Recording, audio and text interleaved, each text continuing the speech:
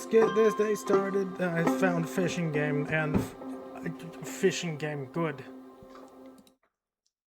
Because fishing games are always good. I couldn't help myself. I needed to play a fishing game. We'll work on the canal a different day. It won't be going nowhere. It's not that big of a deal. But fishing games are forever. The waters of Loch Ness are dark due to the... I didn't get to read that. Handler. Hello, is this thing on? Looks like your systems are powering up. Looks like you made it to Loch Ness. Quite a tourist trap, isn't it? If the gift shop were still open, maybe you could have picked up something up for me. No. Anyway, down to business. You might be wondering what your job is out there. Simply put, you'll be gathering data on anything unusual you encounter. If you want to find anything worthwhile, you'll need to explore the depths. The gear you need for that costs money, so what's the best way to explore and earn money? Why, fishing, of course. Of course it is. It always is. Always. Luckily, the locals seem more than happy to pay for a decent catch. Between them, the fish, and anything else down there, I should have plenty of specimens to study. I've already set you up with some basic fishing gear. Head over to that rod and let's see what you can catch. Oh my god, I zoom. Hello, little cormorant. You were saying things? Me no like waiting. Too bad. No bait. Shop. Yes. Upgrades. Cosmetics! But, oh, it's locked. Where is there an amogus there? Why is there an amogus there? It doesn't matter. Fish!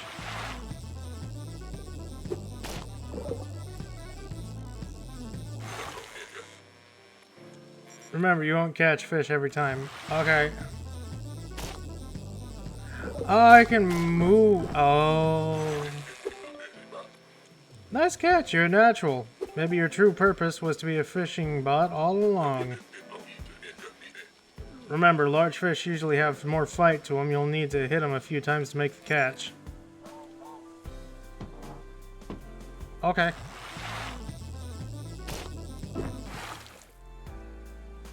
I caught a fish. Prepare. Don't be phased. Here's phases.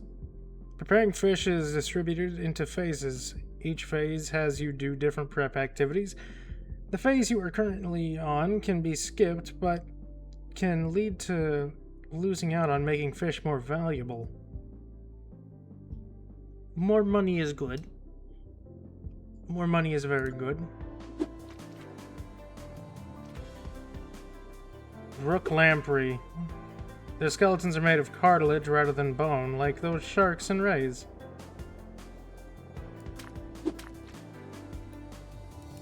There's...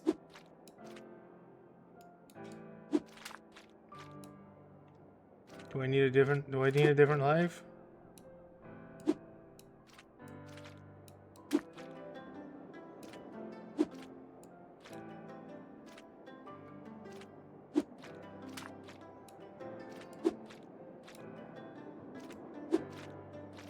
I have no idea what I'm doing.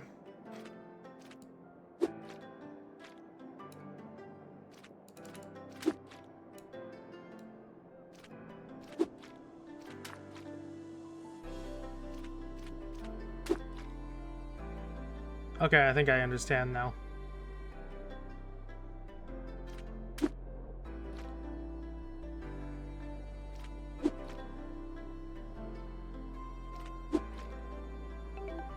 That one doesn't want to go. Parasites hide fast. Oh, they hide if I go too fast. Okay. Cut highlighted parts. Your one chop stop on chopping. Hitting the highlighted areas will cut the parts off the fish. Sometimes they can take a couple of hits, so the damage indicator can help you out. Okay. The lamprey has been chopped. Let's get down to the fishiness. Keep your knife steady and hold it down on the fish to get the job done. Beware though, moving too fast will damage the scales. Slow.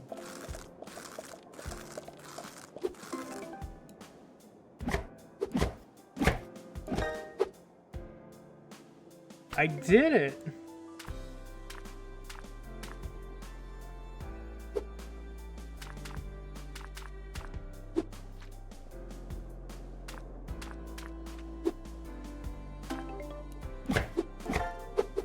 Okay, I think I can do this. This is pretty easy.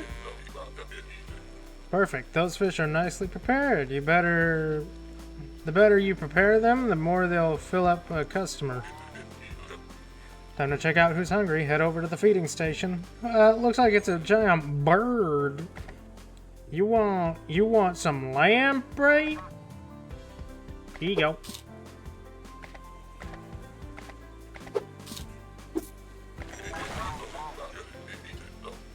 You get the idea. Catch fish, get paid, buy better gear, catch bigger fish, feed more customers, find cooler stuff. Simple enough, right? Each customer you feed counts towards your progress. Don't leave any out there. All that gives you more useful data to analyze and earns you more money for better gear and the other items from the shop. Yes. I do enjoy incremental fishing game. Quite cozy.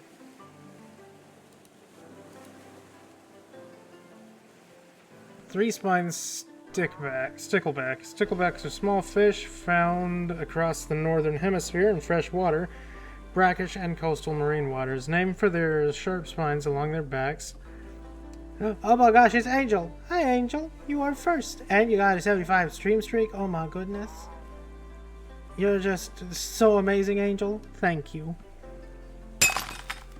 And a water. And I'm assuming pet the popper. There it is. Yeah, I can pet the popper. I'm assuming you are preparing yourself for the end of your day. But I hope you had a wonderful day. Named for their sharp spines along their backs, they are known for unusual behavior. As individuals shown distinct personalities, males often build nests using glue-like substance they produce. The three-spined stickleback is named for their three spines along their back. It inhabits lakes, ponds, quiet rivers, and even roadside ditches. It is well known for its complex nesting behavior and bright breeding colors, and has been studied extensively. Yes. Fish. Hi, Popper. Yes, I know. I love you too. Much scritchies. Lampreys are ancient jawless fish with long eel-like bodies and round sucker-like mouths, lined with small teeth. Found in both freshwater and marine environments across the northern hemisphere, they are among the most primitive vertebrates alive today and have changed very little over hundreds of million years. The brook lamprey is found in clean streams and rivers across Europe. Unlike some lampreys, it spends its entire life in fresh water. After several years, as a filter-feeding larva buried in the river sediment, transforms into a short-lived adult that reproduces and then dies. I'm going to learn so much. Great cormorant. Hunger, 80. Pay, 60. The great cormorant is one of the most widespread cormorants in the world. These large diving birds live near coasts, lakes, rivers, and often nesting on cliffs, trees, or rocky islets. Cormorants are powerful underwater hunters. Using their long hooked beaks and fully webbed feet, they can dive beneath the surface to chase fish, sometimes reaching depths of 10 meters and staying underwater for several minutes. That looks like a wicked knife. Butter knife. Bonus damage, none. Cut direction, right. Simple table knife designed primarily for spreading butter, jam, and other soft foods. It is serrated just enough to technically cut something. An impressively blunt instrument, and without a doubt, one of the worst tools imaginable for scaling a fish. Yeah, it seemed about right. I have money. Can I buy anything? No, because I don't have enough money. I will get more money.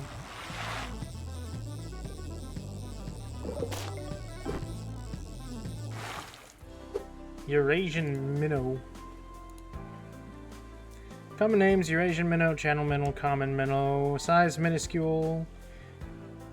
Minnows are small freshwater fish found across Europe, North America, and Asia, but as members of the carp family, they are an important food source for many larger species.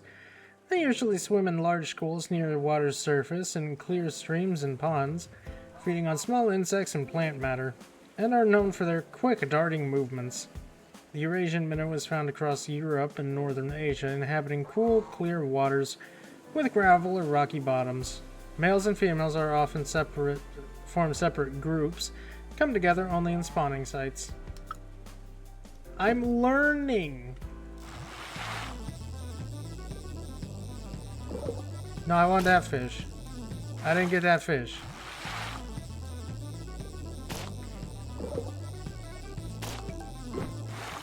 I still got him. I got him. Cucumber smelt. Smelts are small, slender fish found in northern oceans, rivers, lakes, and streams. Many species travel in large schools and migrate to freshwater to spawn, making them important seasonal prey for larger fish, birds, and mammals. They're also commonly caught, fried, and eaten whole in several parts of the world. The European smelt is found along the western European coast, estuaries, rivers, and large lakes. Known for its cucumber-like smell, it is the largest member of the smelt family and migrates to shallow freshwater areas to spawn. Neat. And that's all the fish I can catch.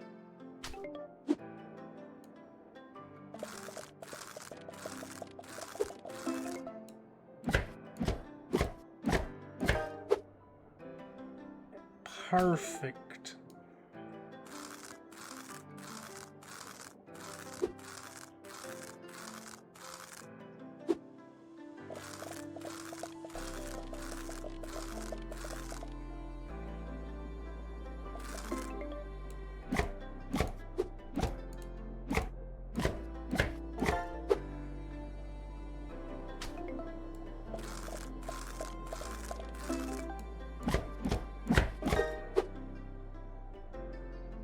I'm gonna get money.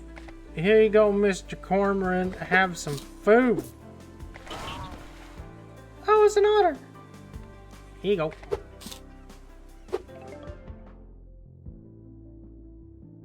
Hone your service. Customers can have preferences. Giving them a fish that they enjoy will fill up more of their bar than usual. Feeding them only their favorite can earn you something special. Give it a try. Picky eaters. Customers also have fish that they dislike. These fish reduce in value when given to the customer. Try to avoid feeding it to the customers if you want to earn their favor.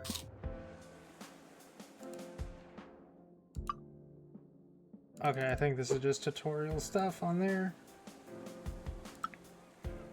So your favorite is the blue one? Not that one.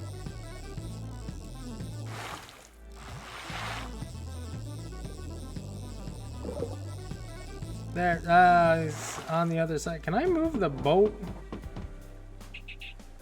Am I allowed to move the boat?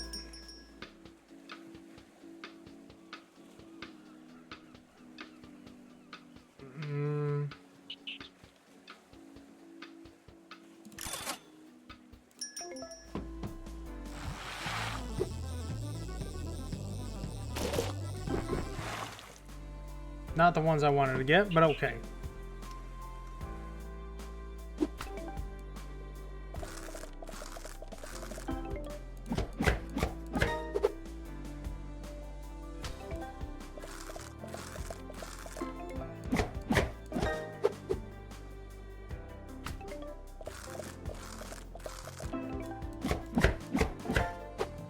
This game cozy for me. Oh well, I didn't get your preference, but here you go.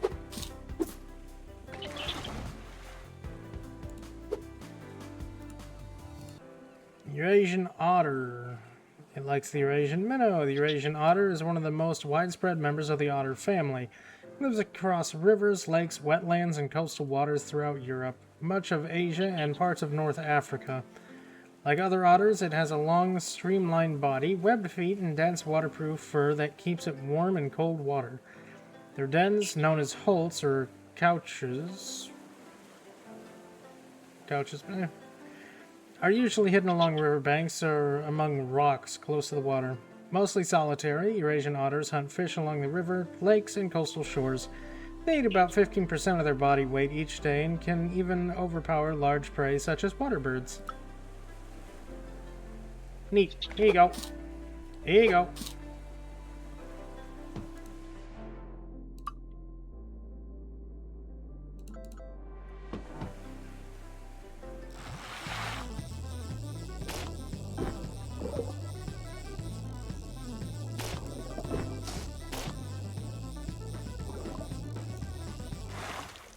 I can get a bigger fish. I can totally get a bigger fish. I can get this. That's I think that's a perch.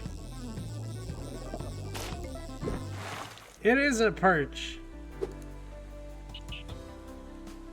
European perch.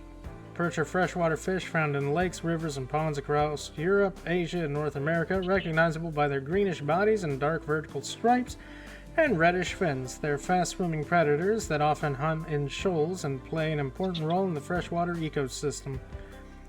The European perch, or simply perch, is found across Europe and parts of Asia. It is especially identified by its green body, dark vertical bars, and bright reddish fins. An active predator, it feeds on insects, crayfish, and small fish.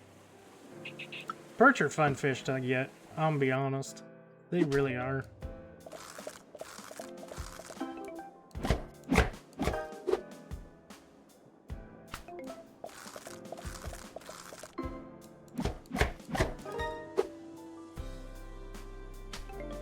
Oh, perch big.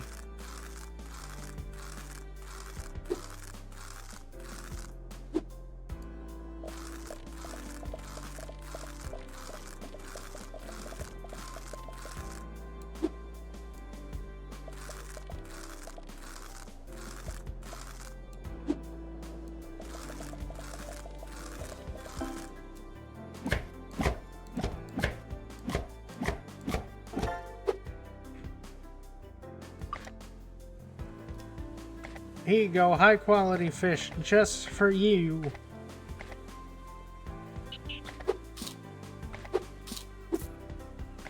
Thank you. That's an osprey. Here, have perch.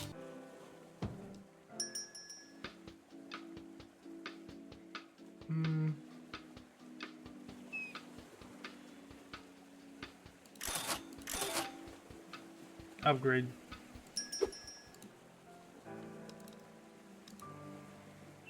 Boning knife. Narrow, flexible blade designed for removing bones from meats, poultry, and fish. While not intended for scaling fish, it performs the task a little better than a butter knife. The blade is a little worn from regular use, but still sharp enough to get the job done. Sweet.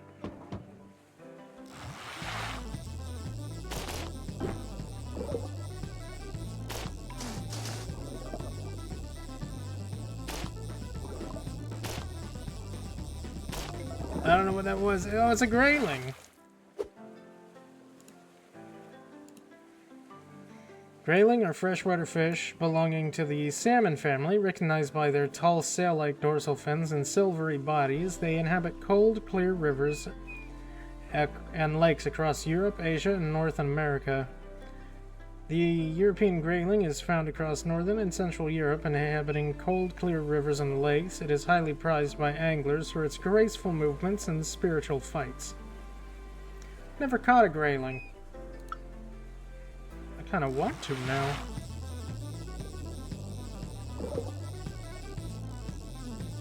Is that a treasure chest?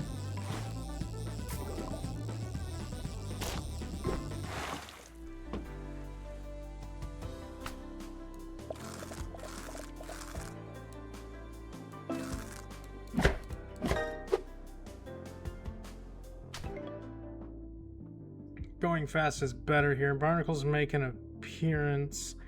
Barnacles are tough. They can be hit from any direction, but require a certain amount of speed to get them damage. Okay. I'll get rid of the scales first.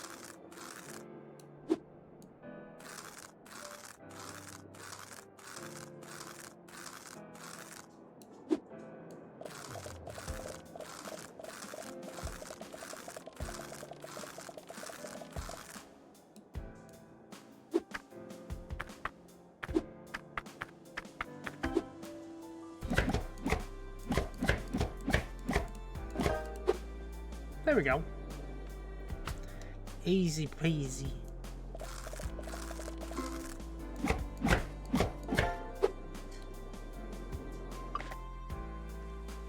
Anyways, you want fish? Here's your fish.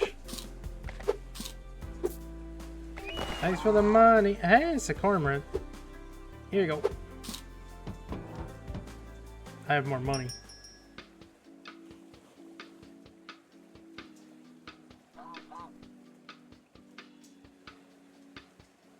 I suppose a new bucket wouldn't hurt. More space.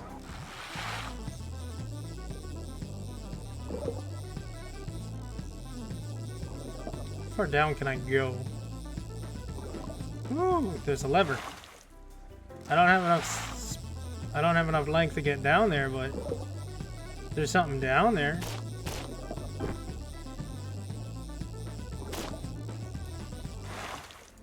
Okay, what about the other direction? Did I catch that?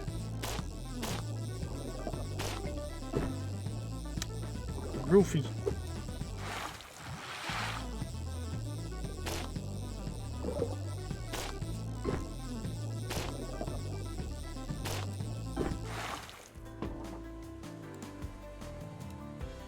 Roofie. Roofie, Pope, European roofie. Roofies are small freshwater fish belonging to the perch family. They are found across much of Europe and northern Asia and are known for their spiny dorsal fins, bristle-like teeth, and ability to thrive in a wide range of freshwater habitats. Roofie is recognizable by its slightly downward-facing mouth and aggressive bottom-feeding behavior. Feeds on insect larvae and small aquatic animals along the riverbed, where it spends much of its time foraging. Oh wait, there's... Oh, the osprey, right. The osprey is a powerful fish-hunting bird of prey found near lakes, rivers, and coastlines across much of the world. Sometimes called the sea hawk or fish hawk, it boasts an impressive wingspan of around 180 centimeters. Ospreys feed almost entirely on fish. They soar above the water before diving feet first to snatch fish from beneath the surface, adjusting their strikes to account for the reflection of light on the water. Like owls, ospreys have a reversible outer toe that lets them grasp slippery fish with 2 toes in the front and 2 behind. Their nests are large and often reused for many years, with pairs frequently returning to the same nesting site season after season. Oh, that's cool. That's really cool. Bonus knife intel, I don't care. That's tutorial stuff that I don't need.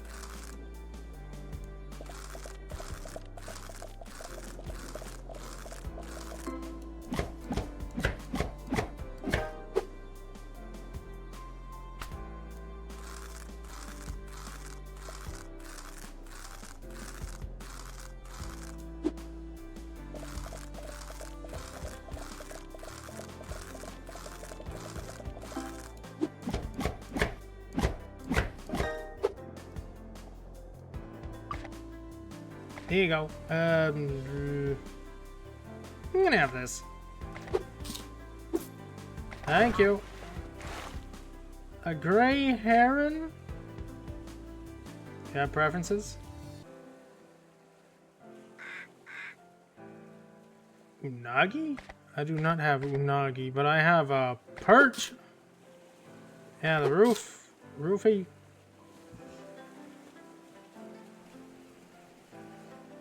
Cucumber smell. I'll get more. Don't you worry, I'll get more.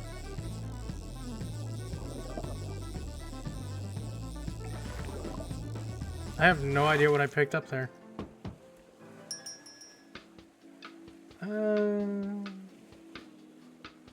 Fishing rod.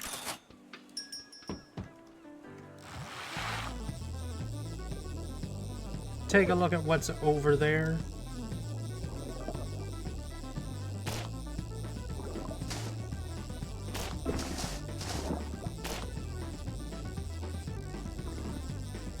Ooh, bottle. Bottle message.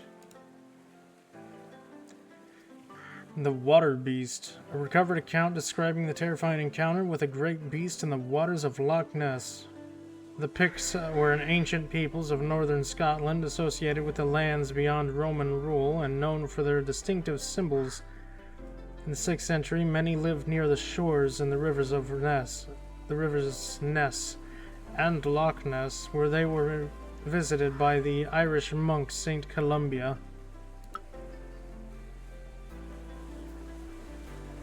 Testament of Saint Columba in the river of Ness, 565. The air lay still over the loch that eve. The waters black as peat. I stood with Picts on the banks of the river Ness as Drust rode toward us from the far side, bearing our provisions. As he neared the shore, the water shifted. Soon after, an ominous, vast presence rose in silence, its eyes burning through the mist like coals from a forge. The air crackled with tension, and the scent of the storm and smoke hung thick on the wind. Durst did not flinch, but stood firm as the beast loomed over him. In an instant, he was gone. Boat and all, no sound, no struggle, only stillness of the loch remained. I wonder what they're talking about. 'Tis an absolute mystery. Absolute fucking mystery. Hey, purple fish.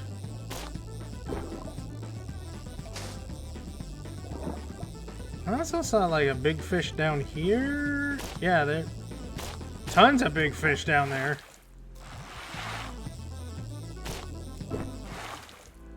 But my bucket full.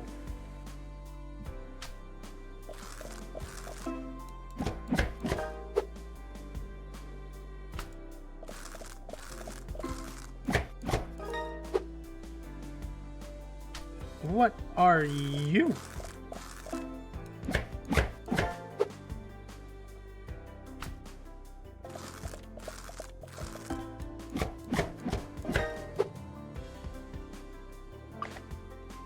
I didn't get any notification.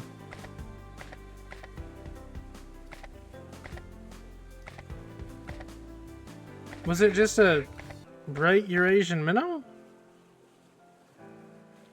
Yeah, alright, here you go. Thanks for the money. Gray heron. The gray heron is tall, long-legged wading bird found near rivers, lakes, and wetlands and coastal shores across Europe. Parts of Asia and Africa, herons are a widespread group of birds with around 75 recognized species found on every continent except Antarctica. Like other herons, the gray heron has a long neck, thin legs, and sharp dagger-like bill, suited for catching aquatic prey. When flying, it retracts its neck to a tight S shape, creating its distinctive silhouette. Gray herons are patient hunters, often standing motionless at water's edge until the prey moves within striking distance. Some have even observed using bait placing insects, seeds, or small flowers on the water's surface to lure fish closer. My god, they're geniuses. Ah, here you go.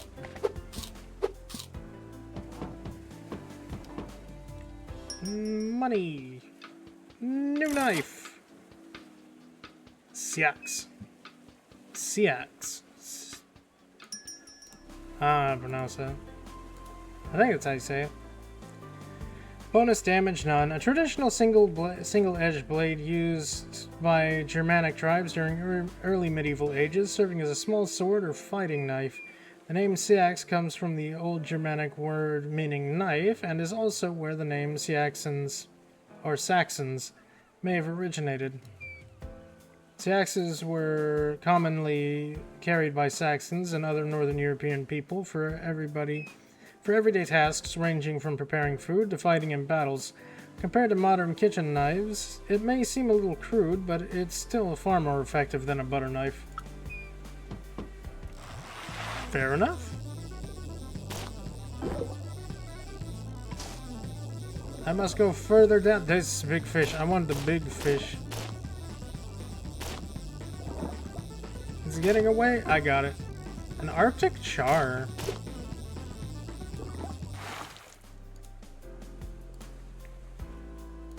Char are cold water fish belonging to the salmon family, found across northern regions of Europe, Asia, and North America. Closely related to trout and salmon, they are known for their light spots and darker bodies and vivid red and orange coloring during spawning. The Arctic char is found across Arctic and subarctic regions and is one of the most widely distributed char species. Highly adaptable, it varies greatly in size, shape, and behavior depending on its environment, with some populations remaining small in inland lakes where others grow large in richer waters. I'm learning so much about fish. I don't know what this currency is.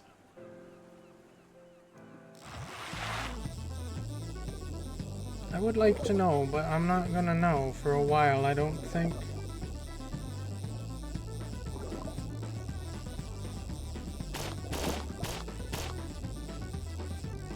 I didn't have enough. No.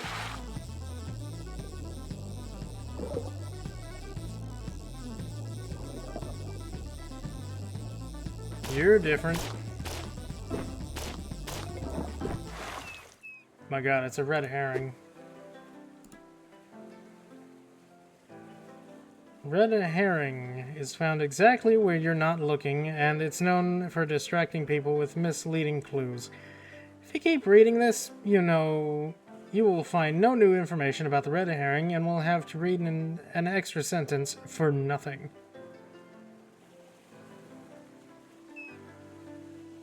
I'm okay with that. I'm perfectly fine with that. Even if it was a red herring all along.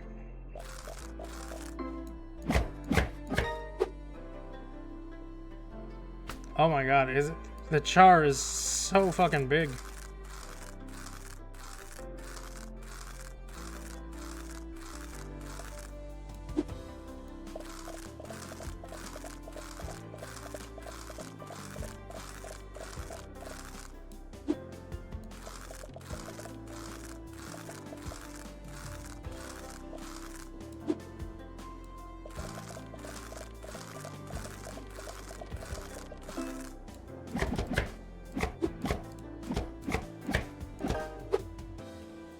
Easy as can be.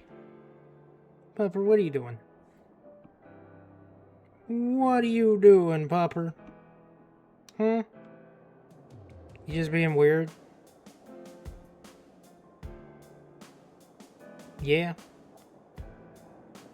Okay. You be weird. You be weird, Popper. You be absolutely weird.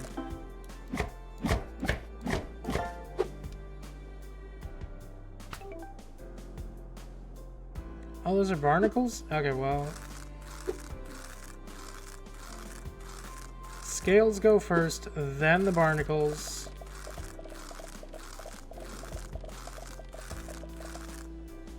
Are we sure these are barnacles?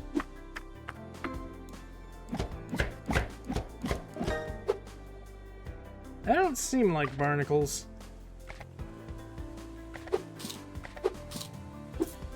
Thank you. It's a gray seal. I am a new friend. What do you want? Spiny fish make mouth hurt? Here, have a red herring. Can I afford anything? No.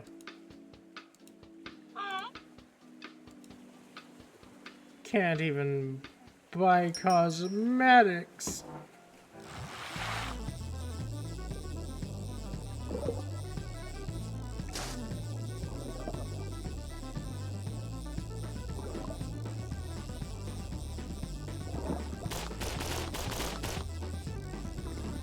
No, come back here.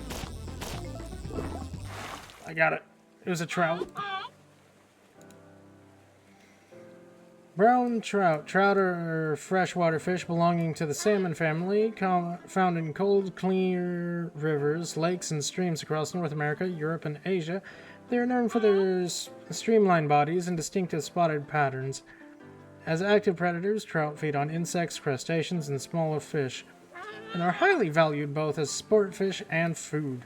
The brown trout is native to Europe, Western Asia, and parts of North America, recognized by its golden brown body covered in dark and reddish spots. Its coloring often reflects its surroundings, helping it blend into riverbeds or lake shallows. I've caught a couple trout. A couple rainbow trout, I'm pretty sure. It's been a while, though.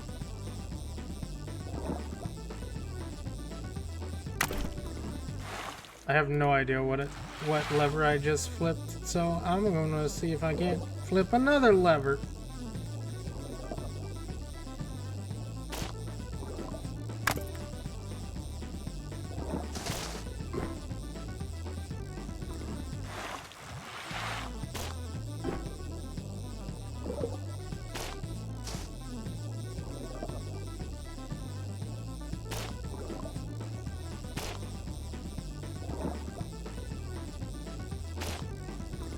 There's fish down there. Big fish. Well, I'm not getting them right now. That's a shame.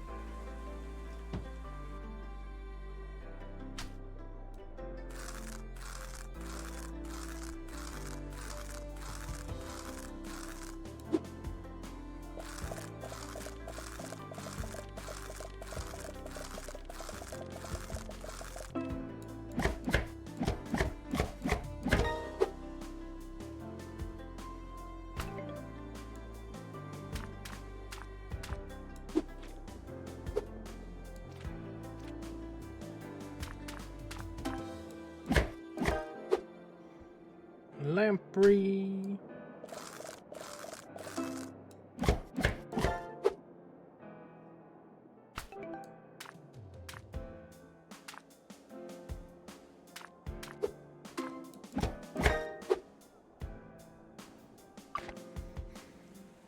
I wonder, do people eat lamprey? I doubt it, but I am curious.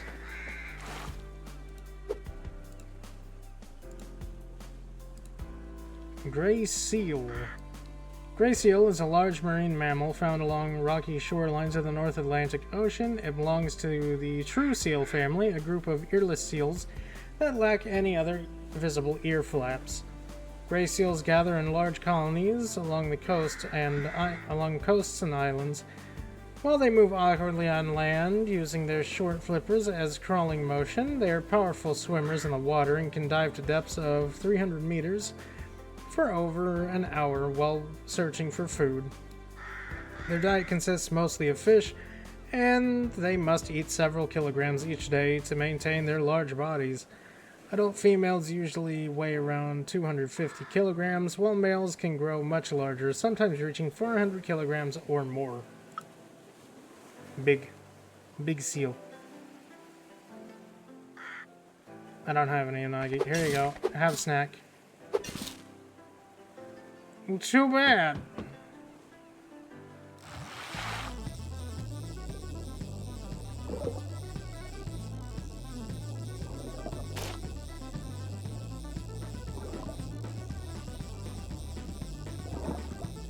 hell was that?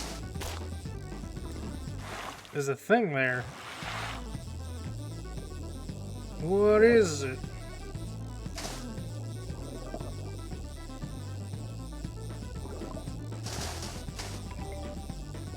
Discover a new research artifact. Cool. I also saw a big ass fish that I want.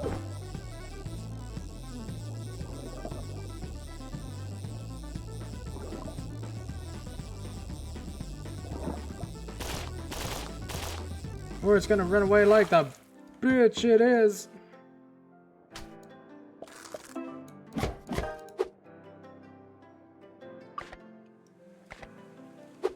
There you go.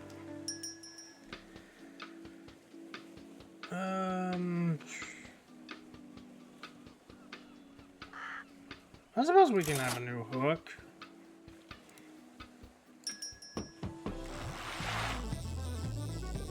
Oh right, we got a research artifact I could have looked at.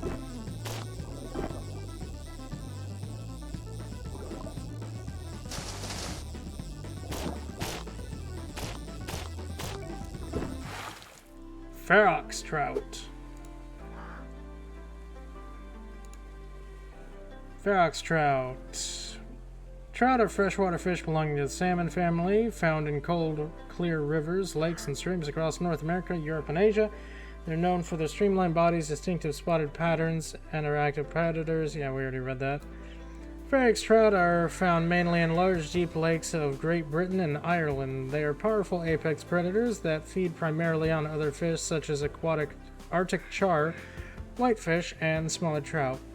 Long-lived and slow to mature, Ferox trout roam wide areas of deep water and are considered one of the rarest trout forms. Neat. Artifacts. Sputnik 1. What is that doing in the lake? What is that? What is Sputnik 1 doing in the lake? Sputnik 1 was the first artificial satellite placed into Earth's orbit, launched by the Soviet Union in 1957. At the start of the space age. After transmitting signals for several weeks, the satellite was believed to have burned up during re-entry. Instead, it appears to have survived the fall and come rest in the waters of Loch Ness. Its metal hull has been pierced by an unknown blue object, now lodged within the sphere, leaving it partially deformed.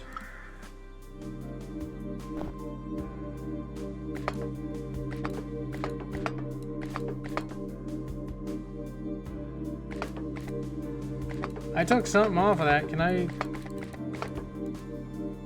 I take? Why is there an alien rock in the Sputnik 1? I have no idea what I do with that.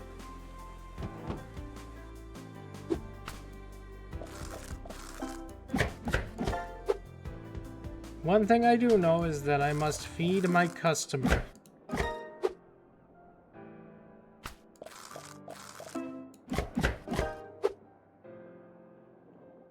God damn.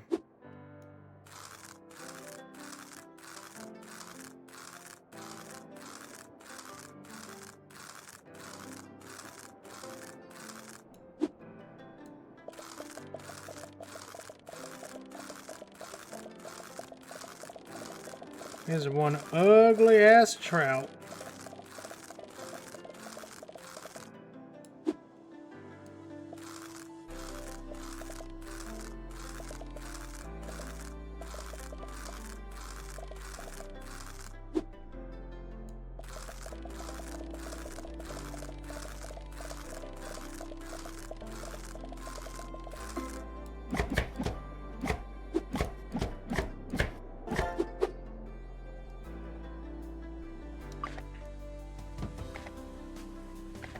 Here, I have a... Actually, no, that's probably dumb. Don't give him the Ferox.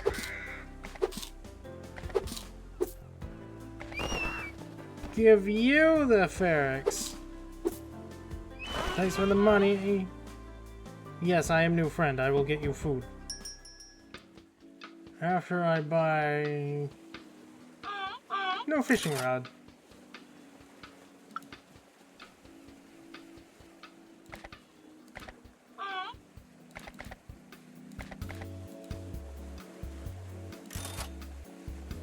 800 for the next one, huh? I suppose I can check, see what's underneath. I still don't know what these are, but I'm collecting them anyways.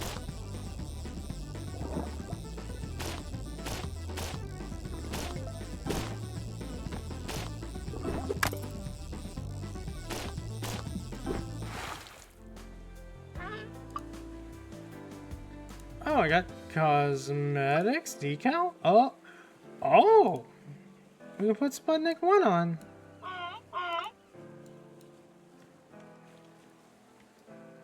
Oh my god.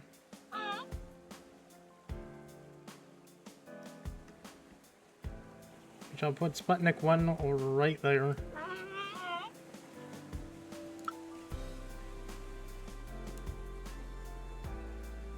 I can only have one. Oh man.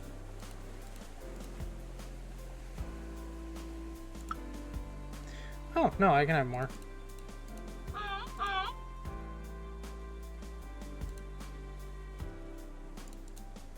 I wanted this one Sputnik 1, this one be that. Well, I suppose I don't really need it.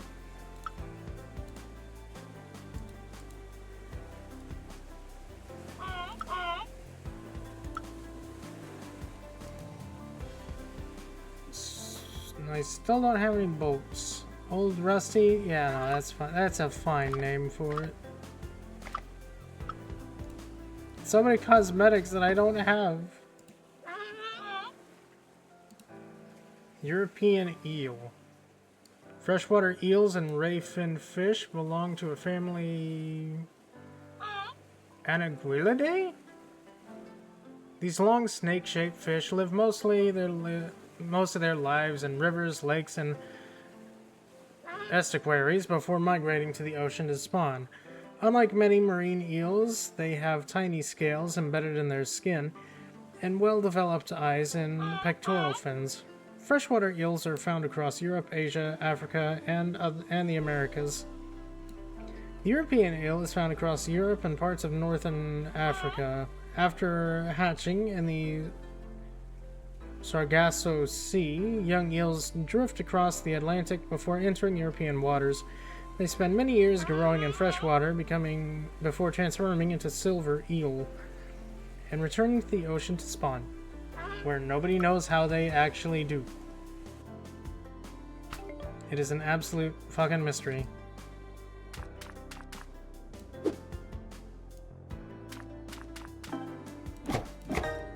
Scientists still don't know. Oh my god.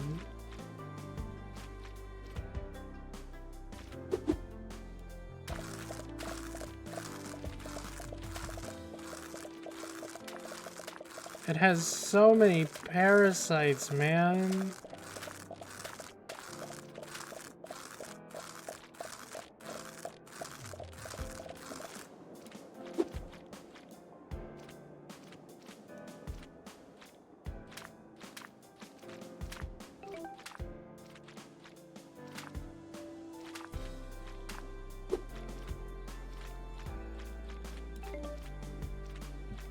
Yes, I know.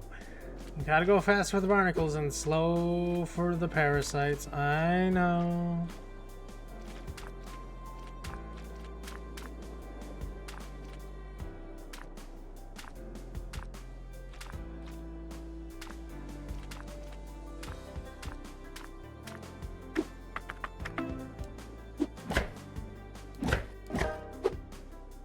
Sweet.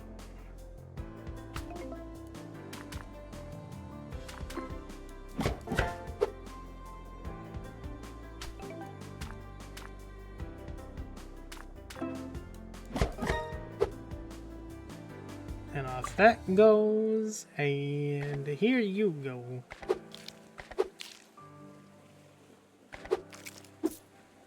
Thanks for the money, Otter. You get that. No, I haven't been over as far this end for a bit. What's over here?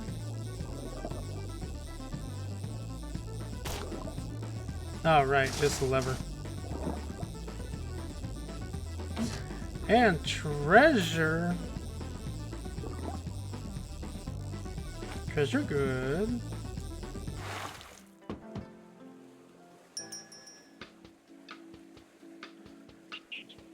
Give me the bucket.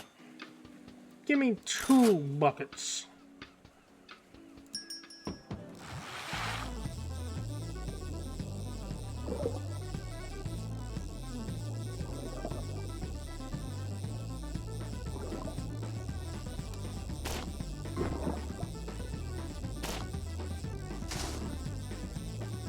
You. Sea trout. Oh, collectibles, right.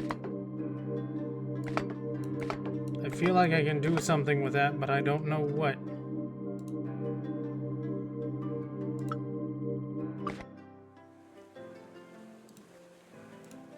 Sea trout.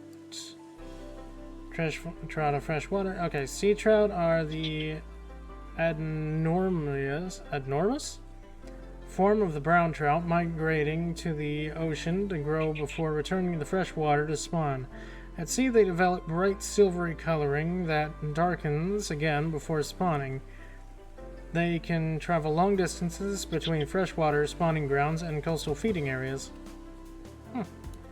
Still missing 3 fish. And a whole bunch of other stuff.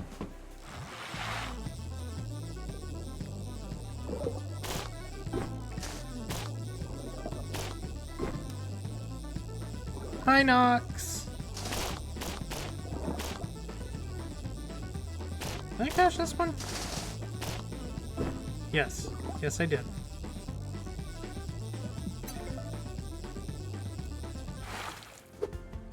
I hope you're having a wonderful day. Unknown signal. A research expedition investigates reports of a mysterious object that fell into dark waters of Loch Ness in 1950s. Dr. Jane Harrow aboard the Rival 4, January 11th, 1958. It has been nearly a week since the locals reported a large object falling from the sky and crashing into the middle of the loch. Our team has been searching the water for 2 days now, but we have nothing to show for our efforts. Despite our lack of progress, we have picked up an unusual sonar pulse. It's faint and short-lived, but we detected it on multiple occasions. It may be our equipment failing, but we're not certain. Nevertheless, we have spent enough time looking, and it's time to call off the search. If anything's down there, it's likely to stay that way. Dr. Jane Harrow. Well, I wonder what it could be. Could it possibly be Sputnik 1? Missing energy? Oh no, that's not good. That's no good. You need that. You need that energy.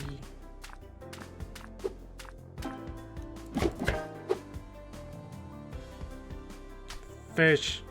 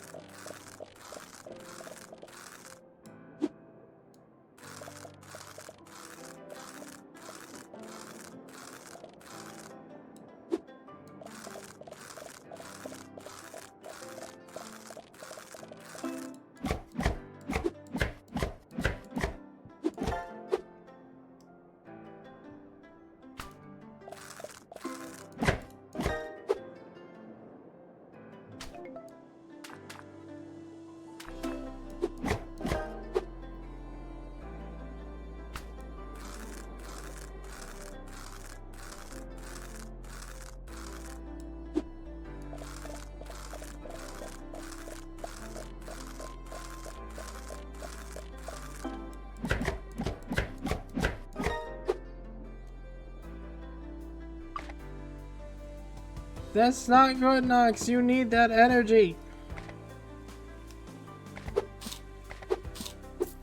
Don't worry, I will throw it. That is a mermaid. No, that is a selkie. Can you guess my favorite? No, that's why I'm asking. Fish down there is named after a human weapon. How brutish.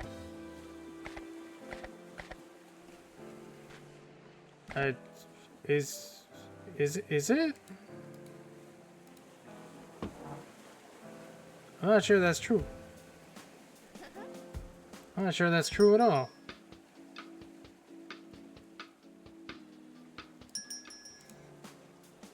Minnow, stickleback, lamprey, roofie, smelt, perch, grayling, herring, trout, trout, eel, Ferex trout.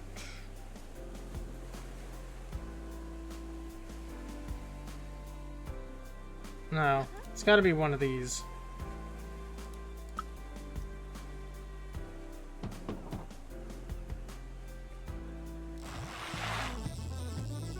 One of the ones I hadn't seen yet.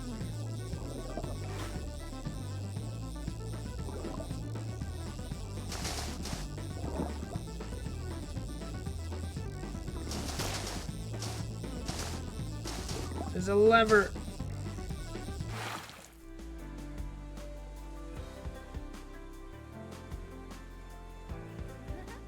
Oh my god. This stream's quality is terrible. I don't know what you're talking about. Anyways, here you go.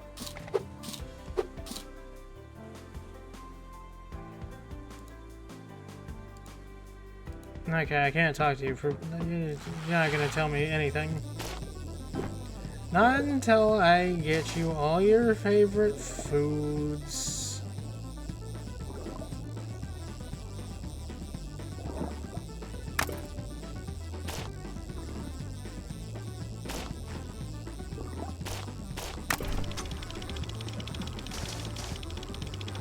I'm not gonna make it.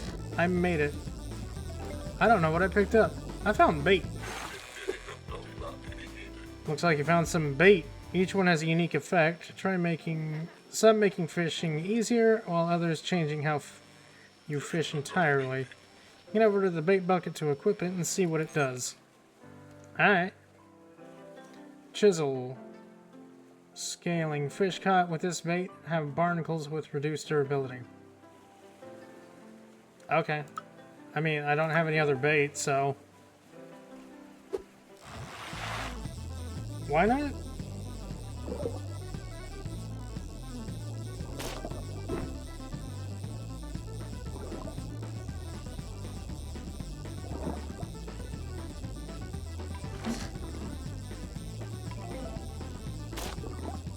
I got a cosmetic. What is that? That is a dragon. That was a dragon.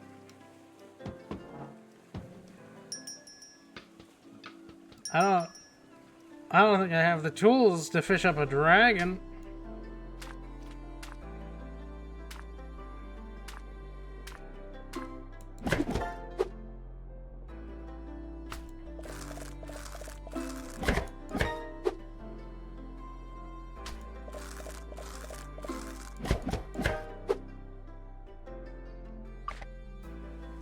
Here you go.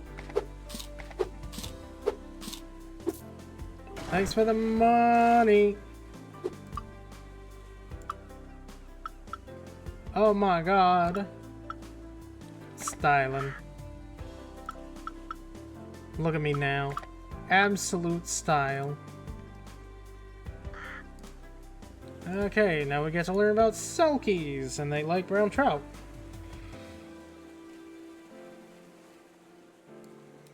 Selkie is a creature of Scottish and Northern Atlantic folklore, said to live as a seal in the ocean, but take human form by shedding its seal skin. The name comes from the Scots word for seal, a term historically used along the northern coast of Scotland. Selkie legends are especially common in the Northern Isles, including Orkney and Shetland. According to the story, Selkies come ashore under moonlight, removing their sealskin to walk the land before returning to the sea. Often portrayed as gentle and curious beings, Selkies are said to be drawn to music, dancing, and the company of humans. Yet many legends warn that they remain creatures of the sea and can become dangerous if they are wronged. Yeah, that makes sense.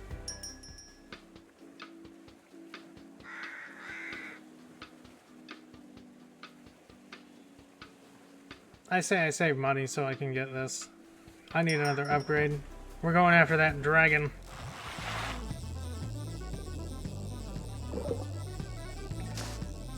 Will I be able to get it? Probably not, but I'm still going after it.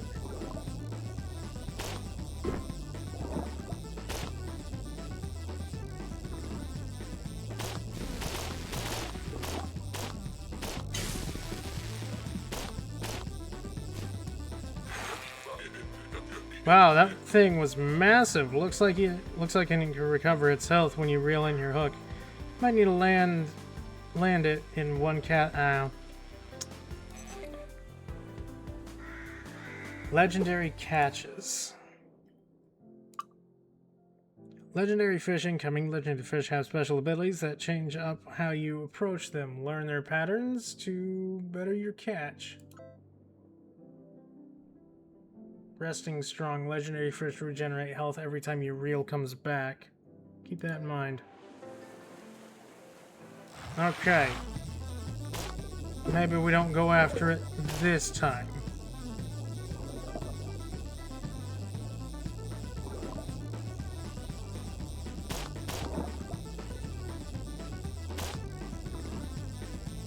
I am going after the pike, though.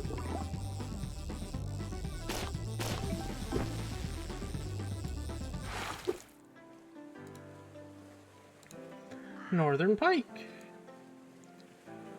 Pike are large freshwater predators found across North America, Europe, and northern Asia. They inhabit lakes, slow-moving rivers, and weedy wetlands. With long torpedo-shaped bodies, pointed heads, and a row of sharp teeth, pike are built for speed and ambush striking. Water for me? Thank you, Nox.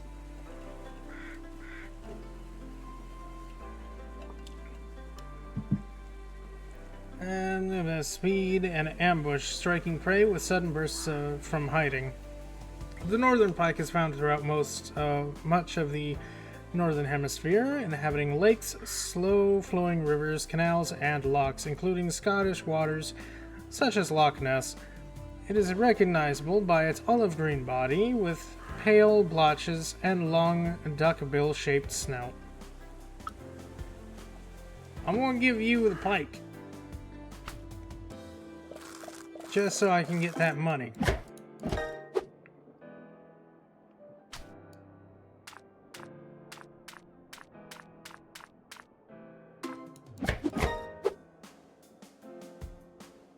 Look at that big boy. He's so big.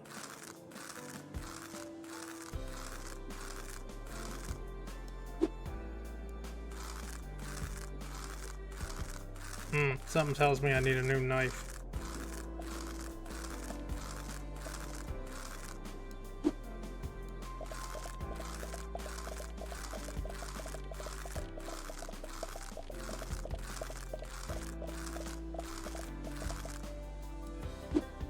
Pet the pupper? I can pet the pupper.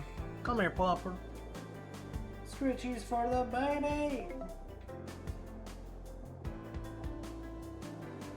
Happy baby.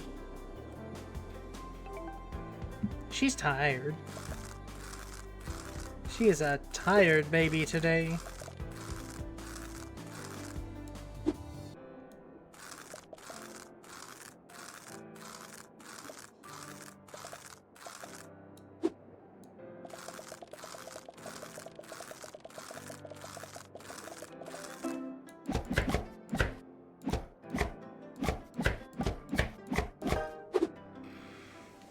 Perfect. Here you go. Oh, that's like 500. Here you go. You don't want that? Okay. Hello, Selkie. I still need more. If I get another pike, I can give it to the Selkie.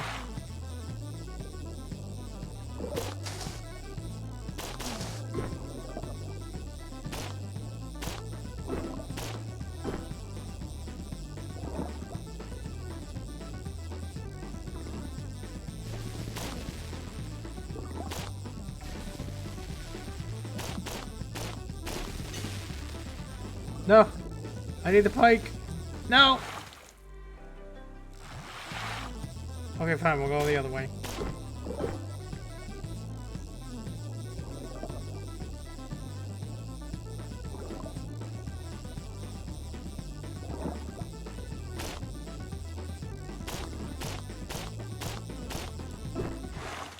Good enough.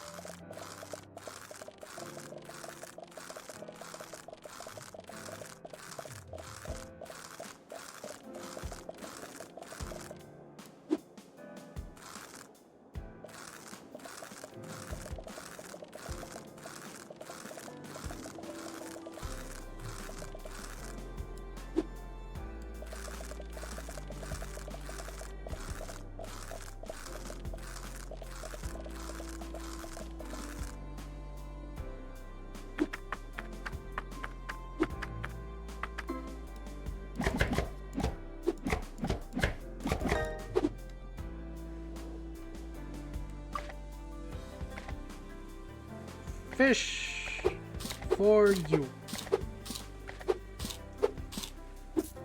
Thank you for the money. There's a kelpie right there. Okay. And just like that, fully upgraded fishing pole. What do you? I don't know what you want.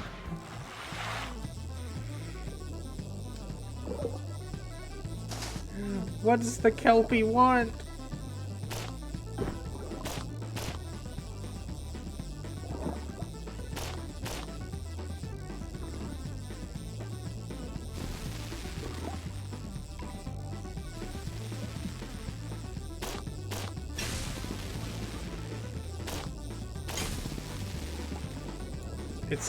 It stuns too much. I don't know how to deal with that yet. I need more damage. I need more fish. But I must go deeper for quality fish.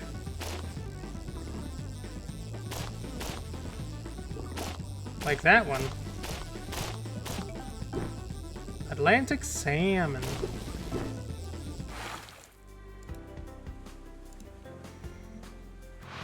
Salmon are powerful migratory fish belonging to the salmon family. Of course. Found in cold northern oceans and rivers, they are famous for traveling thousands of kilometers between freshwater and sea during their life cycle, with many returning to the very river where they were born to spawn. The Atlantic salmon is native to rivers and coastal waters of northern Europe, eastern North America, and powerful swimmers. Can leap over waterfalls and other obstacles during its long journey upstream. Yes. This is true. I did see like a diving suit down there. I want to go back down.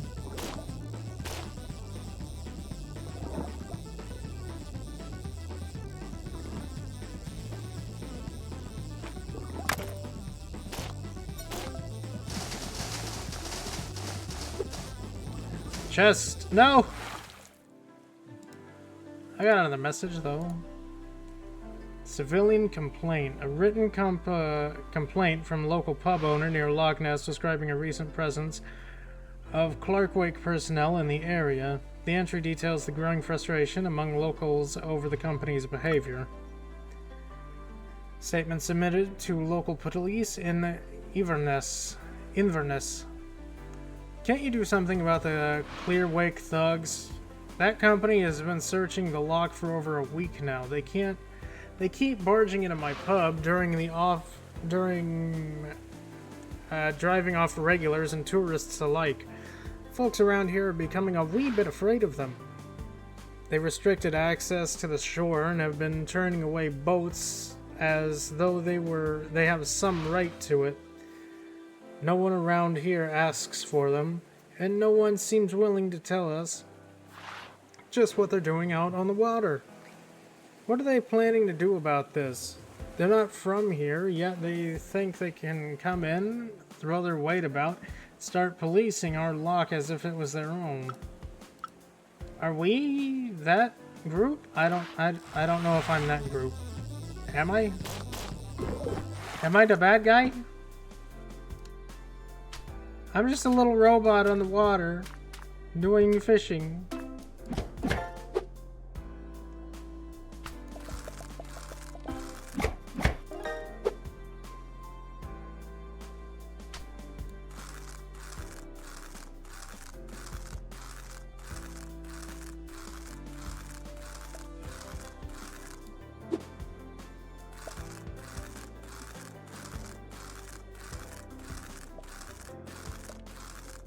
Yeah, I need to upgrade my knife.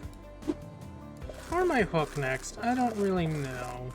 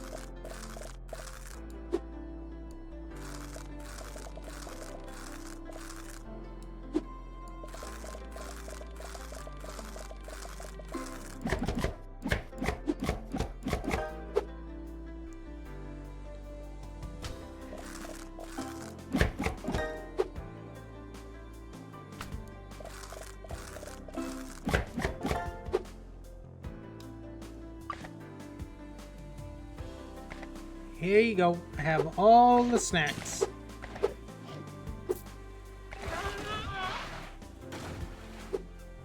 Here you go. Kelpies. Eurasian minnows. Doesn't like. Kelpie is a water spirit from Scottish folklore said to inhabit rivers and deep lochs. It is most often described as a powerful water horse, though the stories claim it can also take the form of a human. Kelpies are considered dangerous spirits, and their stories were often told as warnings, reminding children not to wander too close to the water. One tale tells of a member of the McGregor clan who confronted a Kelpie with a massive Zweihander and managed to seize its enchanted bridle, ending the creature's threat to the surrounding waters. Kelpie legends remain part of Scottish culture, even inspiring the towering steel sculptures known as the Kelpies in Falkirk. Neat! I'm getting the knife. Dirk! Dirk. Bonus damage, none. Cut direction, bidirectional.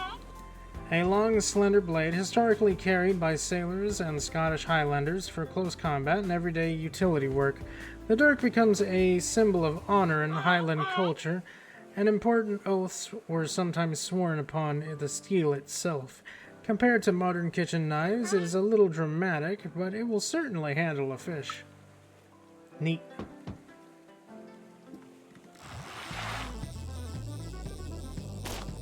I'm gonna go this way.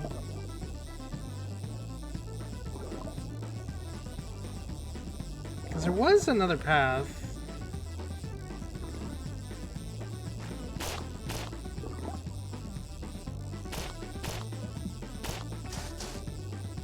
Cannon. And a thing? What's that message? Urquhart Castle. Urquhart Castle overlooks Loch Ness and stood at the center of many conflicts throughout Scottish history. Its recovered letter recounts the castle's final days under English control in early 14th century after it was taken in 1296 by Edward I of England, known as the Hammer of the Scots. Last correspondence of Sir Alastair Blackwood, year of our Lord 1306. I write not for pardon, but that our fate be known, for I shall not leave this dungeon alive. The Scots fought fiercely to reclaim Urquhart Castle, abandoned by our commanders.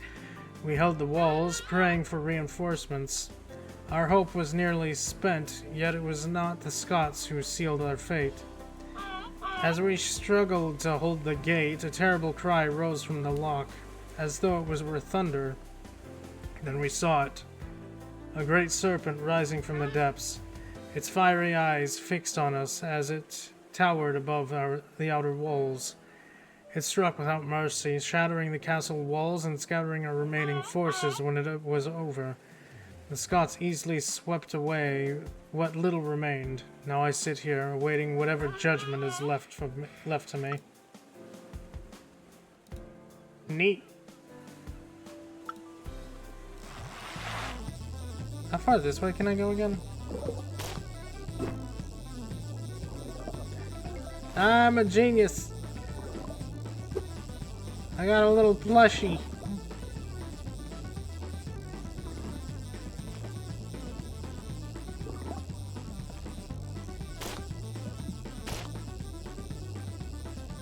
Anything else over here?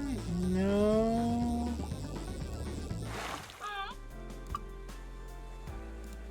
Boat. I can add a Nessie plush. But I don't wanna.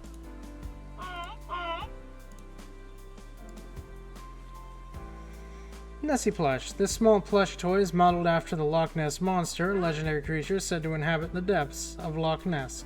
The creature became one of the world's most famous cryptids after a story recorded in 565 AD when an Irish monk, St. Columba, reported encountered a mysterious beast in the river Ness. Souvenirs like this plush have been sold to visitors across the loch for decades. Look at it! It's so squishy!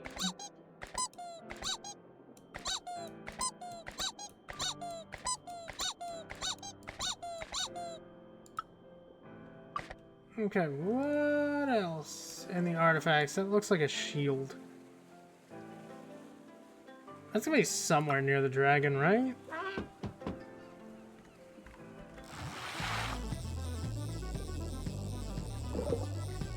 Somewhere near the big old water dragon.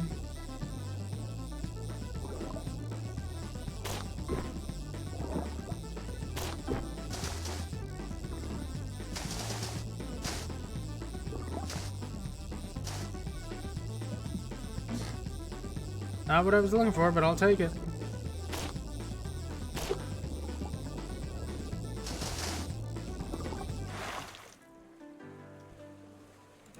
I got a thing. Oh, I got another thing for the boat. Oh, it's a fish. I'll just keep the decals that I have on there. It's fine.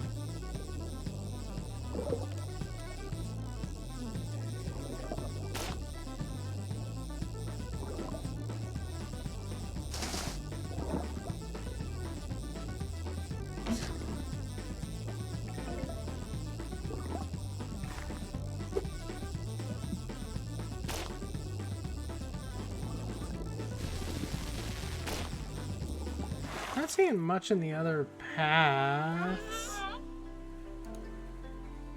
Type combat.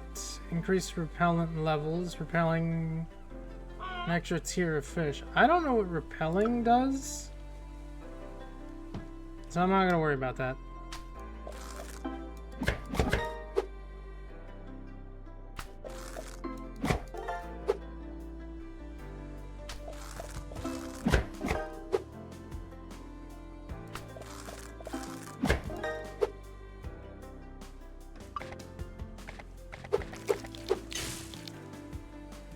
No go for your blubber? I'm sorry.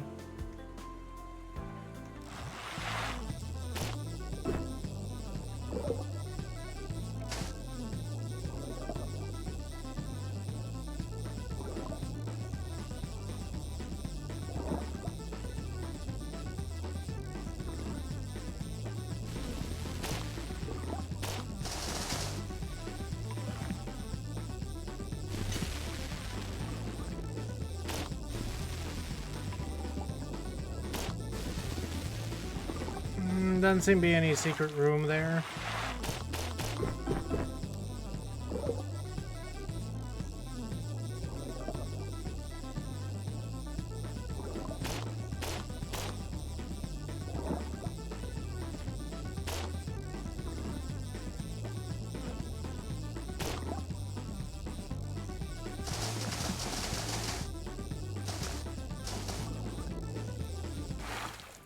I mean, there's a chest there, but it's not what I'm looking for.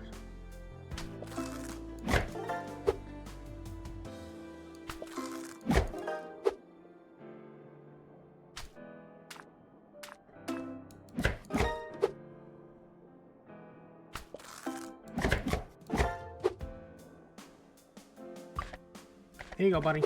I need the money. Kelpie's back. Food. Now. What are you gonna be? You don't gotta be rude about it. You don't gotta be rude about it at all.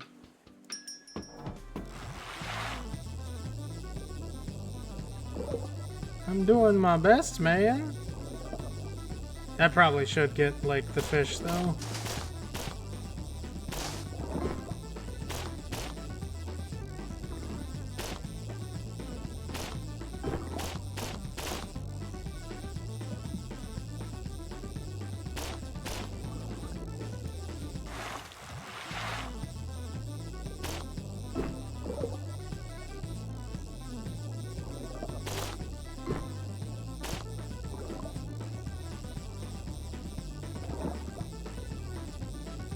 Nope, that's nothing.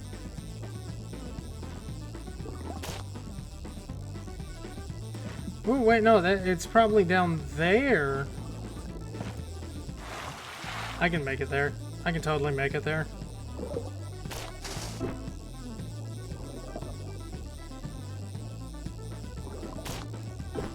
I should probably empty the bucket first, though.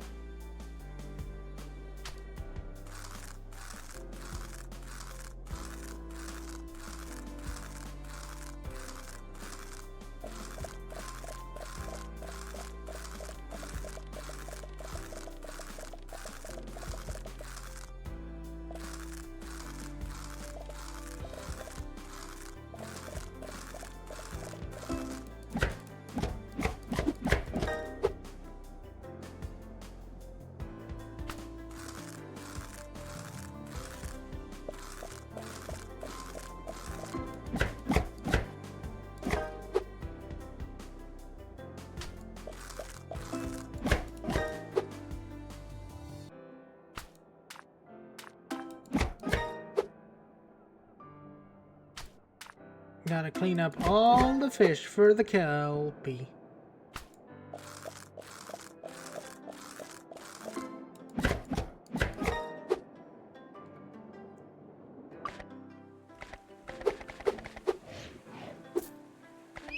Thank you.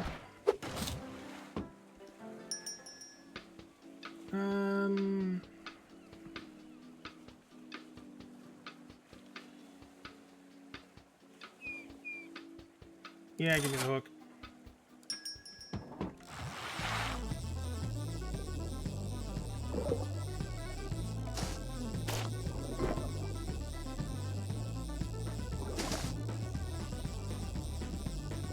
I can make it.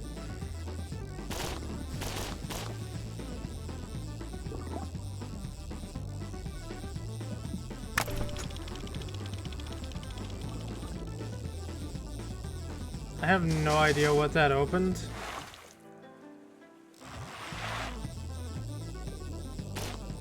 That could have opened fucking anything.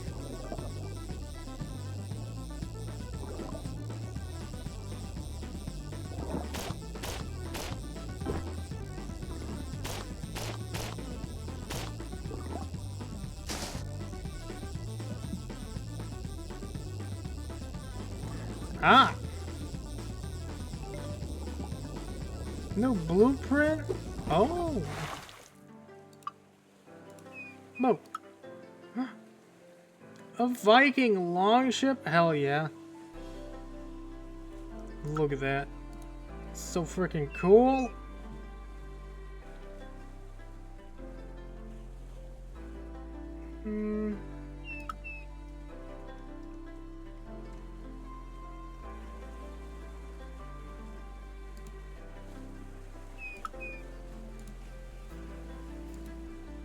See, now we gotta have it be the Nessie.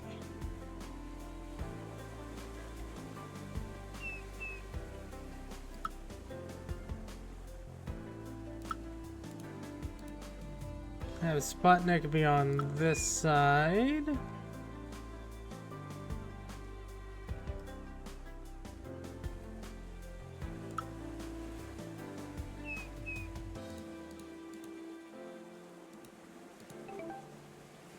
Yeah! I still have absolutely no idea what I opened with that golden lever. I did something, I just don't know what that something is.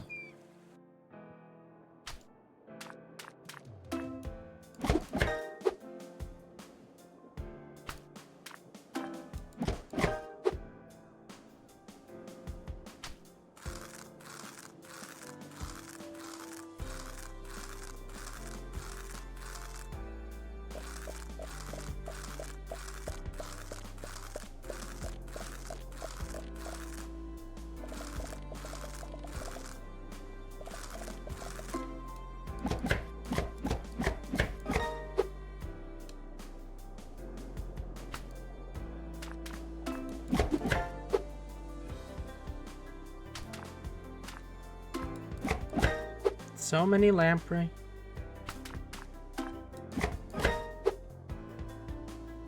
So many.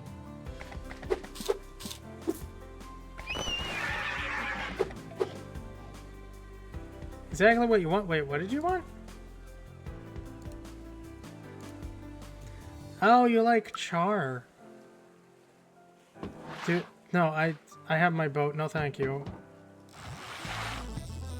Do not accept a ride from a Kelpie. It's a dumb idea.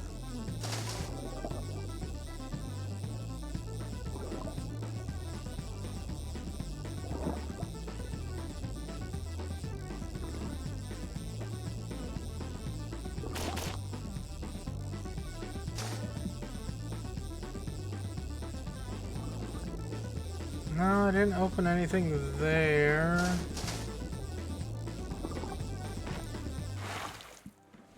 What did I open with the golden one? Maybe on the other side of the cave?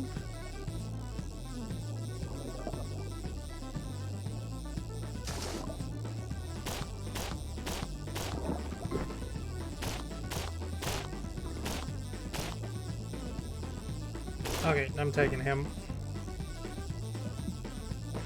I'm not gonna make it.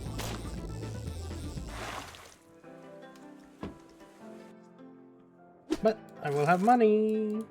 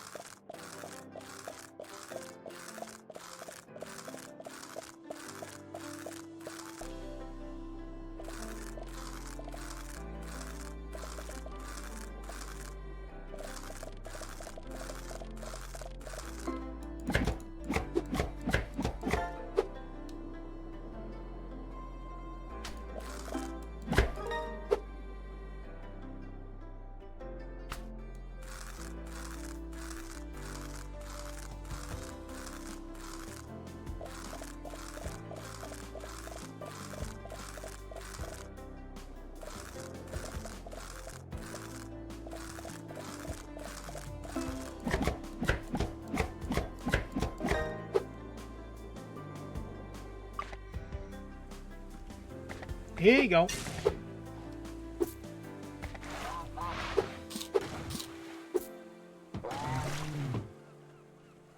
Oh, hi, Nessie.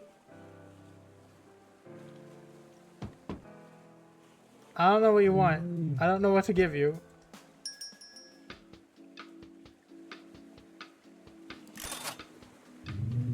Ooh. Plastic spear.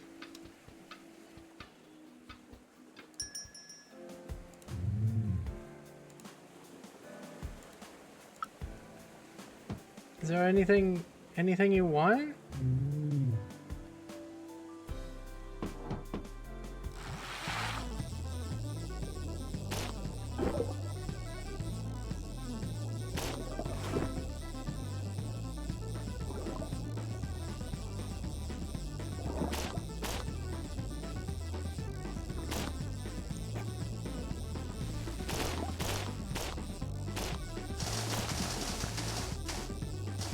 No, there's nothing down that way.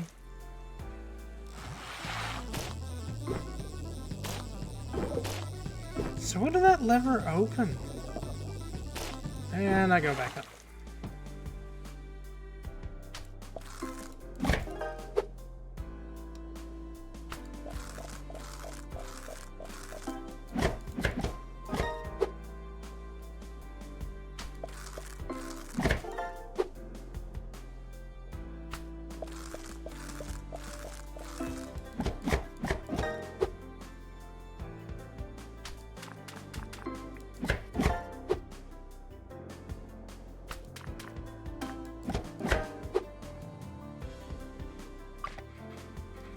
Here you go.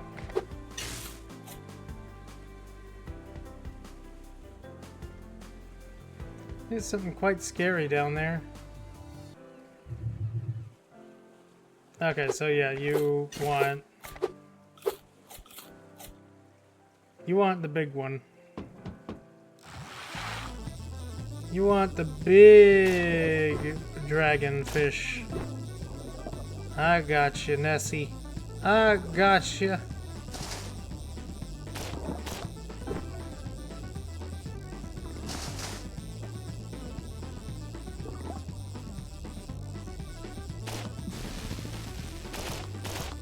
Ah, crap, there's no reel down there.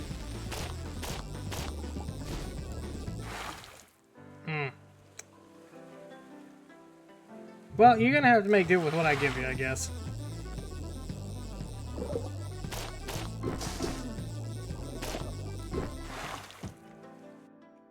I need a bigger bucket.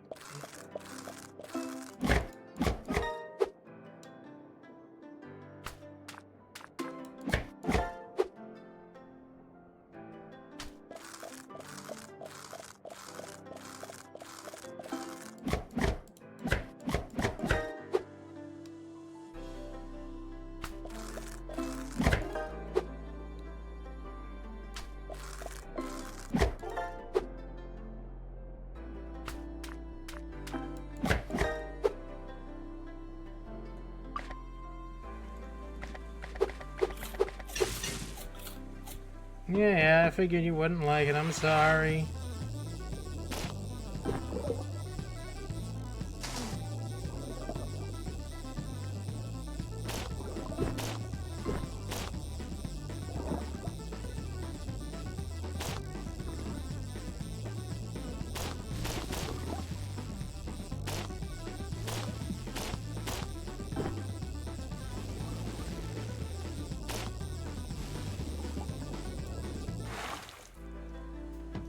Still have no idea where that would have opened. Because I haven't seen anything new.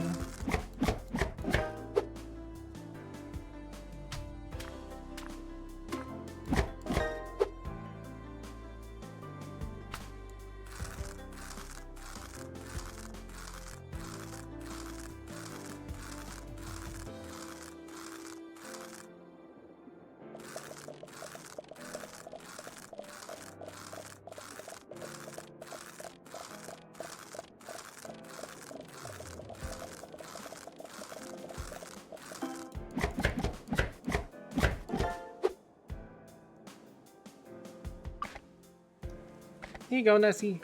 Food. Wait, was that the Loch Ness Monster? That's unexpected. Though she seems surprisingly friendly. How long she's been living down there? On another note, you've gathered quite a bit of useful data while exploring the loch. Nicely done. I'm sure there's still more to discover here, but I've added coordinates for the next location into your GPS. Feel free to keep fishing here for a while, or head to the next site when you're ready. I'm not ready. I'm not ready.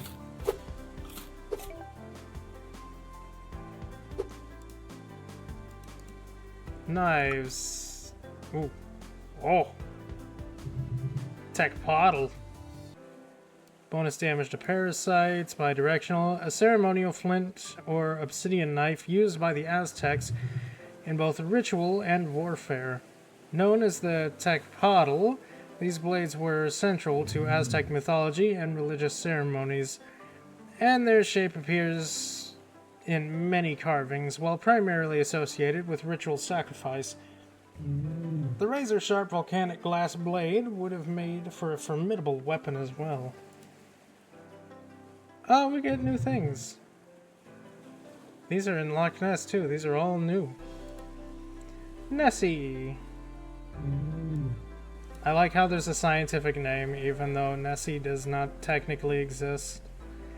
The Loch Ness Monster, better known as Nessie, is a famous creature said to inhabit Loch Ness in the Scottish Highlands. Reports of a strange being in the loch date back centuries. Over time, the creature has been described in many ways, from a monstrous fist to a sea serpent, or even a dragon.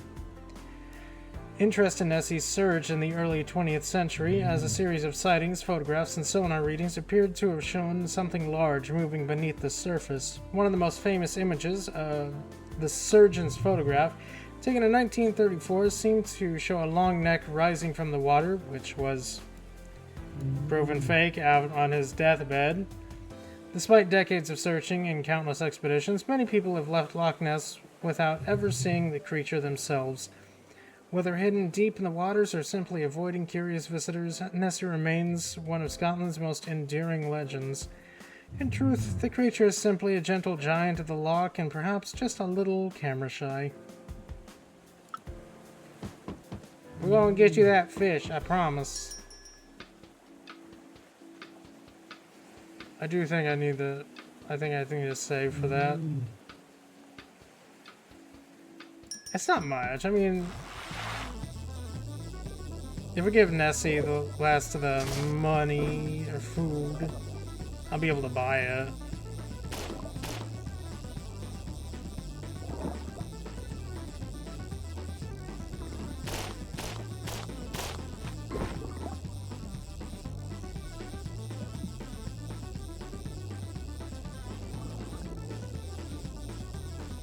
Yeah, there is no side path there.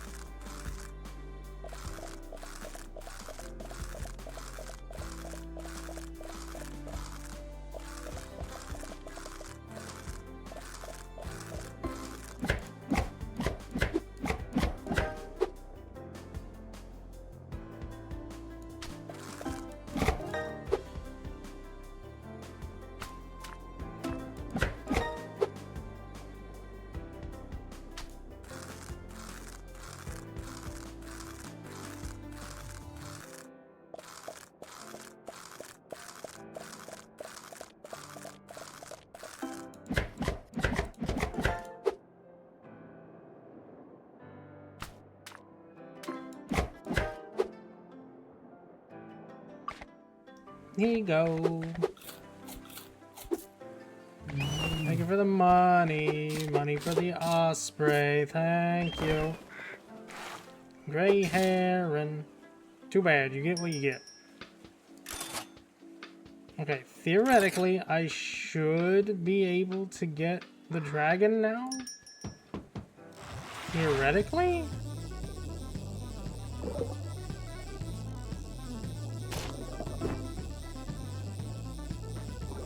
If I can even get to it.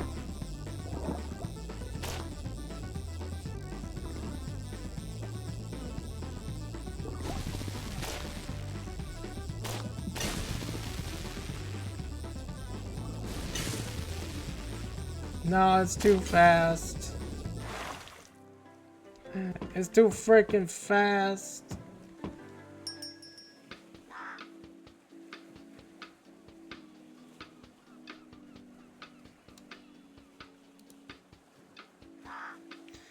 I still have no idea what this is. You know what?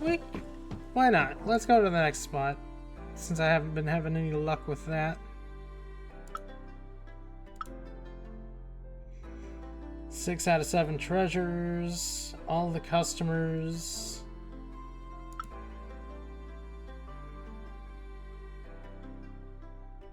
This is fine. We'll just head on in. Why not? Oh my god, it's an axolotl! Welcome to Huatulco on Mexico's Pacific coast. Beautiful place, but you're not here for the beaches. These waters are warm, clear, and full of life. Coral reefs, tropical fish, and plenty of things we probably haven't documented yet. These aren't lake fish anymore. We're in the ocean now. You'll need to adjust some of your gear if you want to catch anything. I've set up a new way. I've set you up with a new knife and a new hook to get started. Start small and work your way up to bigger fish. The region has a lot of history and myths. After what we saw in Loch Ness, I'm not so quick to dismiss those stories anymore. So keep your sensor and your line in the water. There's a little axolotl!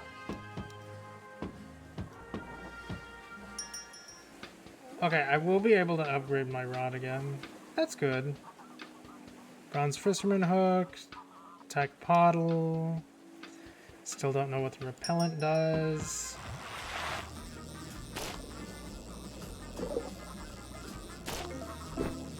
Hey, Cortez Rainbow Wrasse.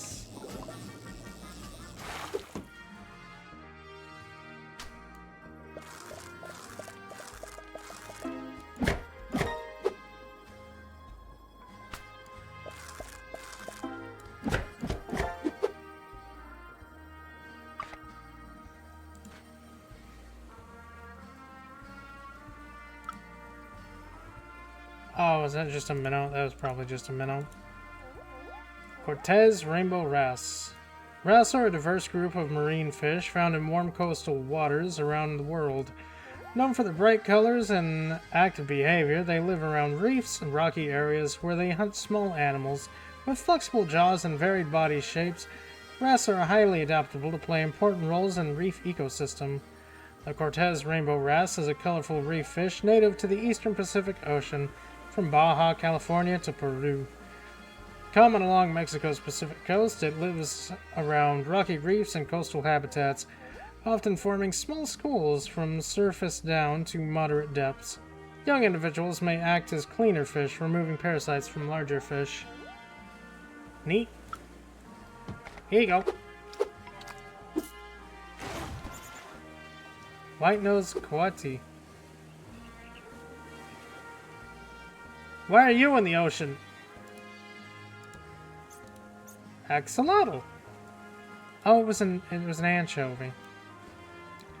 The axolotl is a unique species of salamander native to the lakes and wetlands of the Mexican highlands. Unlike most amphibians, it does not undergo metamorphosis into a land-dwelling adult. Instead, axolotls remain fully aquatic throughout their lives. One of the axolotl's remarkable abilities is the power of regeneration. It can regrow lost limbs, gills, and even parts of vital organs such as eyes, hearts, and brain, rebuilding damaged tissue without forming scars. The name axolotl comes from the Nahuatl language of the Aztec people and is often likened to the god Zolotl, a figure associated with transformation and the twin brother of the feathered serpent of Quetzalcoatl. According to the legend, Zolotl once transformed himself into an axolotl to hide from danger. Neat.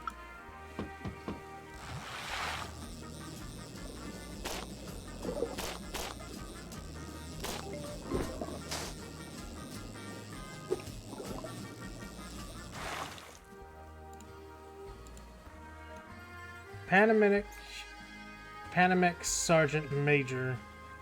Damselfish are small to medium reef fish found mostly in marine environments. They're active, colorful fish that live around reefs and rocky habitats, feeding on algae, plankton, and small crustaceans. Many damselfish are highly territorial and often aggressively defend feeding areas, nests, or shelter from other fish. The Panamix Sergeant Major is found along the eastern Pacific coast.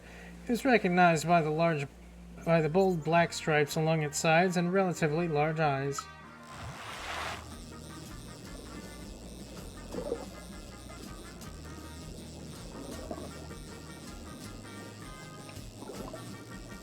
Okay, so there is a cave there. What about over here? Message in a bottle.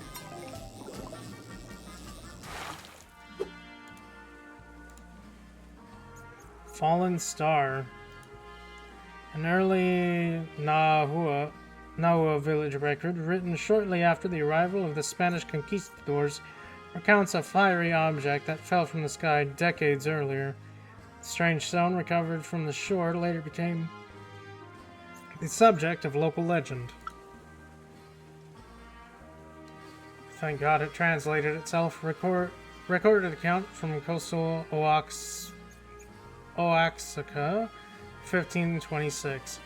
Many seasons before the arrival of the strangers from across the sea, a great fire across the night sky as though a star from the heavens had fallen to the earth. The village looked on in fear, for the fire burned bright and moved swiftly towards the ocean. As it vanished beyond the trees, a great sound rolled from the sea. In the morning, our fishermen found a dark stone near the shore. Bright blue veins ran through it, like the sea breaking upon the rocky coast. The Talatoani declared it a sign sent from the heavens. The stone was taken into a sacred temple and kept there as a blessing for the village. Oh, neat.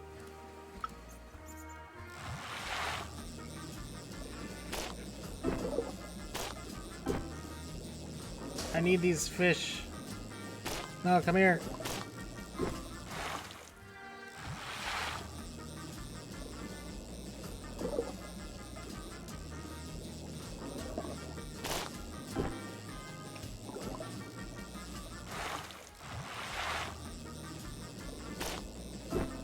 I need money.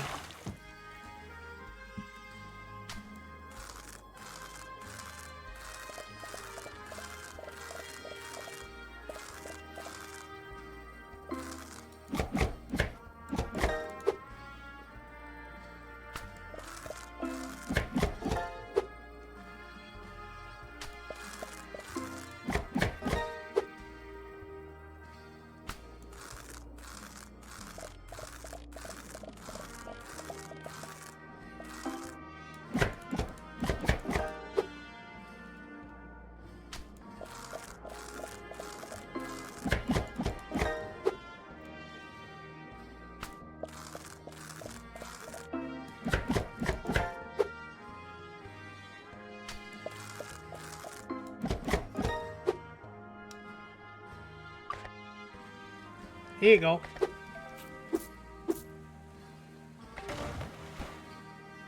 Magnificent, fragrant bird. No, frigate bird. White-nosed coati. Panamanic Sergeant Major is his favorite. The white-nosed coati, sometimes called the Antoon in parts of Mexico, is a member of the raccoon family found across Mexico, Central America, and parts of South America. These curious mammals are easily recognized by their long, ringed tails and flexible snouts used to search for insects, fruit, and small animals along the forest floor. Unlike raccoons, they are they're mostly solitary. Coatis are mostly solitary. Coatis are highly sociable and often travel in groups known as bands. The groups are usually made up of females and their young, while adult males tend to live alone and are sometimes referred to as coatimandis. Coatis are skilled climbers and extremely flexible ankles, which allow them to rotate their feet and climb down trees head first. Oh, that's cool. Here you go, fish.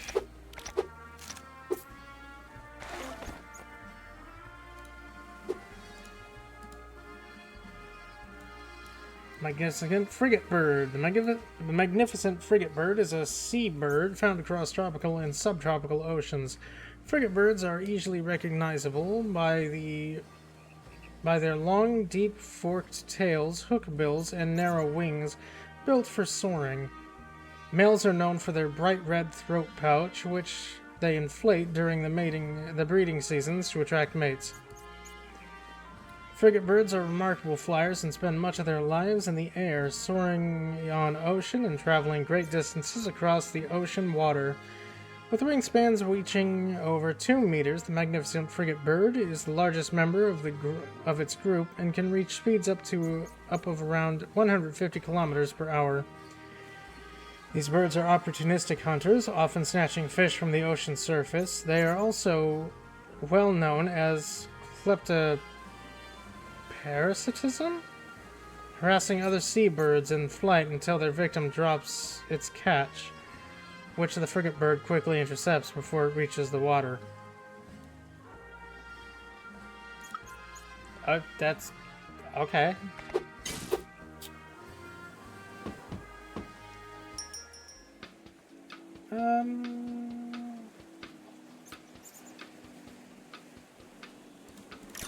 Yeah, upgrade the fishing rod. Okay, now, real question is, can I go back with said fishing rod?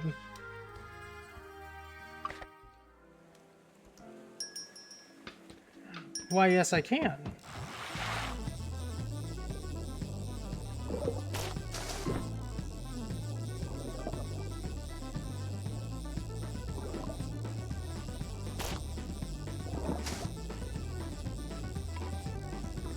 Man, I don't think it gave me any extra life.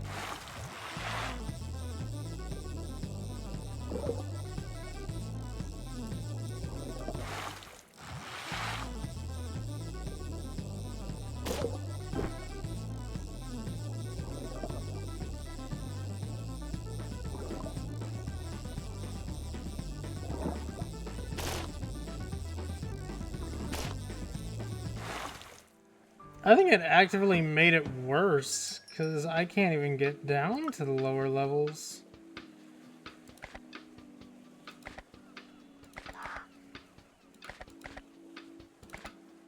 If it says it is upgrading, I guess it is. I don't know.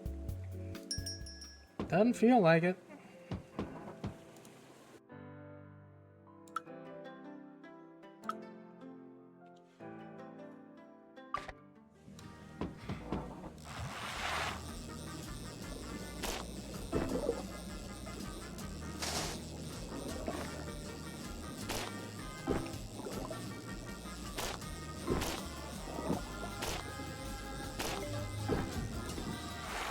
Cortez sea chub. The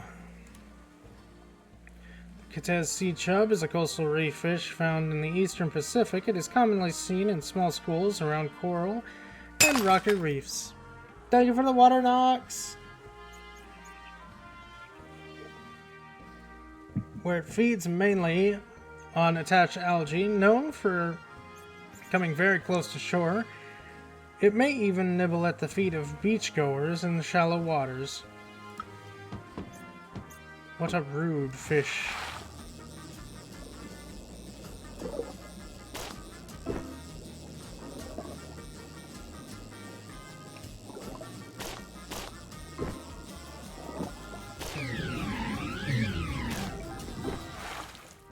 Barber butterfly fish.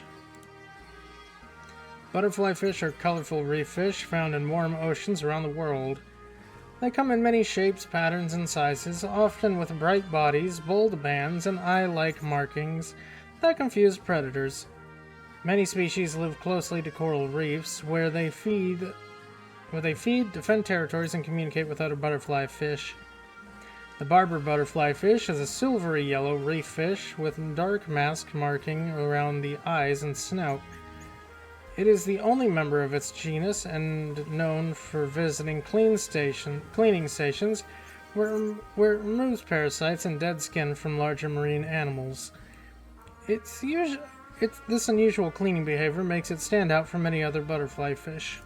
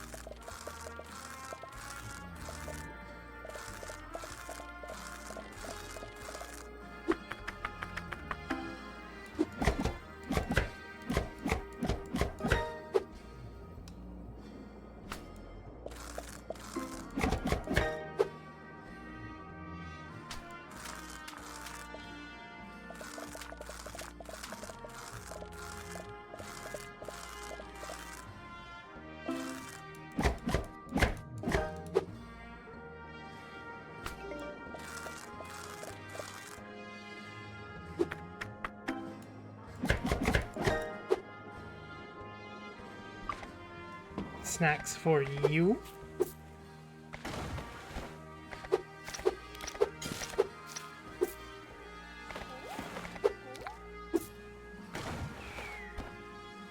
A pelican! I don't think I have stuff for you, Mr. Pelican.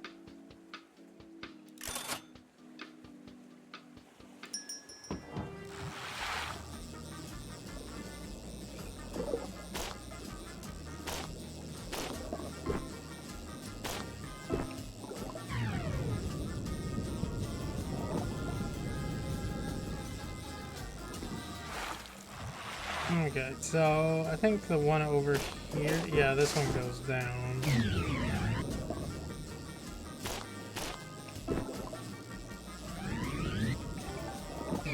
I found an artifact! Wow! And boat cosmetic. Coffee cup.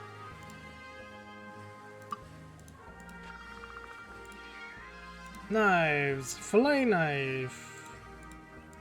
Ooh, dang, sharp. A thin, flexible knife designed specifically for filleting fish. Its narrow blade allows for precise cuts along bones and skin, making it one of the most practical tools for preparing a catch. Coffee cup. A ceramic coffee cup was likely lost by a visitor exploring the coast near Huatulco.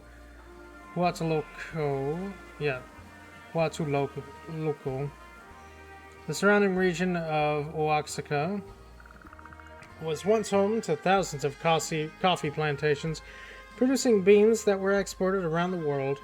Though the plantations faded over time, coffee remained one of the area's most recognizable traditions.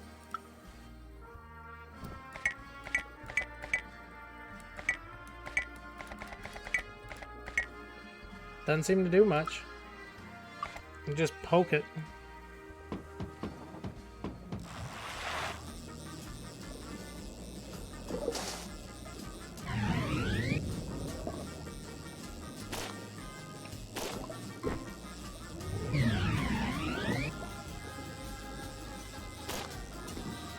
A big building down there.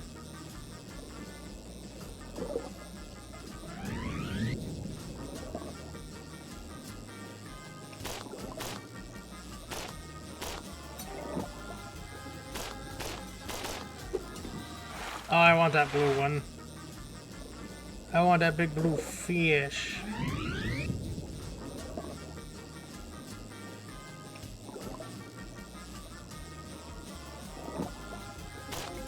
Yes! Giant damselfish.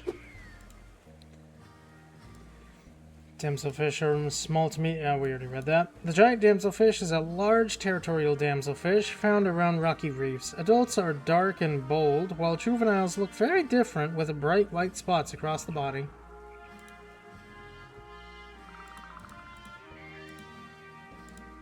Conquest, a journal entry written shortly after Spanish forces arrived in Huatulco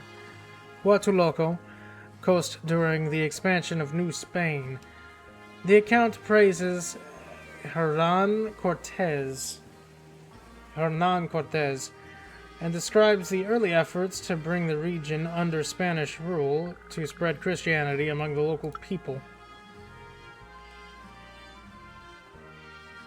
Rodrigo del Mar, soldier of New Spain, Huatulco, Oaxaca, 1522.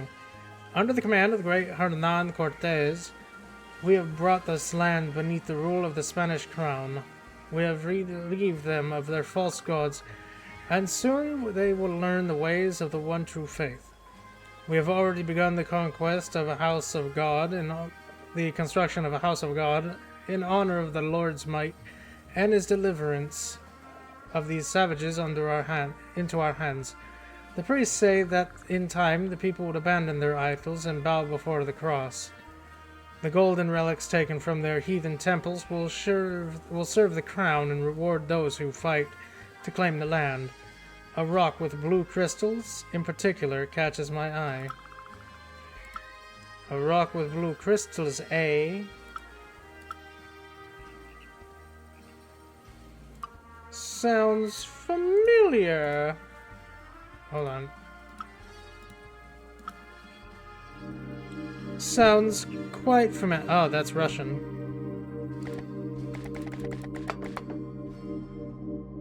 Oh well, rock with blue crystals.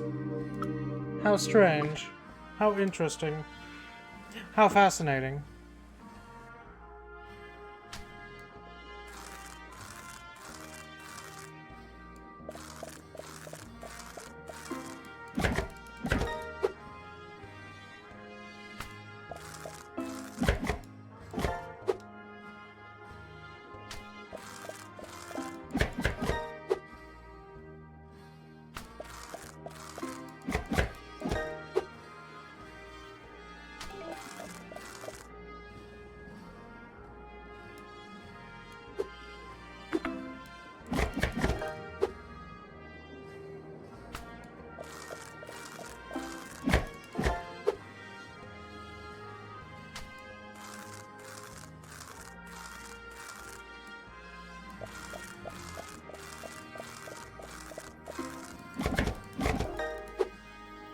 Big damselfish means big money.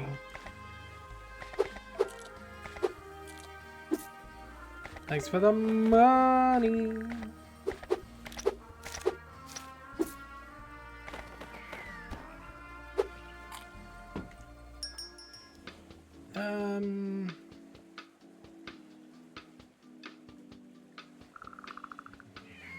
New hook. New hook needed.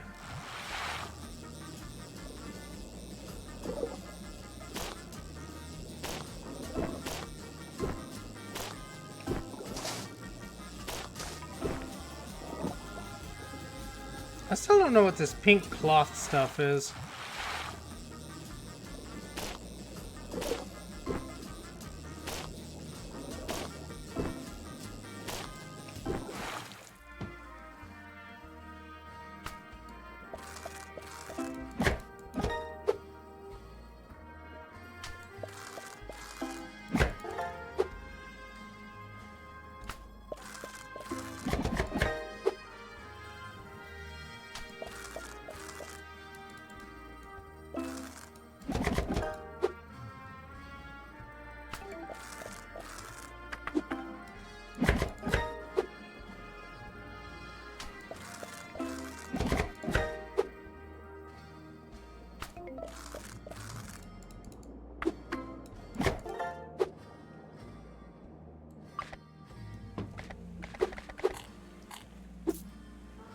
Thanks for the money. Oh my god.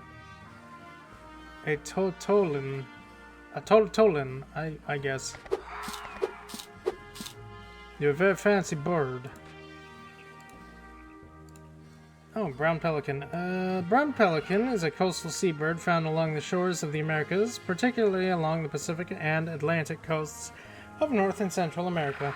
Pelicans are easily recognized by their long bills and large throat pouches, which they use to scoop fish and drain away water before swallowing the catch. Unlike most pelican species, the brown pelican feeds by plunge diving. It soars above the water before folding its wings and diving headfirst to catch fish below the surface, using its expandable throat pouch to scoop up fish and water before draining the excess. Brown pelicans are highly social birds and are often seen flying low over the ocean in long lines as groups, skimming just above the waves. They usually nest in trees or shrubs near coastal waters, forming colonies on islands or quiet shorelines. Cool.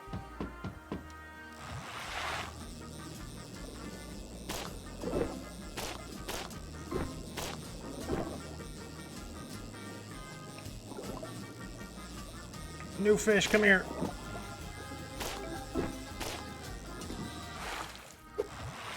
Three-banded butterfly fish.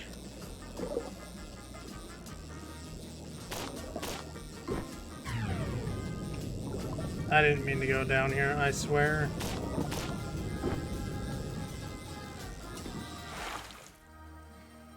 I'll grab one small fish. Three-banded butterfly fish. The three-banded butterfly fish is a small reef fish with a simmering silver-white body and three distinct dark vertical bands. Unlike many shallow water butterfly fish, it's often found in deeper reef habitats. It is one of the more distinctive butterfly fish found in the eastern Pacific.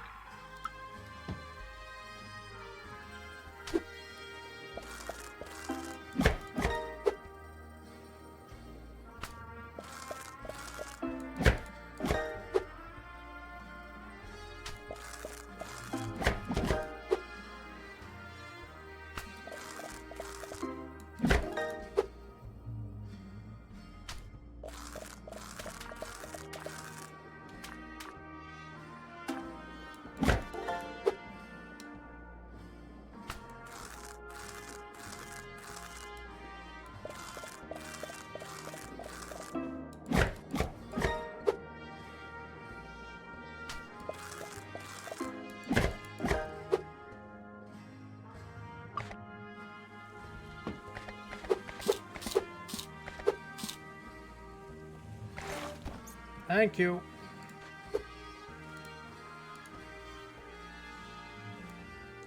The Atotolin is a creature from Nahuatl tradition, sometimes called a water turkey. It is described as a strange and powerful being associated with wetlands and waterfowl. Known as the Bird King, the Atotolin is said to be ruler of the water birds. According to tradition, when the other birds gather, the Atotolin comes with them as their leader. It is associated with lakes, marshes, and reef-filled waters. It appears in Nahua stories as a powerful creature. Okay, the next creature is 100% a chupacabra. You can't tell me that's not a chupacabra.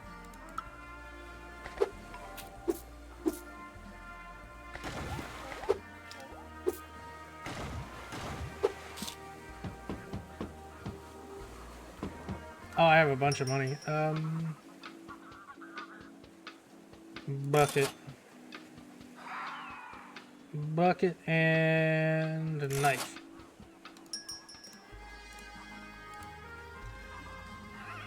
Navaja Blanco. This traditional Spanish folding knife was once carried for everyday utility and self-defense. The name Navaja comes from the Latin word for razor, reflecting its early connection to straight razors used for shaving. Larger versions of these knives were sometimes called Santalillos,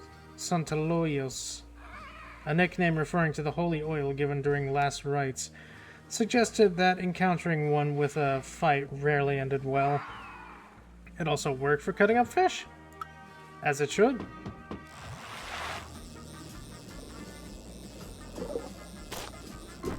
Let's go further down if I can.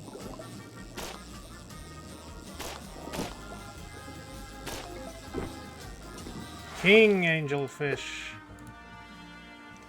Angelfish are colorful reef fish found in shallow tropic reefs of the Atlantic, Indian, and Pacific Oceans. Known for vivid color patterns comparable to butterfly fish, they are bold, active fish that often stand out against coral and rocky habitats. Many angelfish change dramatically as they mature, with juveniles sometimes looking like completely different species from adults. The king angelfish is a colorful Eastern Pacific angelfish found around rocky reefs. Adults are usually dark bluish to black with the bright yellow accents, while juveniles are more orange and look very different from mature fish. Males are usually larger than females, and pelvic fin color can tell them apart.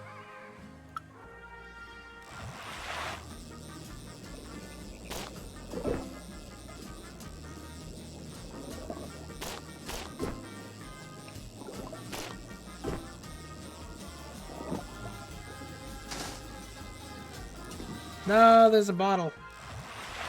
I'm going for the bottle.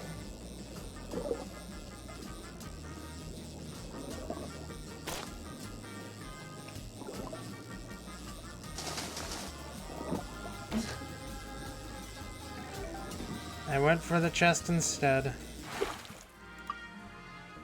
Oh, I got a new outfit? Oh my god, it's a flower dress, but I'm sticking with the kilt.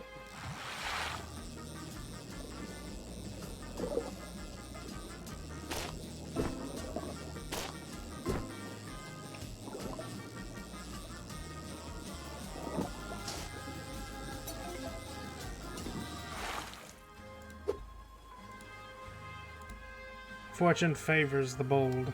A recovered account from a crewman serving under English privateer Captain Thomas Cavendish during the raid of Huatulco. Huatulco?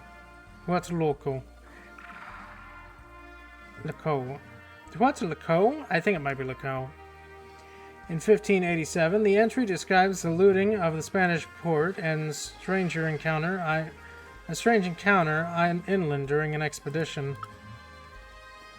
William Hartley, crewman aboard the Desire, August 10th, 1587. It has been 8 days since we arrived in Huatulco. The Spanish fled the frightened dogs before our might. The hold these savages have on the coast will soon be at an end. We have spent the week raiding the villages along the coast, with Spanish churches burned behind us. We feared no man. Our fortune has not come without cost. Yesterday several of us ranged island, paddling upstream along narrow rivers. We had heard tell of a beast said to haunt these waters. Before our time at Roanoke, we would have taken such things for children's tales. Then the waters beside the boat stirred, and rose up a great creature with the face of a hog. Before we could draw our pistols, it seized Reed from the side of the boat, then Edward from the other, in a single motion. Panic overwhelmed us as we struggled to turn the boat. I remember only the splash of oars and cries of frightened men as we fled to shore. We now make for the ship on foot. Having lost 2 good men, I pray the creature does not follow. Unfortunate.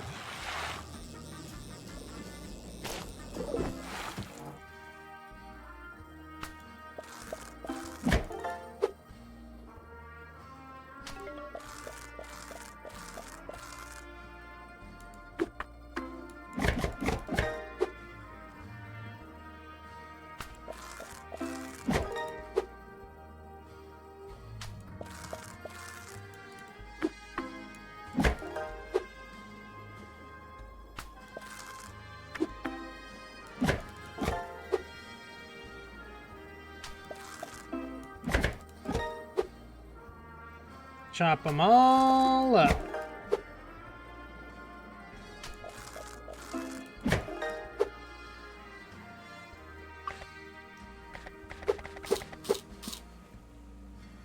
Thank you for the money. What's your favorite? Cortez Sea Chub.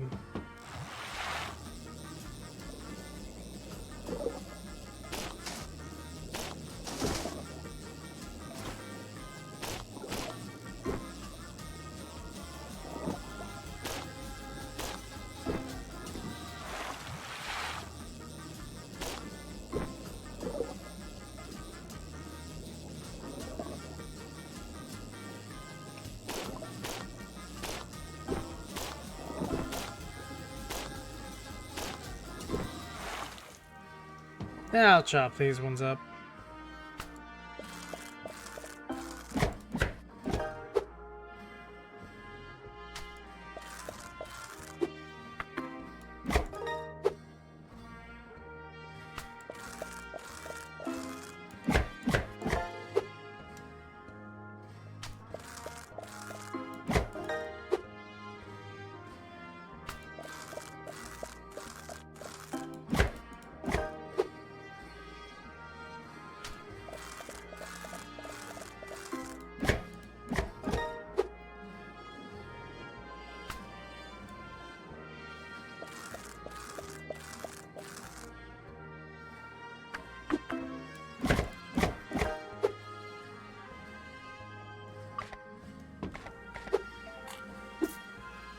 Thanks for the money. Oh, Chupacabra's up next.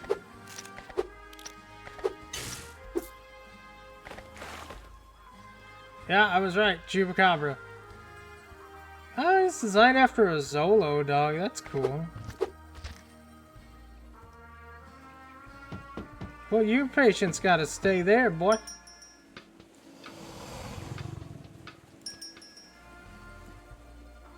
You will get what you get and you will not throw a fit. Don't you growl at me.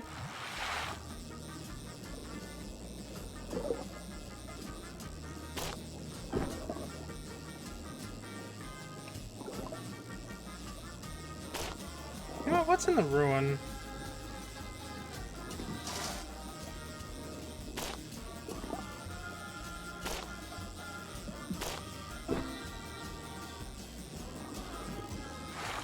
Okay, I'll like actually go over there instead of doing all the circle around.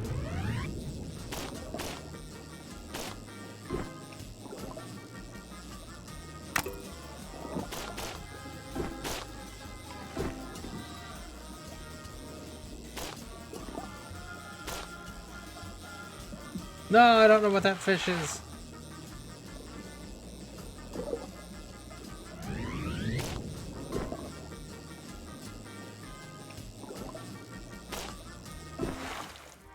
Darn.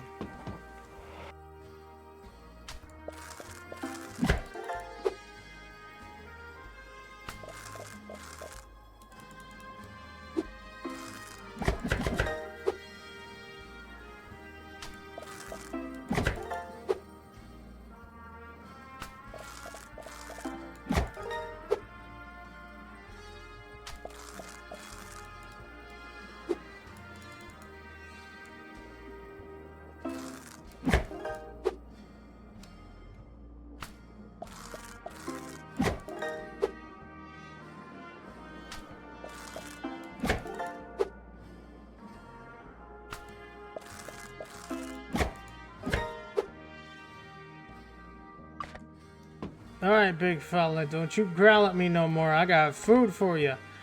Food, food, food, more food for you. Cool. Chupacabra doesn't like northern anchovy, Cortez rainbow wrasse. The chupacabra is a dog-like creature from folklore across the Americas. Its name comes from the Spanish and literally meaning goat sucker. The creature is most often associated with attacks on livestock, especially goats. According to legend, the chupacabra drains the blood of its victims, giving it a fearsome reputation as a vampire-like creature. Though its appearance varies between stories, the chupacabra is usually described as a strange, unsettling predator. that appears under the cover of darkness. It remains one of the best known creatures in modern folklore across the Americas. That it does.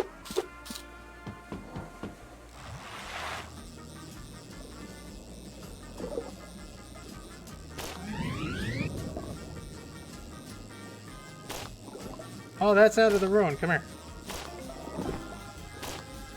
Oh, it's a surgeonfish.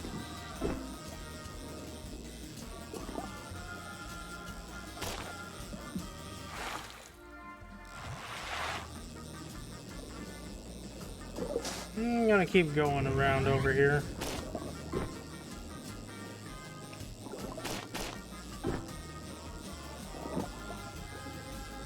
Or, you know, I'll get stuck. That works too.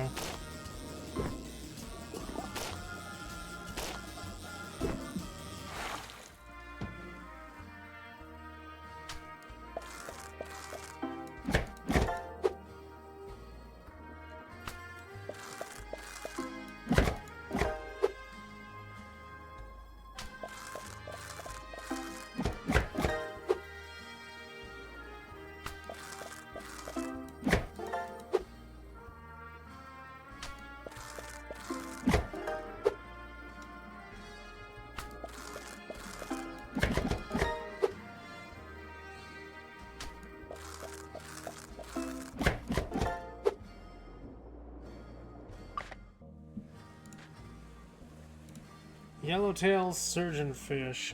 Surgeonfish are a reef fish known for its sharp, scalpel-like plates near their tail. Found in warm, shallow reefs, they often swim in schools and graze on algae using small mouths and specialized teeth. Their name comes from the dangerous tail spines that can injure predators or careless handlers. The yellowtail surgeonfish is an eastern Pacific surgeonfish recognized by its gray body covered in small black spots and its bright yellow tail fin. It is often found around rock reefs and may form schools along shorelines. Neat. Snack for you. Oh, I'm gonna buy that. Snacks. Snack, snack, snack. Snack, snack, snack.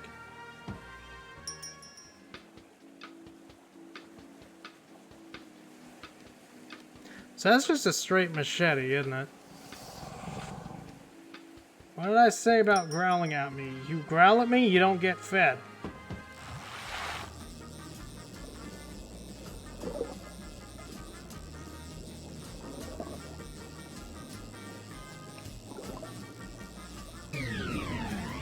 Right, I forgot about that. You gotta go through here. And there's a message in a bottle. It's a last message in a bottle. The fifth son. A Nahua record written shortly after the arrival of the Spanish conquistadors, describing the dire prophecy carved into a sacred stone decades earlier. The warning was made after a strange stone fell from the sky and was taken to a temple. In Aztec belief, the world existed through a series of 5 suns, each ending in a catastrophe before a new one began. The prophecy warned that the 5th sun, the current world, would one day come to its end.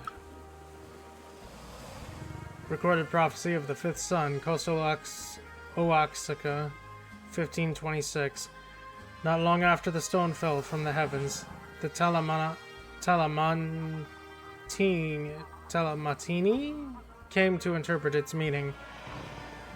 He spoke of the 5 suns, the worlds that had come before, and how each had perished before a new world rose in its place. The celestial stone, marked with strange blue crystals, was taken as a sign that the current cycle was soon to come to an end. Upon the sacred stone disc, the Talamatini carved a warning for those who would come, declaring that the current sun would endure for 5 centuries and 60 harvests.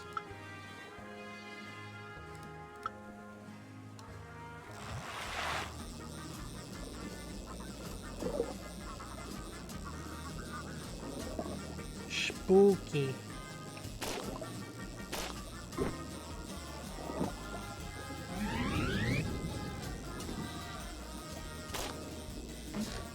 Hey, another. That's a big fish in there. But it's locked. How am I to access it if it's locked? I need money. That's what I need.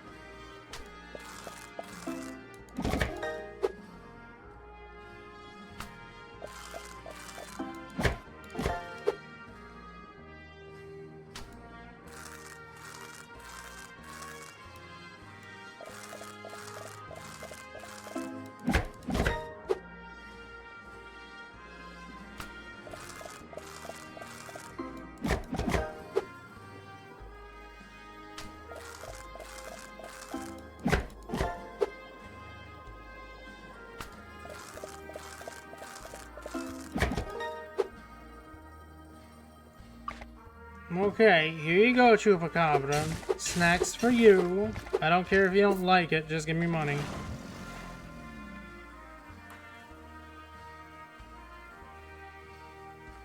Capacatly. Cipactly? Cipactly. Capactly? I don't know how to pronounce your name. He doesn't like me.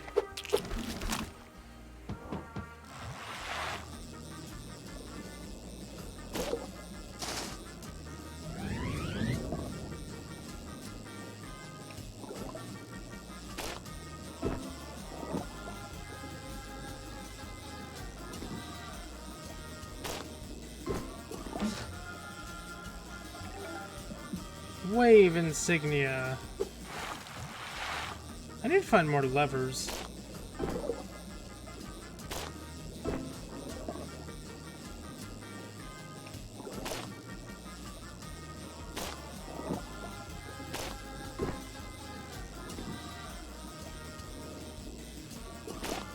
Pipefish. Blue spotted cornet fish.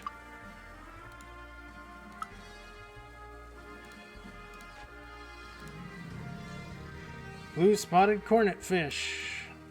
Cornet fish are extremely long, slender fish found in warm coastal waters around reefs, sand flats, and seagrass beds. Often called flute mouths because of their long tubular snouts, they can look almost needle-like in the water. They usually hover in small groups or remain nearly motionless until disturbed or ready to strike at prey. The blue spotted cornet fish is a long, slender Pacific cornet fish known for its greenish-gray body markings and blue spots or stripes at night. It blends into shallow coastal habitats, and its body can shift into its body color can shift to help it stay camouflaged. Neat. Yeah, I can cut these up and give them to you. That should give me another money.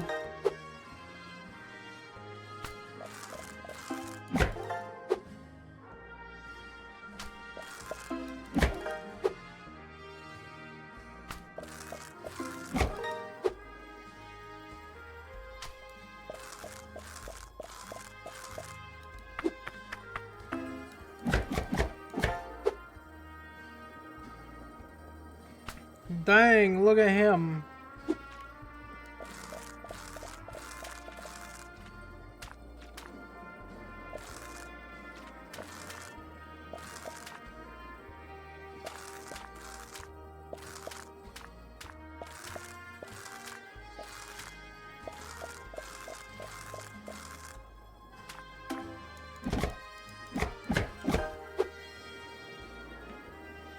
Fish noodle.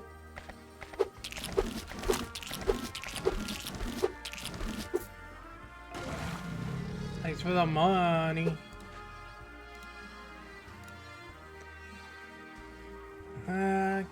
Capactly. The Kipactli is a monstrous being from Aztec mythology, often described as part crocodile, part fish, and part frog. Known as the Earth Monster, it is said to have an extra mouth at every joint along its body, making it a terrifying creature of the primordial waters.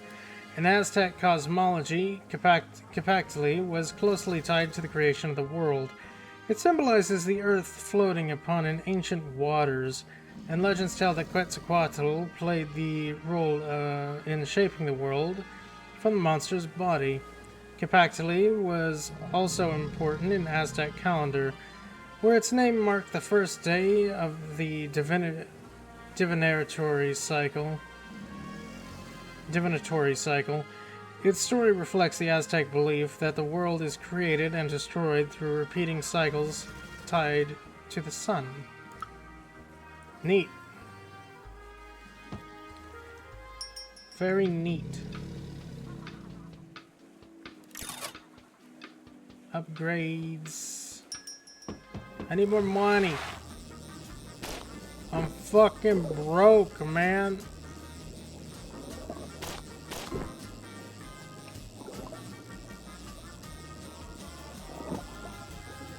What are you? Pufferfish.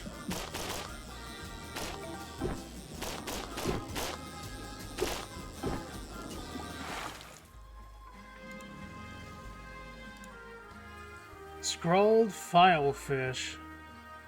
Filefish are unusual reef fish, closely related to triggerfish and pufferfish.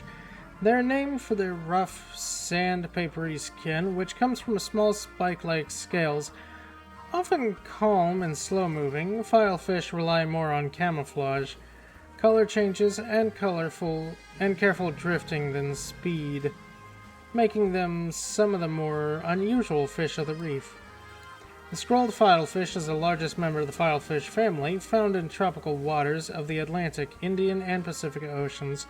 Recognized by its scribble-like markings, it is usually solitary and shy around divers. Spot-fin porcupine fish. Porcupine fish are a slow-moving tropical fish related to pufferfish, but they belong to their own distinct family. When threatened, they can swallow water or air to inflate their bodies, causing sharp spines to stick outward and making them much harder to eat. With powerful toxins, expandable bodies, and spiny defenses, porcupine fish are surprisingly well protected despite their gentle drifting appearance. The spot-fin porcupine fish is a large tropical porcupine fish found in warm oceans around the world. It is recognized by its rounded body, unusually large eyes, and long spines, which usually lie flat when it swims. You want some porcupine? I can give you some porcupine.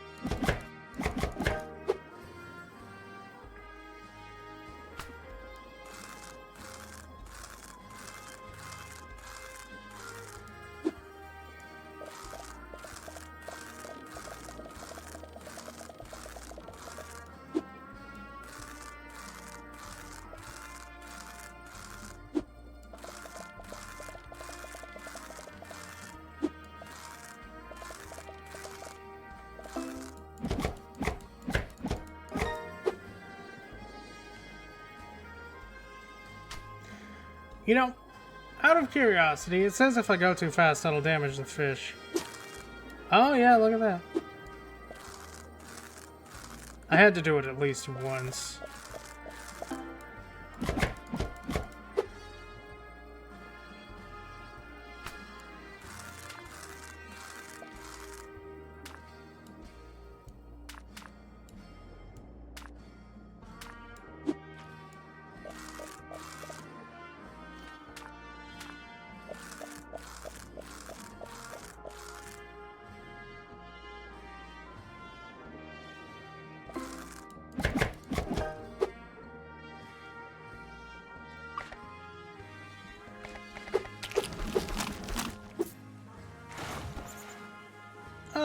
Oh, the Kawati.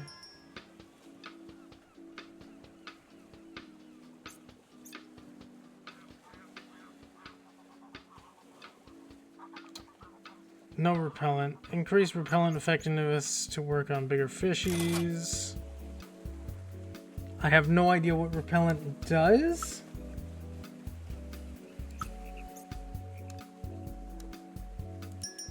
I guess I'll find out.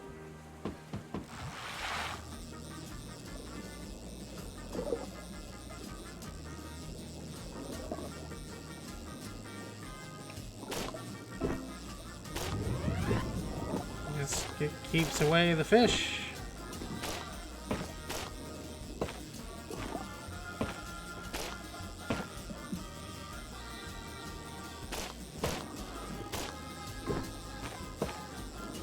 No, I almost got it.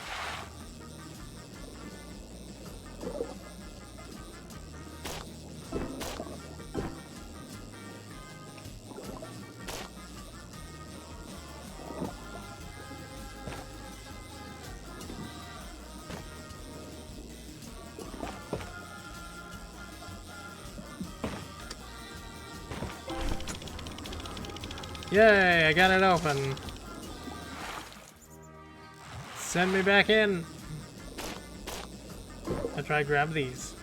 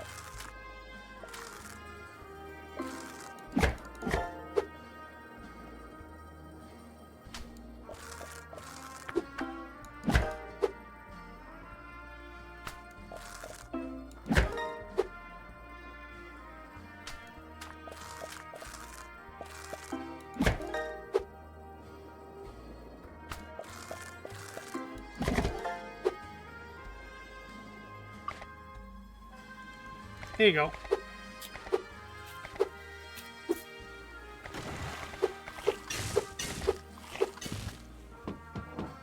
Too bad you don't like it. I worked hard to get it. Ungrateful hound.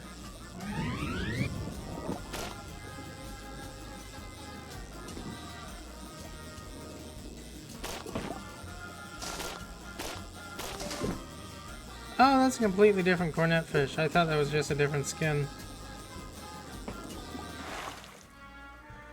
Okay, I see. I see. I'm still missing whatever that is. It looks like another surgeon fish.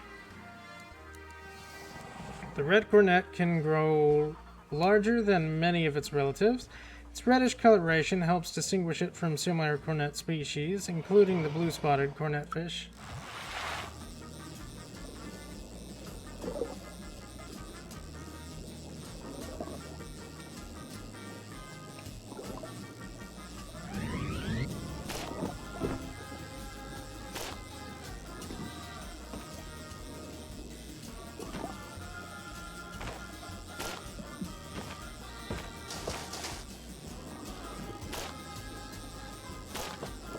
Oh, I don't think I got it open.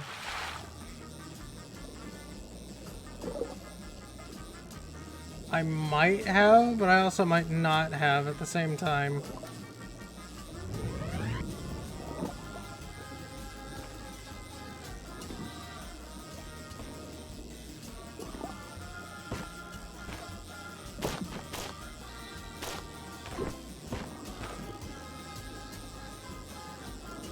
No! So close. I just need a little bit longer lifeline.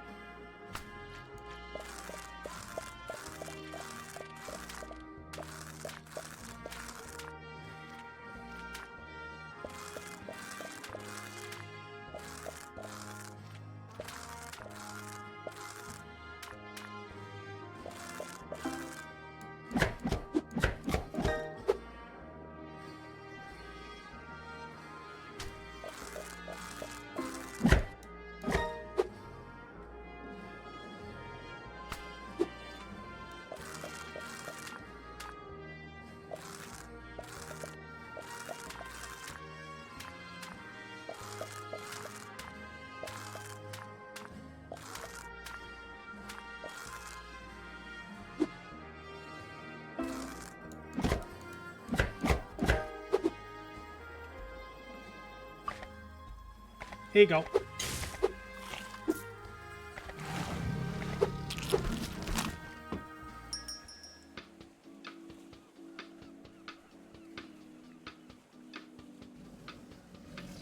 $16K.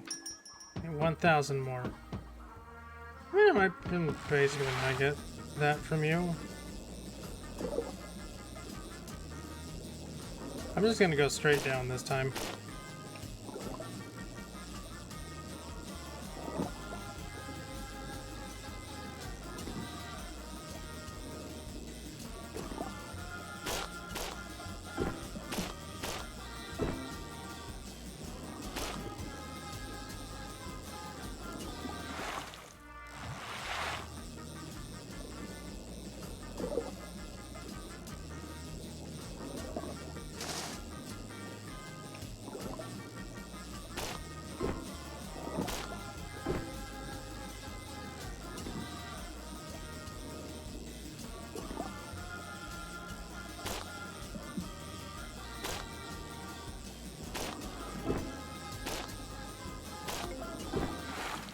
Oh, there's the other surgeonfish.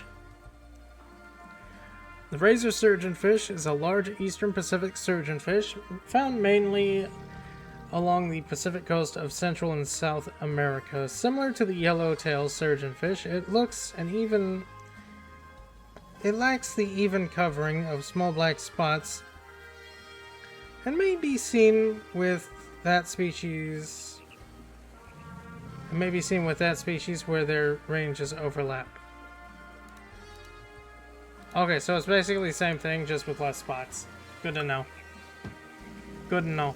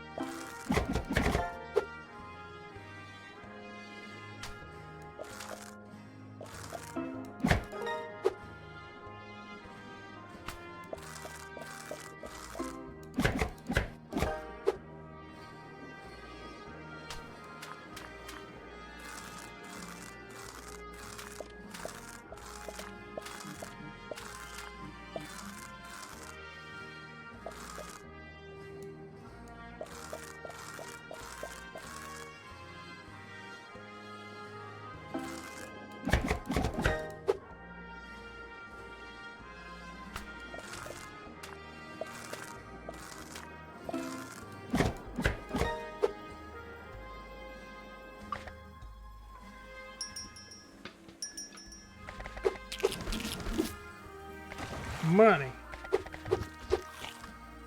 Oh, I'm so close. It's so close.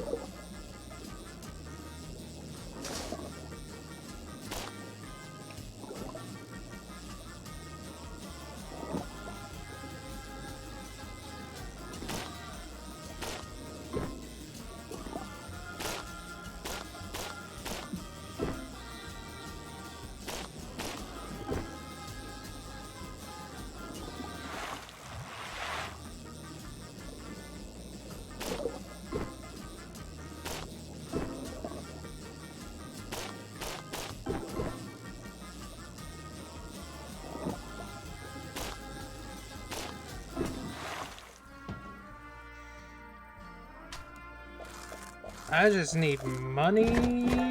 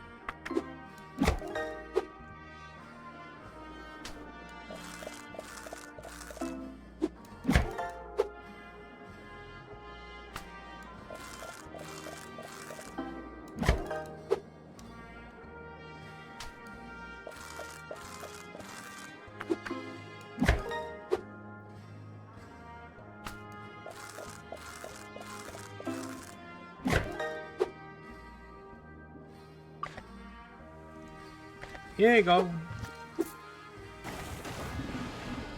Ah, yes. Hello, Quetzalcoatl. You want some cornet fish?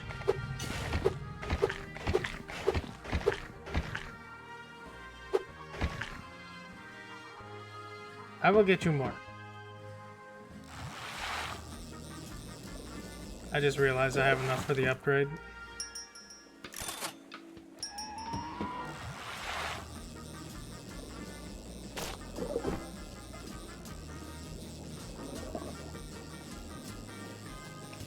I'm not gonna make it to the room again because I took a wrong turn.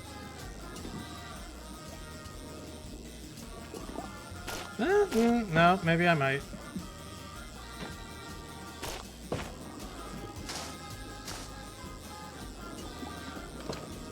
Mahi, Mahi, come here.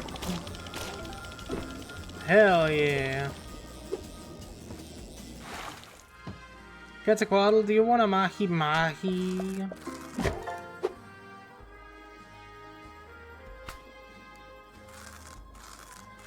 Damn, this fish has seen better days.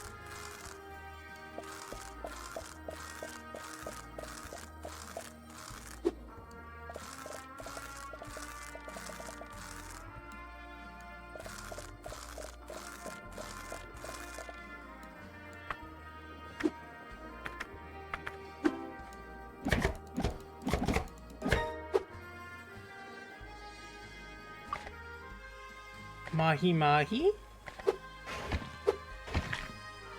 Oh, they're so close.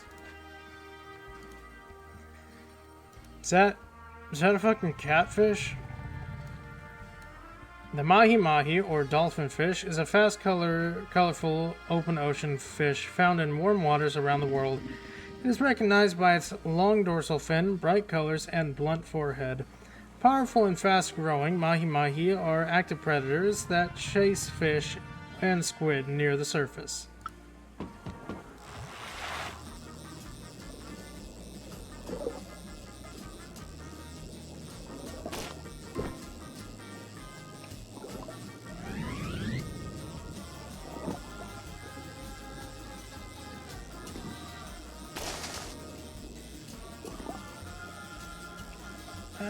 Now that this is open, what is that? Come here. Rooster fish. I have never heard of that. The rooster fish is a powerful coastal predator found in warm, shallow waters of eastern Pacific, from Baja California to Peru. South to Peru. It is famous for its 7 long dorsal spines that raise like a rooster's comb, giving the fish its name. As the only species in its genus, it has a distinctive look and highly prized for sport fishers for its strength. Hi, Esther! Hello, my favorite puppet person. I hope you're having a wonderful day. Don't mind me, I'm just, just feeding the Aztec god Quetzalcoatl some fish. It's very chill. I'm learning a lot. The fun facts are fun facts indeed.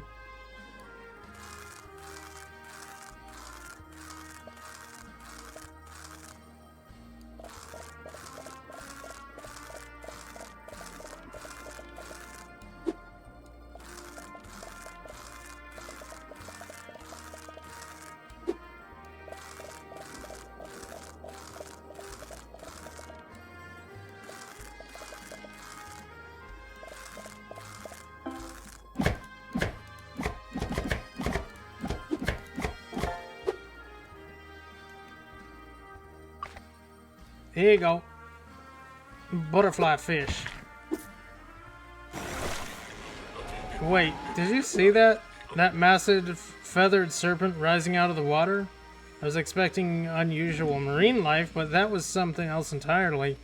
I think you may have just met a god. Fascinating. I know, right? You've already met some very interesting customers. I'll be busy reviewing these observations for quite a while. I've added coordinates for the next location to your GPS. Still plenty to discover in these waters if you want to keep exploring, or we can head to the next site whenever you're ready. I think I'm ready to head to the next site after I feed you again. I need more.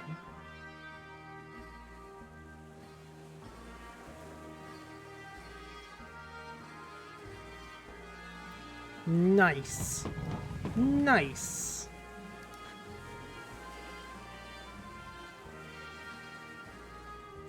Customer.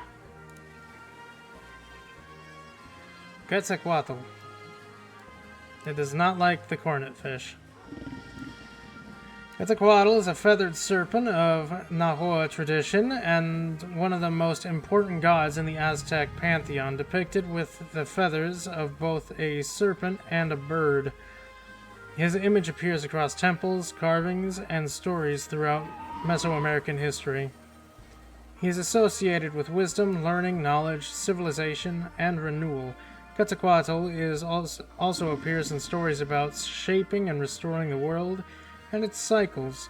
He is also connected to Venus, the bright morning star, which held special importance to Mesoamerican astronomy and seasonal cycles. Long after the stories were first told, Spanish chroniclers recorded their own interpretations of Quetzalcoatl, adding new layer to the legend. Even so, he remains best known for one of the great divine figures of ancient Mexico. Outer Banks, the Gut Knife. A short curved knife designed for field dressing and skinning animals. Blade shape allows hunters to open the hide and remove internal organs with clean, controlled cuts, helping prevent damaging the meat.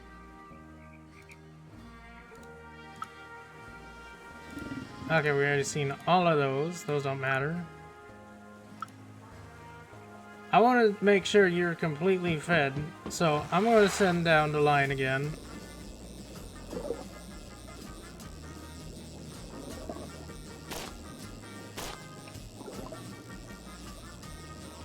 It pays to have a god look favorably upon ye. Oh, this is where this is. Okay.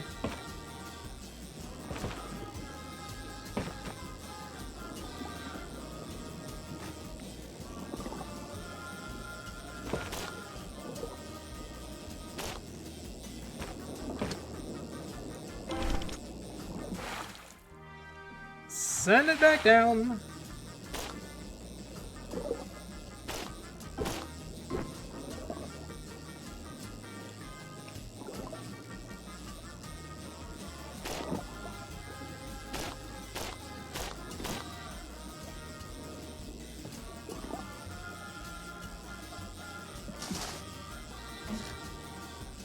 Treasure.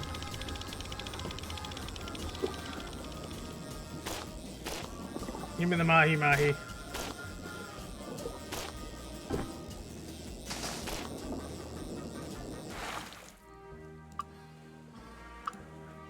A new hat. Oh my god. I have a mariachi hat. And a mustache.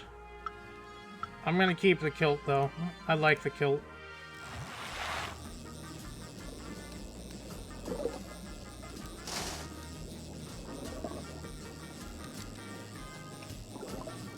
I know, right? I'm absolutely styling.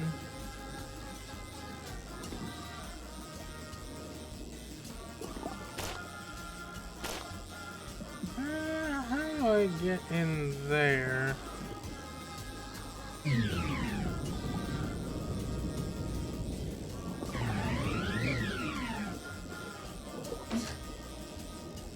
Money!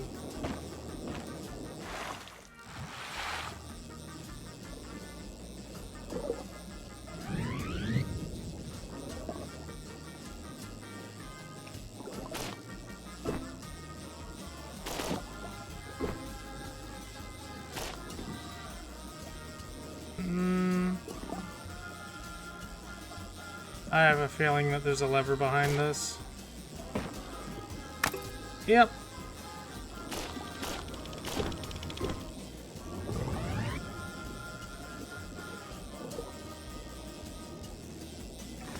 No idea what these are for, but I have a bunch.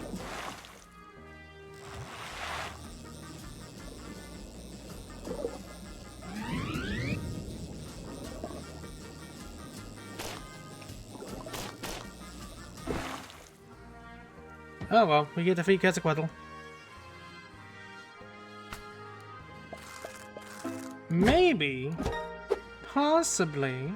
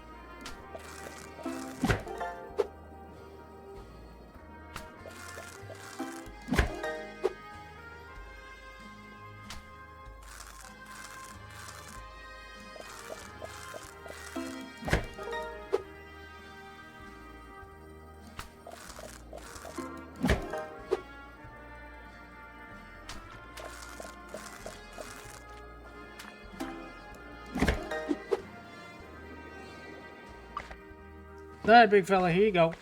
Snacks.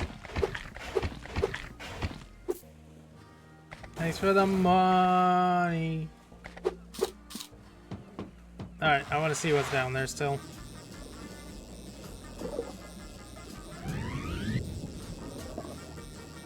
There's stuff that's worth it down there, I'm sure.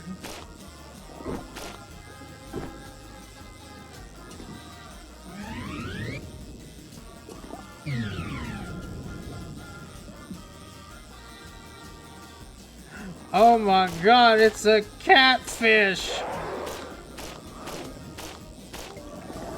Oh my god, I actually got it.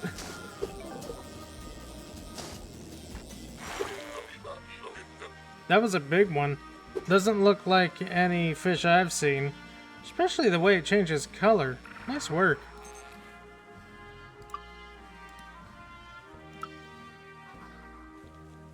Oh, Quetzalcoatl statue.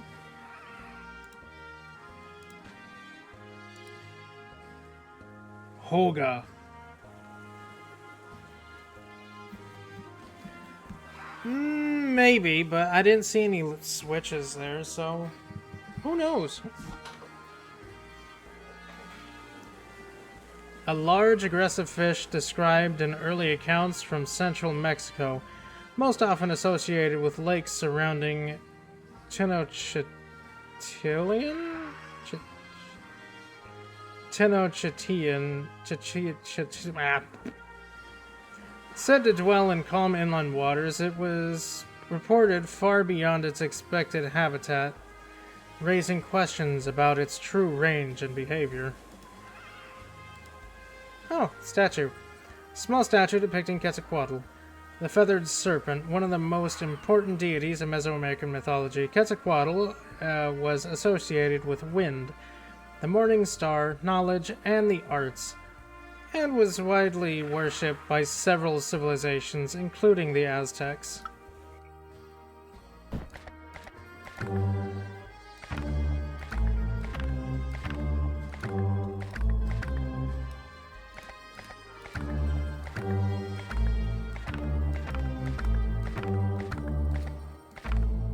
It's full of magic.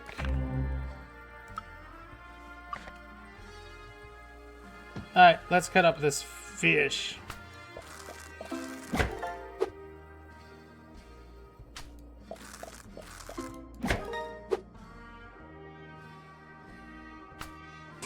Yeah, I kind of figured. It is absolutely covered in fucking parasites.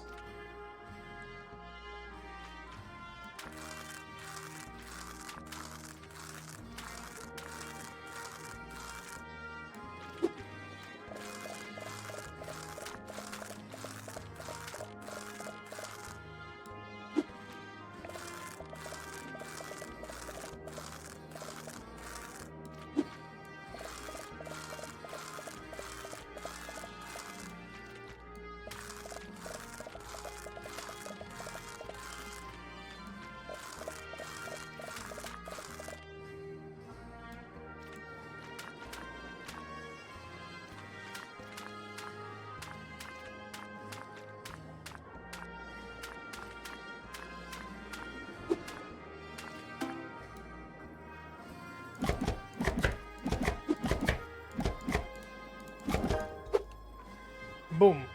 A big fish. We shall feed it to the bird. Thanks for the money. Oh my god, another bird. It don't matter. We're gonna go to the next location.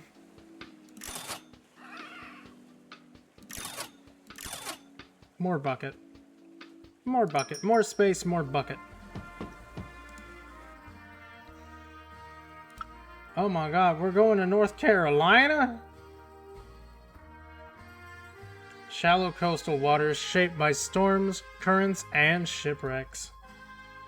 What could possibly go wrong?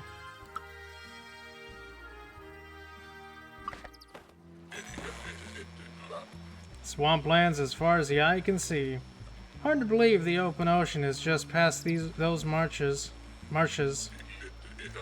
Welcome to the Outer Banks. These waters are pretty unique. The shallow, brackish water between the island and mainland is a perfect habitat for all kinds of fish.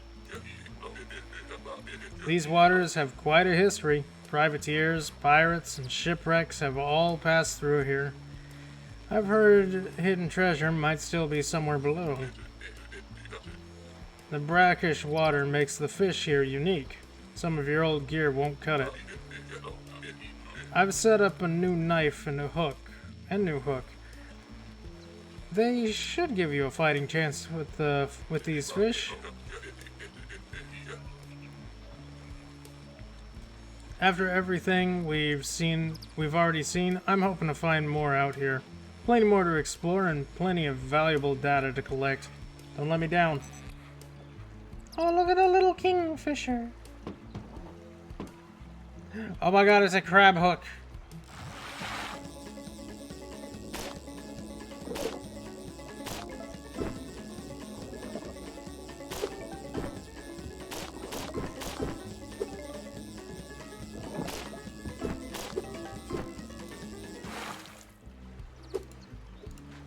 Fish. Red swamp crayfish. Crayfish are freshwater crustaceans found in rivers, lakes, and streams and wetlands around the world. With segmented bodies, large front claws, and fan-shaped tail, they resemble small lobsters adapted for life in fresh water. They live along the bottom of the aquatic environments, feeding on plants, detritus, and small animals, and play an important role in recycling nutrients and supporting healthy ecosystems. I weirdly have not had any crayfish in my entire life. I've had lobster, but not crayfish. And I feel like that I did myself a great disservice on that. The red swamp crayfish is native to wetlands of the southern and southeastern United States and northern Mexico. Recognized by its dark red color and rough, bumpy claws, it is a highly adaptable species that can survive in low oxygen conditions. The slippery dick. Wrasses are a diverse... we already read that. The slippery dick is a small western Atlantic wrasse found around shallow reefs and warm coastal habitats. It changes color dramatically as it matures. Its juvenile and females usually show pale bodies with dark stripes, while mature terminal males become bright green with pink markings. Found as far north as North Carolina, it also occurs in warmer reefs and wreck habitats around the Outer Banks. Bluegill, the legendary fish. The one I know very well. True sunfish are freshwater fish belonging to the genus Lepomis, found across North America in lakes, ponds, and slow-moving rivers. Known for their deep, rounded bodies and bright colors, they are often found near vegetation and submerged structures. These social fish commonly gather in groups and are well-known part of freshwater ecosystems and recreational fishing.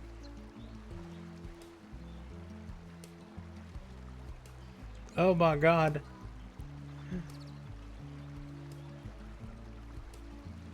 It's what they do. It's what they do. The bluegill is one of the most common true sunfish in North America. It prefers calm vegetated waters where it shelters near logs, weeds, and submerged structures, feeding on small animals and insects. The white crappie These things are fun to fish. Crappie are freshwater sunfish found in lakes, ponds, rivers, and reservoirs across North America. With silvery body markings by bars or speckles, they are closely related to bluegill, but are more specialized fish eaters. They gather in schools and are often found near submerged logs, bushes, or vegetation, especially during low light conditions when they actively hunt. The white crappie is found across central North America, often inhabiting warmer, murkier waters, such as rivers, reservoirs, and backwaters. Recognized by its silvery body and vertical bar markings, it is well adapted to low visibility environments. Fish. We can feed the bird.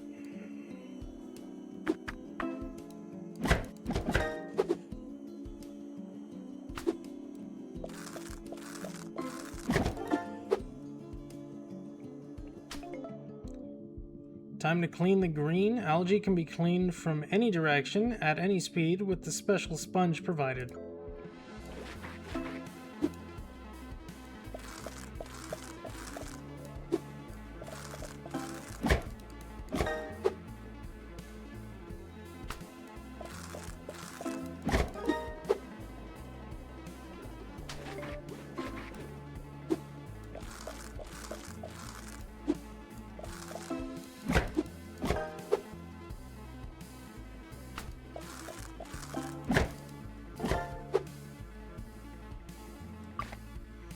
You want snacks? I bring you snacks.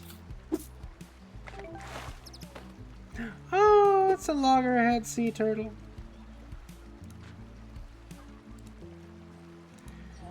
Belted kingfisher. The belted kingfisher is a fishing bird found near rivers, lakes, and coastal waters across much of North America. Okay, what? I have no idea what mythical creature that is supposed to be. Including Canada, Alaska, and the United States, during the colder months, many migrate south to Mexico. Easily recognized by its large head and shaggy crest, the belted kingfisher hunts by hovering or perching above the water before plunging headfirst to catch fish below the surface. As it patrols its territory, the kingfisher often gives a loud rattling call. Fittingly, a group of belted kingfishers may be known as a rattle, a concentration, or even a kerfuffle. I like that. I like the kerfuffle one.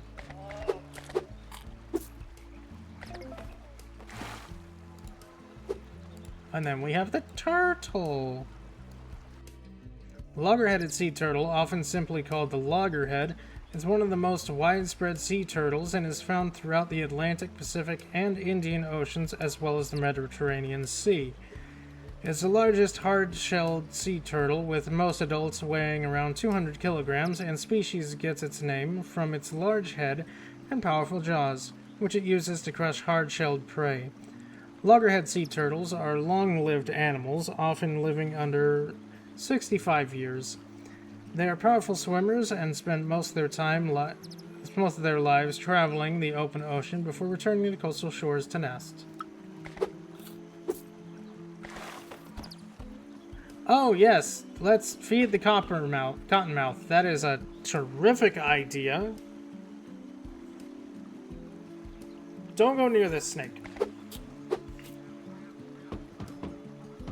Okay, Aster, you do adulting. Don't suffer too much. Ooh, bottle.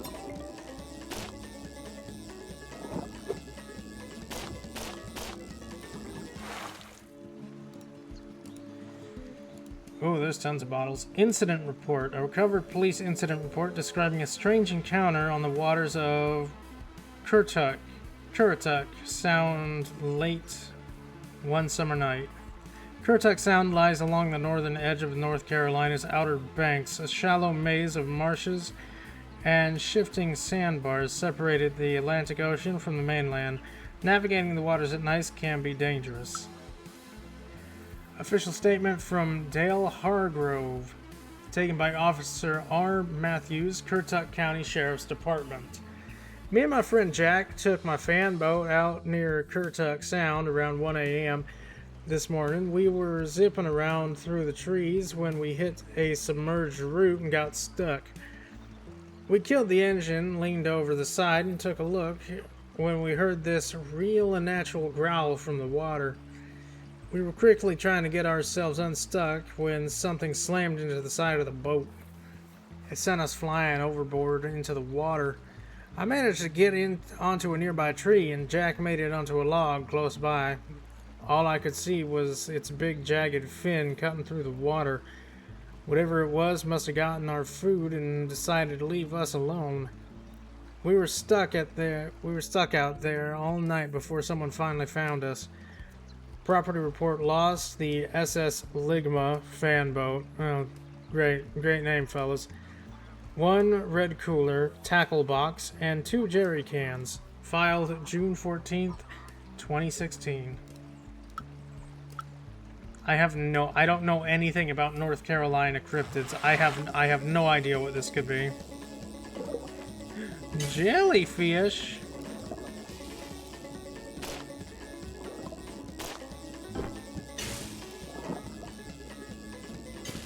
But I want the jellyfish. I'm getting that jellyfish. You can't stop me.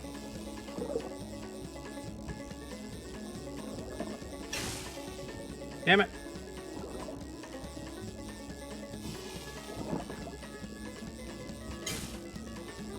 Ah, man, I just have all the wrong timing for that.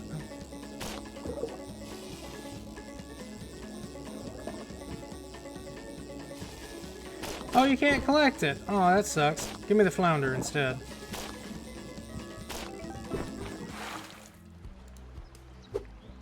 Summer flounder. Flounders are flat-bottom dwelling fish found in oceans around the world. As they develop, one eye migrates to the other side of their body. Welcome back, Aster. Allowing both eyes to face upward while they lie on the sea floor. Their flattened shape and ability to change color make them highly effective at blending into sand or mud, whether they hide from predators and ambush prey. The summer flounder is a left-eyed flatfish found along the Atlantic coast of North America. It is especially common in sandy and muddy bays, estuaries, and inlets during warmer months. One of the region's most important commercial and recreational fish is also known by the name of fluke. Cool.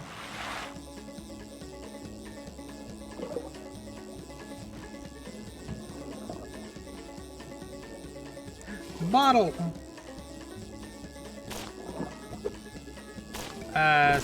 Atlantic herring. Herring are small, silvery fish found in the cold and temperate waters of North Atlantic and North Pacific Oceans. They travel in massive schools and feed mainly on plankton, playing a critical role in marine food webs as a key prey species for larger fish, seabirds, and marine mammals. The Atlantic herring is found across North Atlantic Ocean, from North America to Europe. One of the most abundant fish species in the world, it forms vast schools that move between feeding and spawning grounds along coastal and offshore waters. Spanish ship log 1. A recovered ship log written by Carlos Del Mar recounts the desperate escape from the war-torn Caribbean during the War of Jenkins' Ear. The conflict between Britain and Spain was fought from 1739 to 1748. Hey, we read about Carlos Del Mar in the last map. Spain and Britain had already been in conflict for decades. In 1731, British Captain Robert Jenkins had his ear cut off when Spanish officials boarded and searched his ship. 8 years later, the incident became a rallying cry for war when Jenkins appeared before the British House of Commons and displayed the preserved remains of his ear. Man, that must have been a wild day in the Commons. Battle of Cartagena de Indias. Log of First Mate Carlos del Mar. I know you can't see it, but I'm slightly smiling at that. I'm slightly smiling. I'll let you have that one. Aboard the La Fortuna, April 7th, 1741. The British have laid siege to Cartagena for weeks now. Curse the fool who started this mess with his reckless hand. We will not die in service to a king who has long forgotten us. Some among us whisper that there are cowards for fleeing, though few dare say it aloud. Better a rich coward alive than a loyal man at the bottom of the sea. We now have wealth to make a life for ourselves. The crew seized a sizable treasure from a British ship in yesterday's fight. As for myself, I have a family relic that must be worth something. A small dark stone threaded with bright blue crystal veins. Again, with the blue crystals. I've been told one of my forefathers took it from a village in New Spain many years ago. We will sail to Havana under the cover of darkness. Interesting. Very interesting.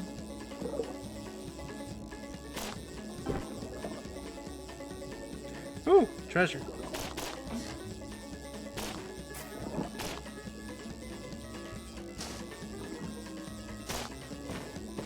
That's a big fish.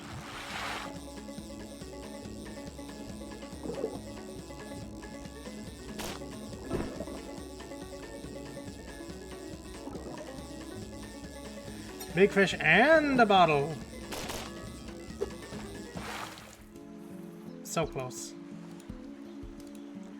Spanish ship log 2. Covered ship log from first mate Carlos del Mar recounts the crew's desperate attempt to flee further conflict after seeking refuge in Havana.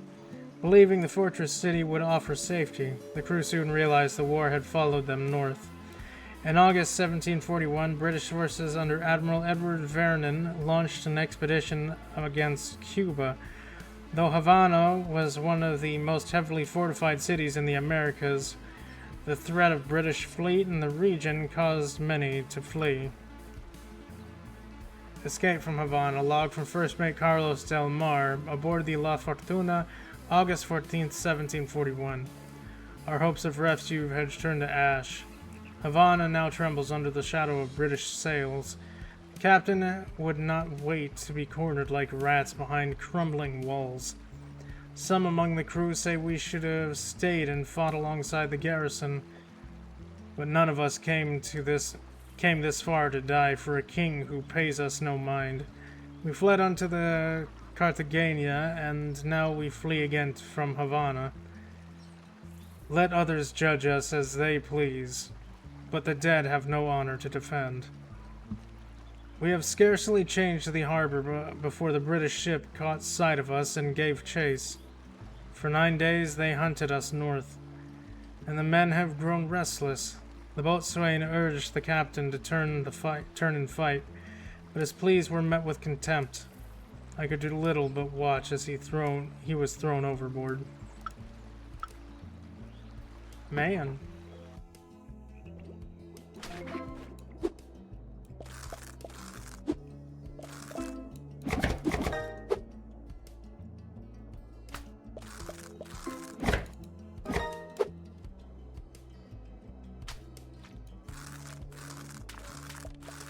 Oh my god, it's covered in leeches.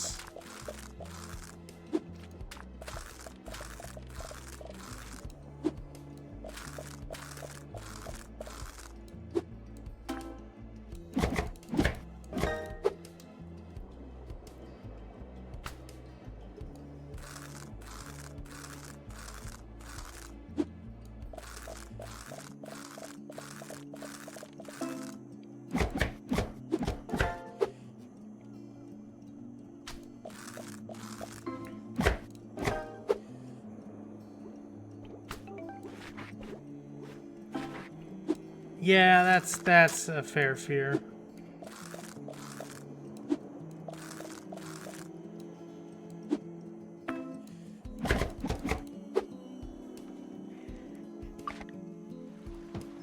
Here you go, little cottonmouth that definitely won't bite me and kill me.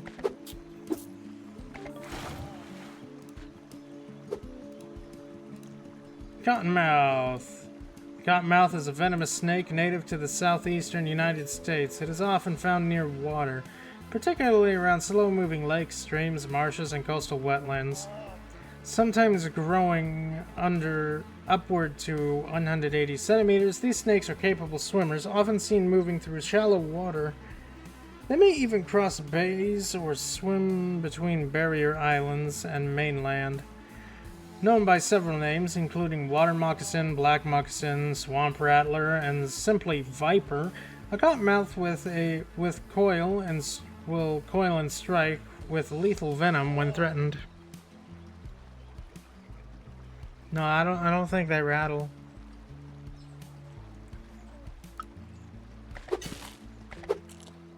I don't think they rattle at all. I'm sorry to say, Aster.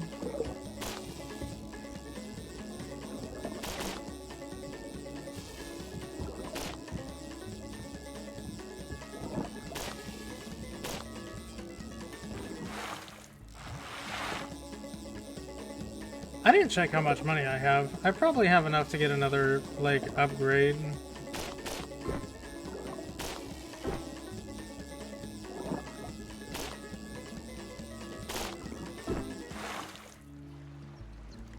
Maybe. I do!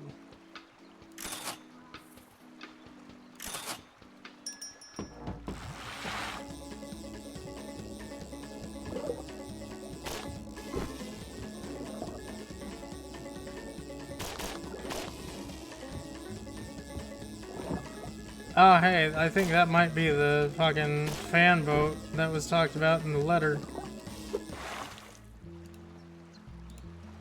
Chain pickerel!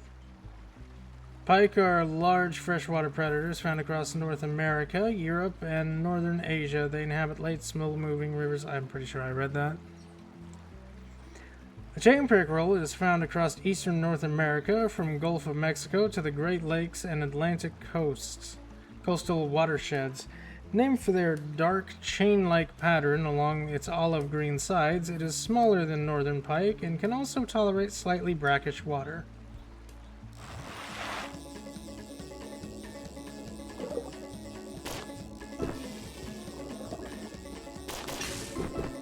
No, I got zapped.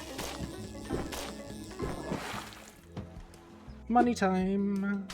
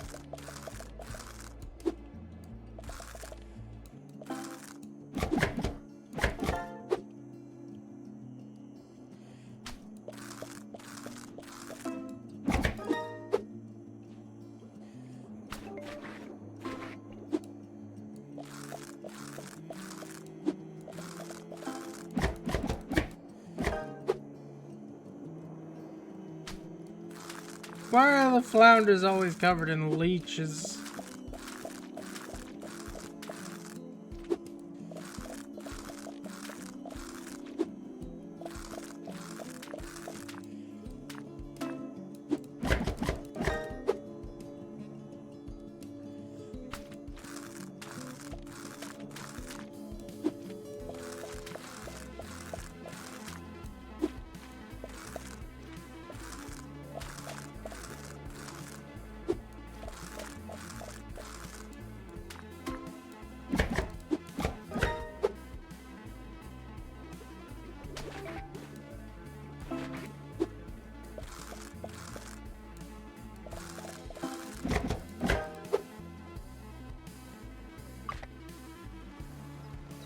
Alright, buddy, here you go. Have some snacks. Great blue heron. Here you go.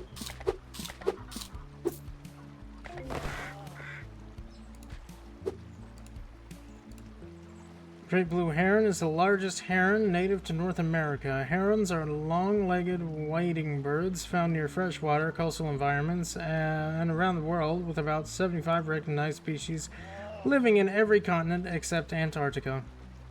Like other herons, the great blue heron flies with its neck folded into a tight S shape and its long legs trailing behind. These birds hunt by standing silently in shallow waters before striking quickly at fish and other aquatic animals with their sharp bills. Great blue herons live along wetlands, rivers, lakes, and coastal shores across most of North America and Central America. The species is closely related to the gray heron, and the two share many similarities. Oh.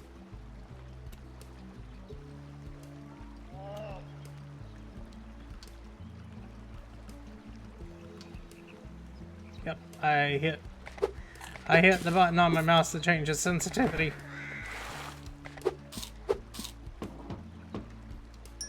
I didn't mean to hit it.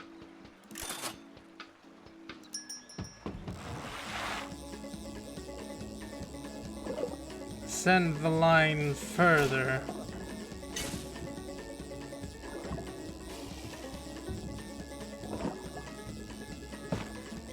Eel.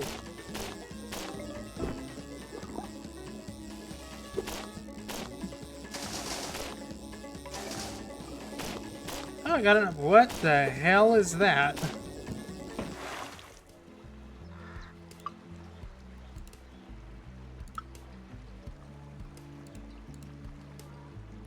Sonar receiver. American eel. Freshwater eels are ray-finned fish belonging to the family Anguillidae. These long snake-shaped fish live most of their lives in rivers, lakes, and estuaries before migrating to the ocean to spawn. Unlike marine eels, they have tiny scales embedded. Okay, weird with that. The American eel is found along the eastern coast of North America, from Greenland and Canada to the Gulf of Mexico. Its young hatch in the Sargasso Sea and drift across the Atlantic before entering rivers, lakes, and estuaries along the continent. Sonar receiver. A clear-wake passive sonar receiver used to listen for underwater sound activity. Unlike active sonar, it does not emit a pulse, but detects sonar signals and other disturbances moving through the water.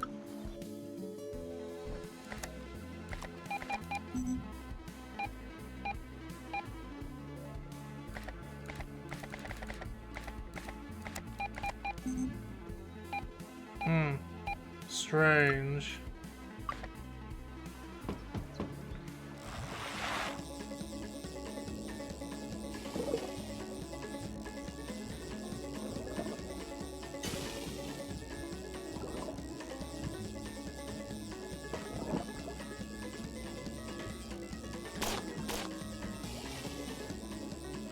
Catfish!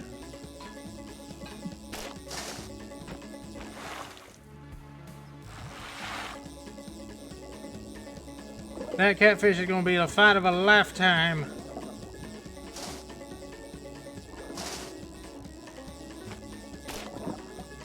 And it will be glorious. Oh my god, it's a tiny rat.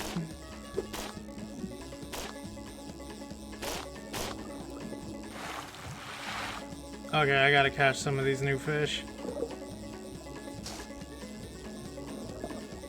I'll just keep sending the line down there.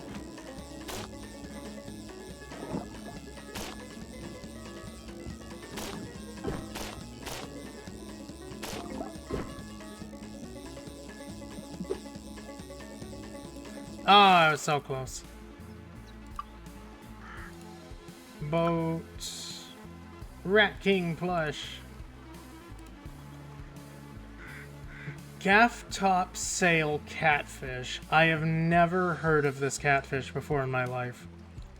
Sea catfish are marine catfish found in warm coastal waters around the world. They often live near shorelines, estuaries, river mouths, where they can tolerate both saltwater and brackish conditions. Like other catfish, they have whisker-like barbels and used to detect food. The graft top sail catfish is found in the western Atlantic Ocean, including the Gulf of Mexico and the Caribbean Sea. It is named for its tall sail-like dorsal fin. Unlike many catfish, it feeds throughout the water column and is known for its venomous spines, and for the males carrying the eggs in their mouths until they hatch. Oh, that's neat. Okay, bye, Aster. Have a wonderful day. Rat King plush. Small plush toy depicting a strange creature known as the Rat King. Despite its tame appearance, the name refers to a disturbing phenomenon where tales of multiple rats become intertwined. Thankfully, this version is less unsettling than the real thing.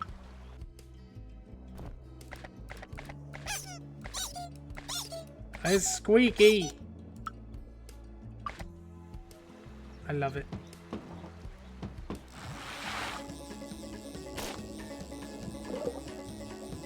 Okay, I think I need to, like, get a hook upgrade next.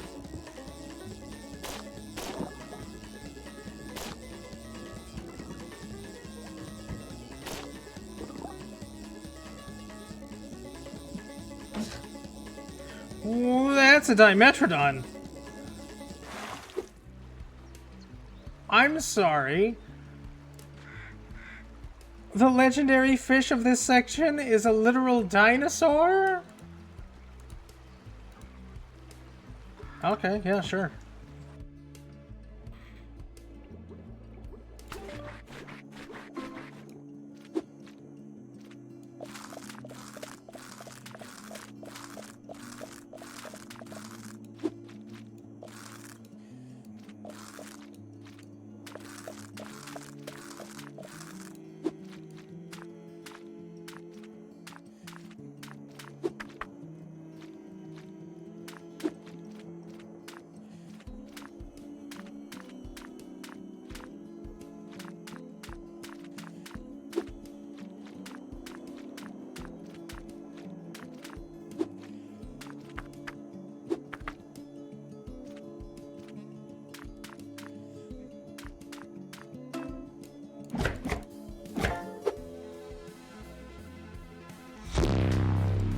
Oh my gosh, it's Moby!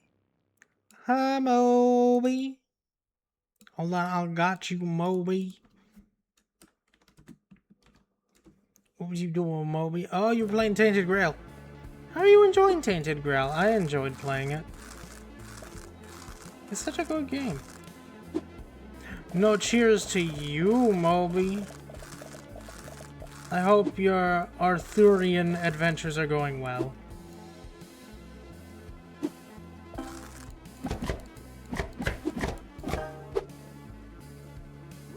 That's good. It is a very good game.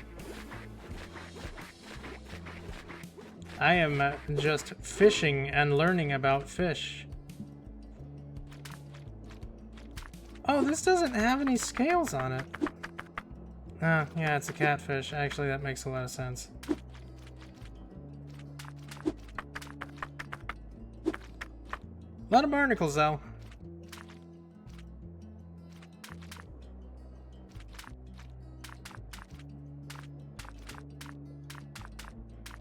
But I hope you're having a wonderful day, Moby.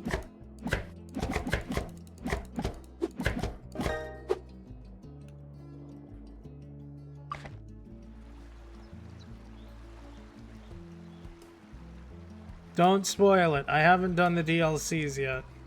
I need to do the DLCs.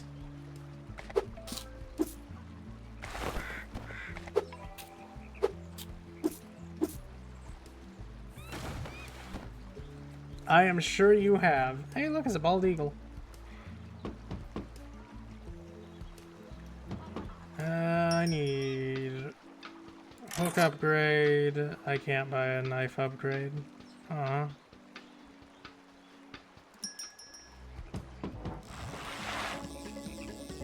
I've been kind of lazy. I've been working on a secondary playthrough of it, but I've been kind of lazy and I haven't been playing it much lately. Yeah, I saw that. I haven't done much with it. But I know it exists.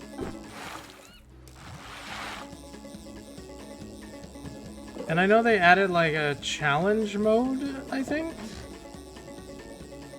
Pretty sure?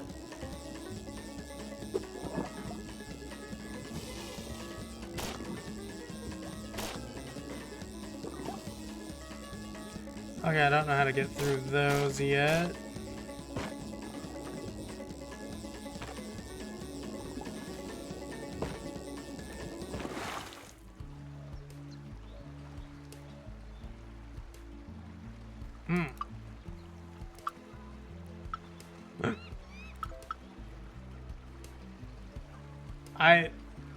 I'm gonna say it.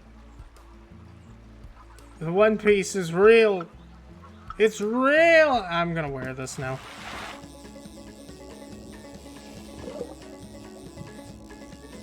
Man, I haven't watched One Piece in a while. I need to watch it again. It's been a bit.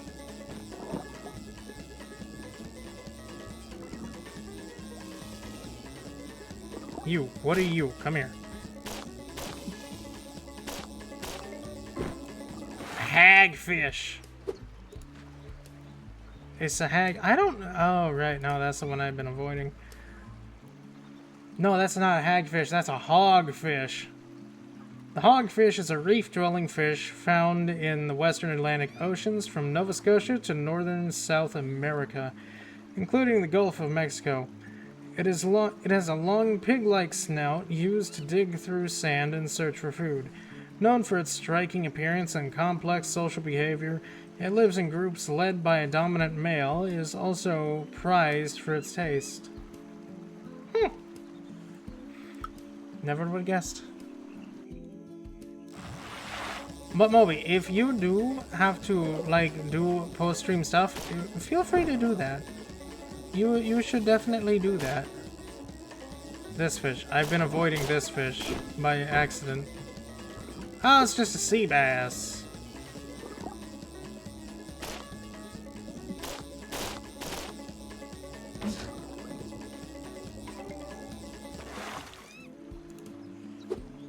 That is not the fish I am after. Sea bass are marine fish commonly found near the seafloor and coastal waters. They often live around reefs, rocky areas, wrecks, and other underwater structures, where they hunt small animals and shelter.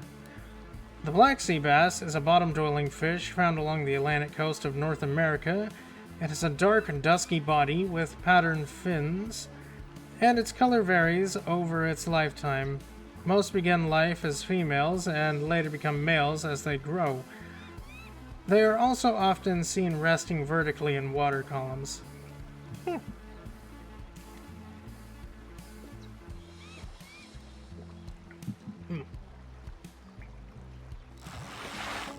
I've been reading too much. My throat is getting sore. Oh well. Nothing I can do about it. I gotta learn the lore.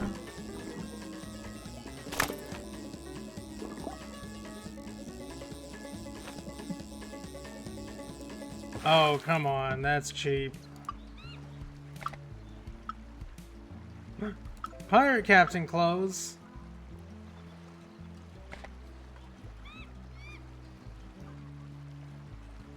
The One Piece is real! Okay, I'm gonna shut up now.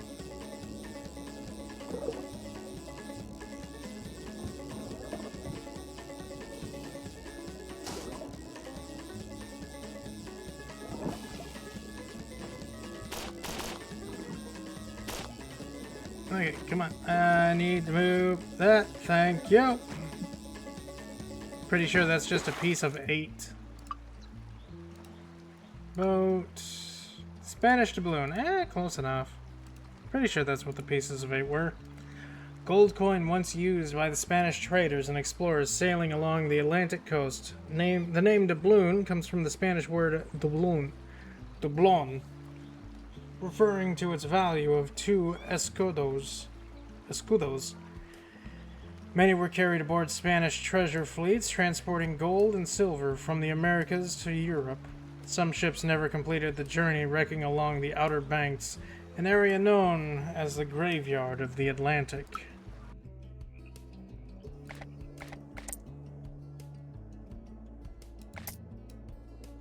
Neat. Okay, Mr. Bald Eagle, I'll feed you now.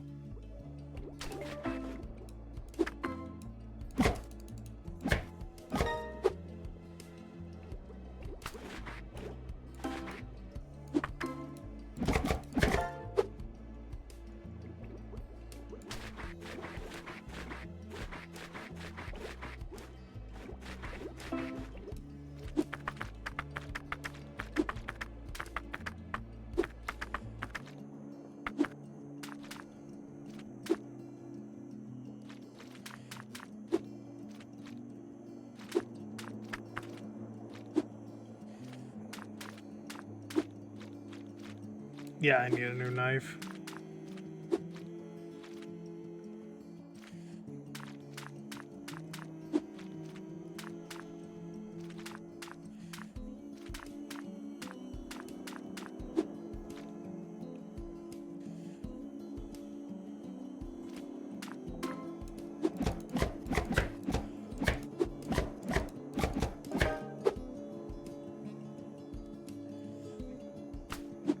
Oh my god, it's glorious. The hogfish.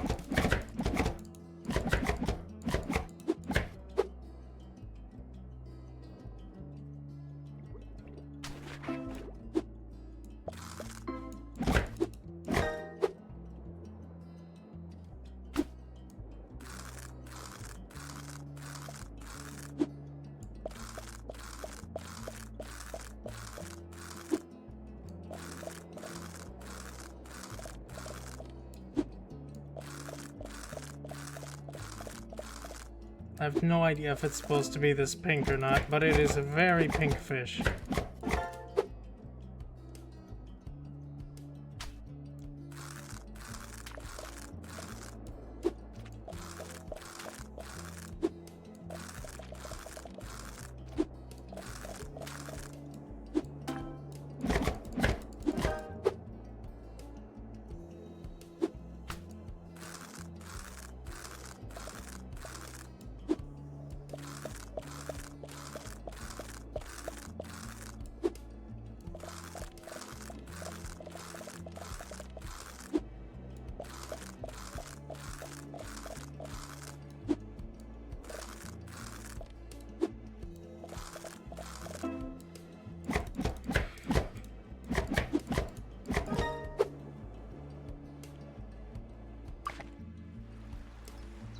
Here you go.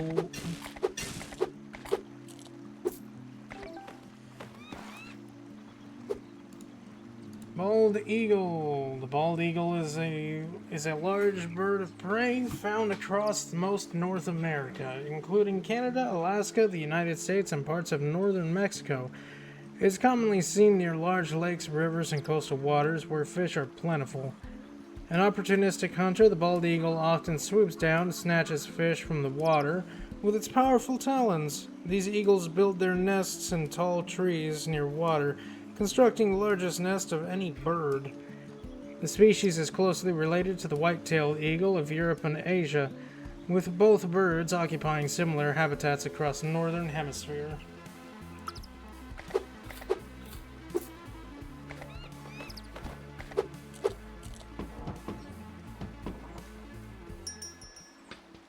New knife. The Bowie knife. Oh, I get a cutlass next. Neat. A large fixed blade knife with a distinctive clipping point, popularized in the 19th century America. The design became famous after frontiersman James Bowie used a large knife during a violent sandbar fight of 1827 in the Mississippi River. Bowie and his knife became widely known afterwards, and he later died at the Battle of the Alamos. Since then, the term Bowie knife has come to describe a wide range of large fighting and hunting knives. Oh, that's cool. I didn't know that.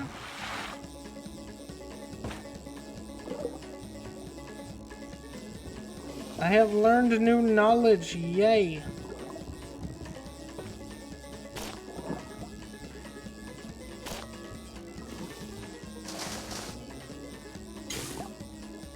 I didn't want to be zapped.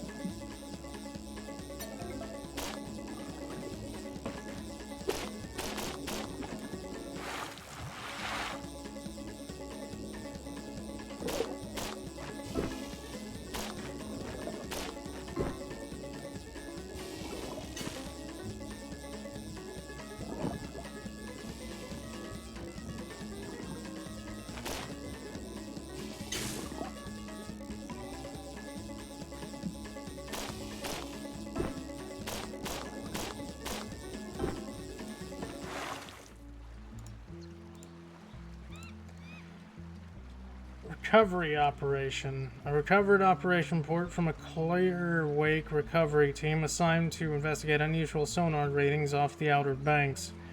Powerful Atlantic storms and shifting shoals along the North Carolina coast have left debris and shipwrecks scattered across the waters, where they may remain for centuries. Operation Port, Field Lead Donna Porter, October 24th, 2035. I mean, we're a robot, so I don't know how far in the future we are. The specimen was located within the debris of an old shipwreck after several sonar pulses were detected from its immediate vicinity. It was then secured for transport. The sonar profile bears a striking resemblance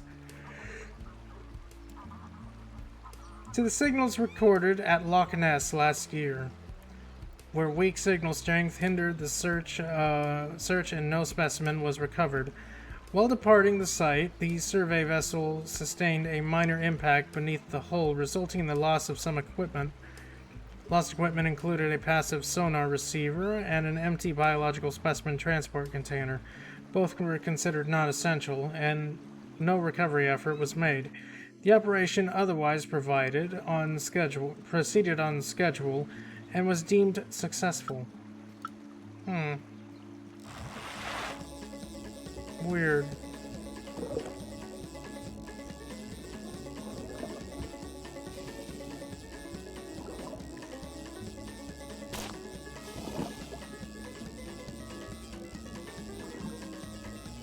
Oh, I see it.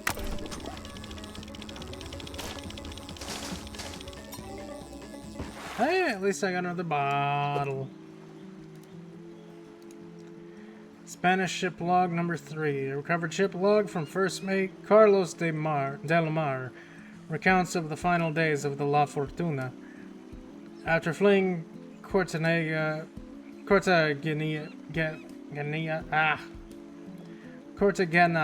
and the abandoning refuge in Havana, the desperate sailors pushed north in search of safety. Approaching what is now Outer Banks off North Carolina, they find themselves trapped between relentless British pursuit and the rising fury of the sea. The narrow banks, the log of first mate Carlos del Mar, aboard the La Fortuna, August 24th, 1741. We have been running for weeks, but there is no escape. The British, their flag, is a constant reminder of our doom. Our provisions run dry, and each man is allowed only 2 rations a day. Our guns are few, and what little ammunition remains won't hold them off. The men grow weaker with passing hour, and some are scarcely fit to climb the rigging. To lighten the ship, we were forced to cast supplies and gear into the sea. Necessity left us little choice. I keep my family relic well hidden. That small dark stone marked with blue. I dare not let others find it and cast it overboard. I see nothing on the horizon but darkened clouds. The sea grows rough. The sea grows rougher and the sky angrier by the hour. To the west, I can make out a thin strip of land separating us from the mainland. It feels as though we are being funneled toward it, with no hope of escape. Unfortunate.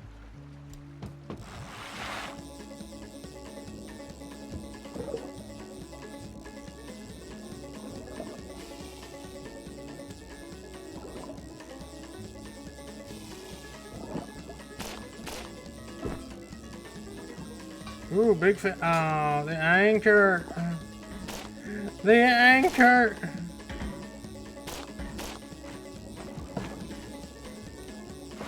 There's something down there.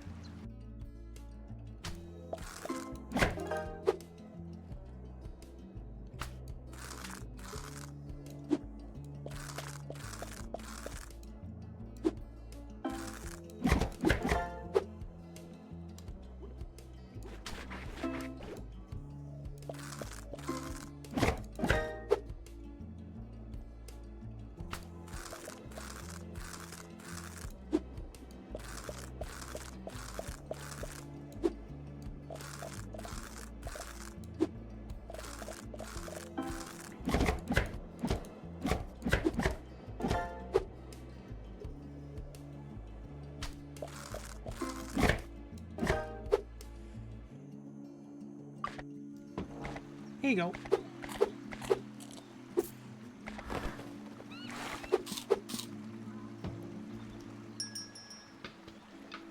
I can't buy anything. I need to spam fish.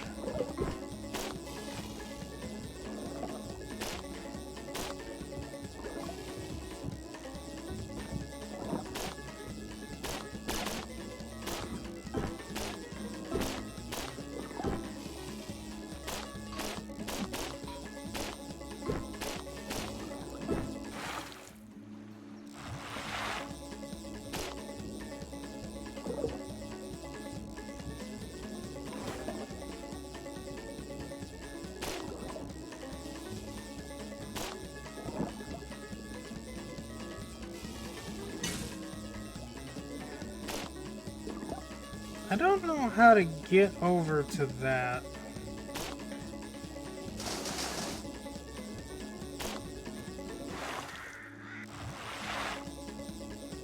And if I go far over here?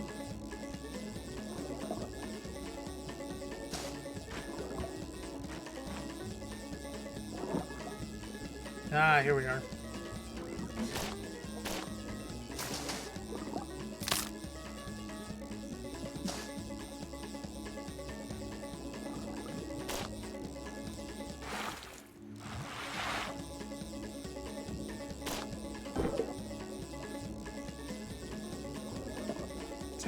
Quicker way through, at least. Break that, break that. Last bottle. Oh, there's the Metrodon.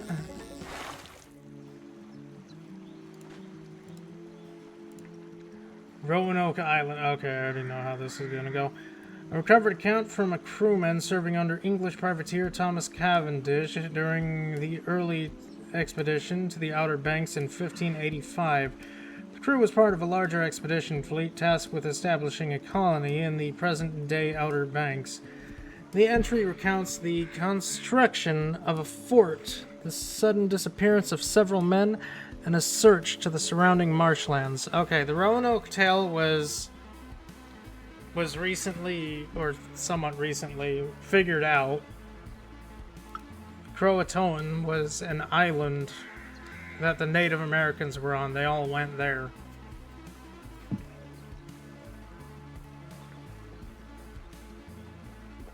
Or some other similar thing about that.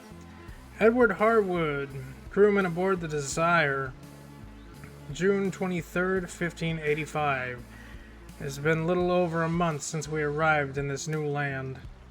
It took a fleet of 7 ships and hundreds of men, but we believed we had tamed this frontier.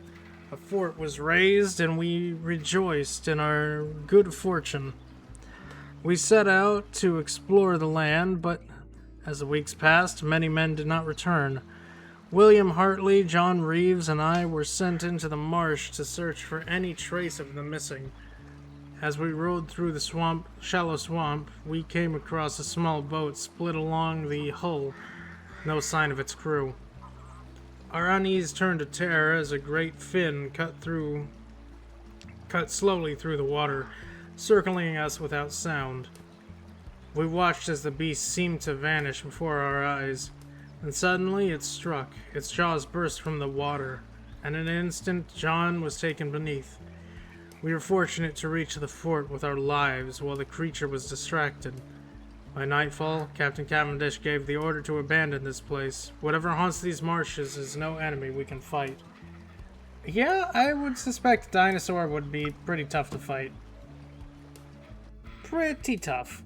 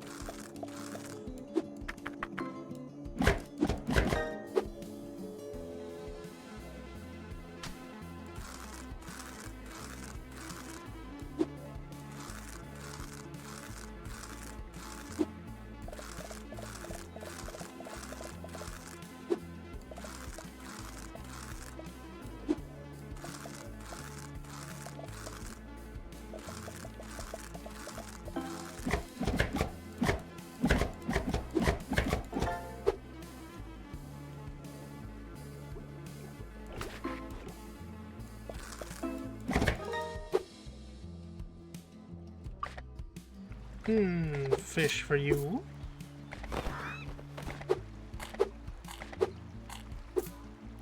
And we have a spotted eagle ray. Here you go, have snacks. Wasn't enough snacks.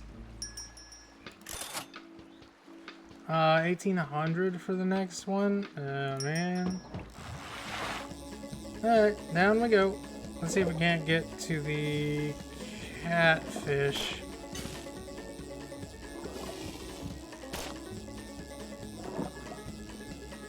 We got to the Dimetrodon.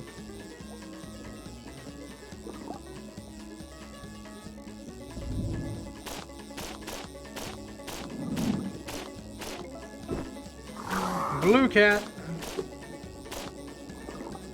Oh fuck! If I didn't go for that catfish, I probably could have gotten the Dimetrodon. We can do that. We can get him.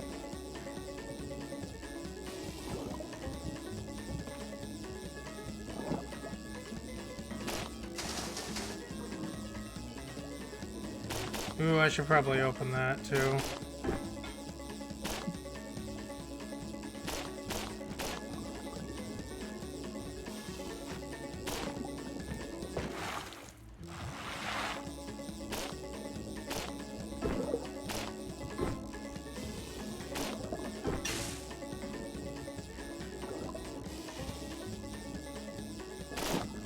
Getting electrocuted is not helpful.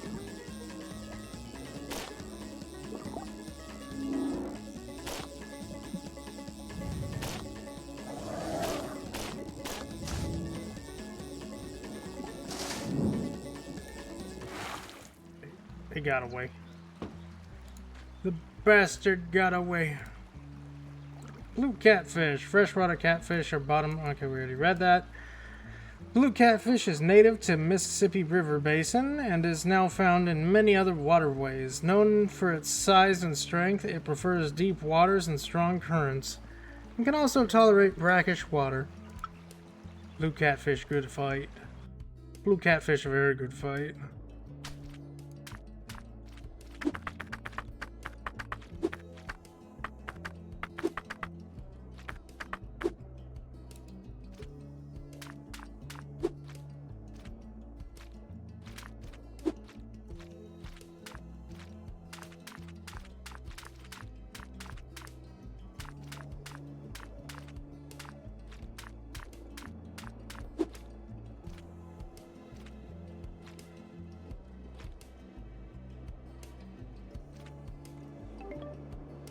Come on, come out.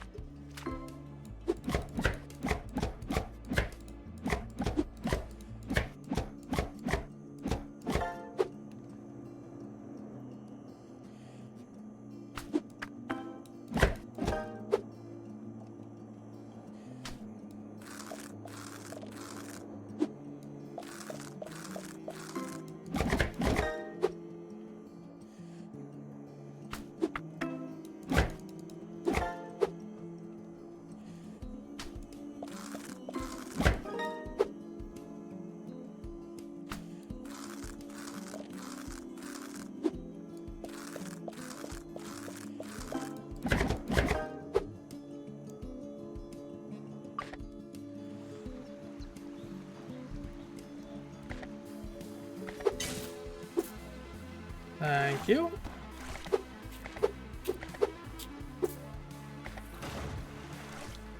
Ooh, new thing.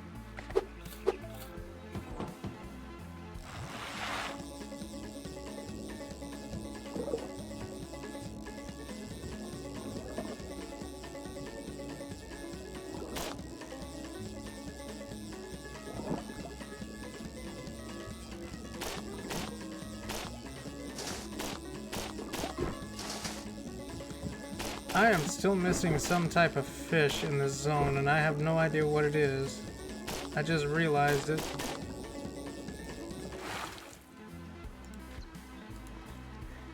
Customer, blue spotted eagle ray. The spotted eagle ray is a large ray found in tropical oceans around the world, including Atlantic, Pacific, Indian, and Indian Ocean. It is often seen swimming gracefully through the coastal waters and coral reefs, usually alone but sometimes in small groups. These rays are easily recognized by the white spots scattered across their bodies and their long whip-like tails. Spotted eagle rays can grow up to 5 meters in length and weigh up to 230 kilograms. They're also known for their dramatic leaps from the water, sometimes launching their large bodies completely into the air with their long tails. Their long tails may carry several venomous spines used for defense.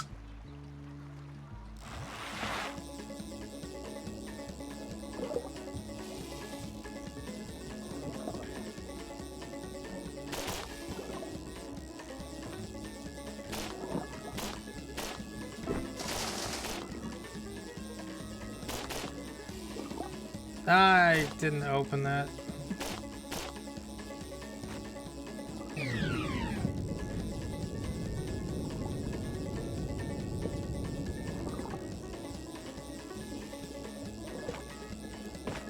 Okay, I need to get down to that section. Because that's where Needle-Nosed Gar is.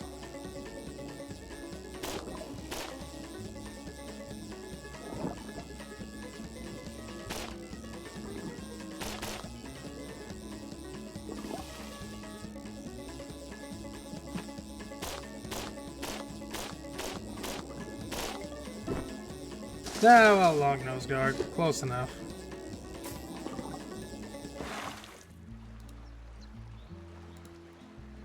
Long-nosed gar. I'm still missing this fish. Gars are long, predatory fish found in fresh waters and coastal waters of North America. They have elongated bodies covered in hard, armor-like scales and long jaws filled with sharp teeth. Ancient in origins, gars are ambush predators that often remain motionless before striking prey.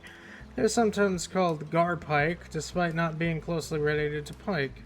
The long-nosed gar is found in fresh water and brackish habitats across the eastern central United States. Recognized by its exceptionally long, needle-like snout, it is often found in rivers, lakes, and swamps.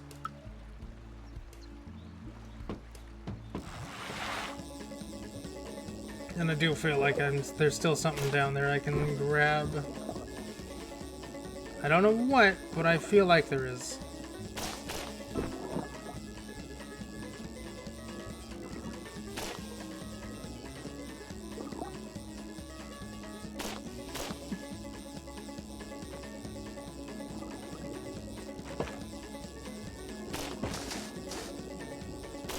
Or not, and I'm just crazy.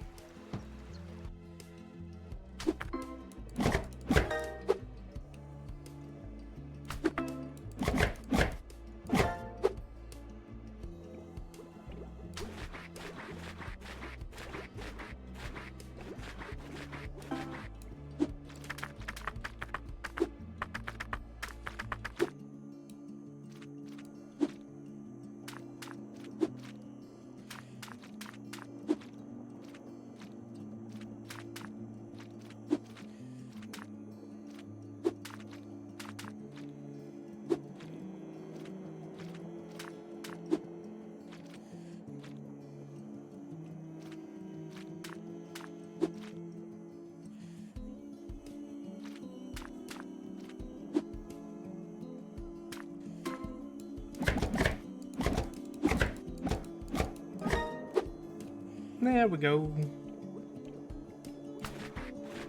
Now to do it again.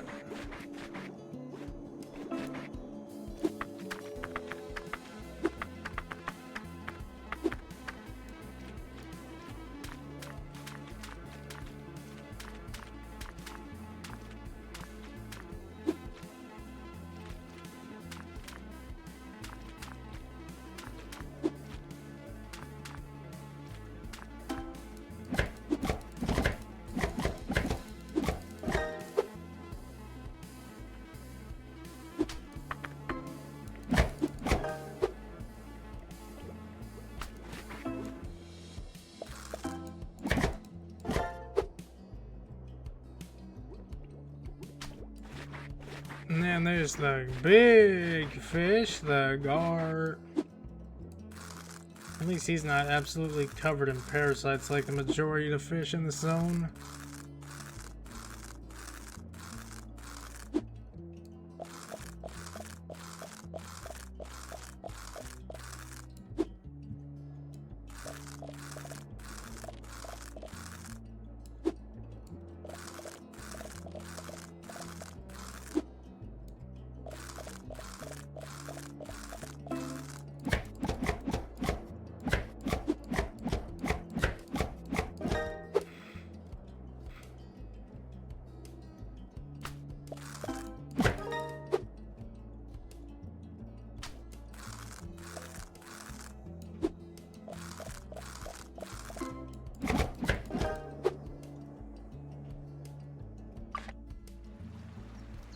Here you go, food for you.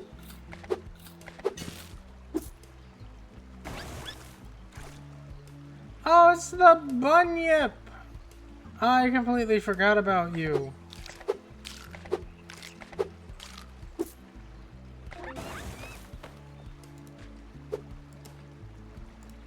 The bunyip. The bunyip is a creature from Aboriginal Australian folklore, said to inhabit swamps, rivers, and billabongs. In these waters, it is often spoken of as dark spirit or devil of the deep. It is heavy-bodied animal covered in thick fur, said to dwell in murky swamps and slow-moving waters, rarely revealing itself fully above the surface. Its presence often marked by sudden, unnatural stillness.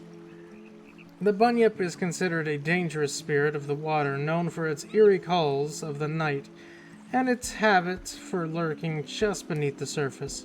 Stories of the bunyip were often told as warnings, reminding children to stay away from unsafe waters. Okay, so what is that and what is that?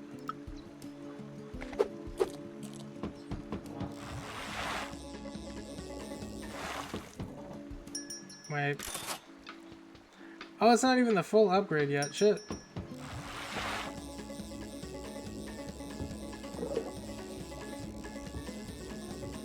Well, I can definitely go much further.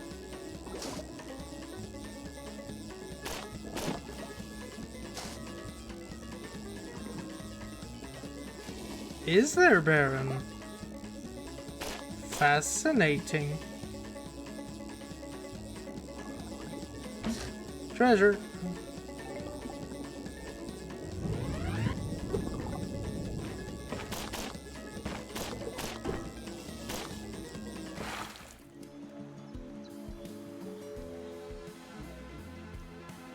Aren't they all? New boat, a pirate ship. Wow. Low expectation.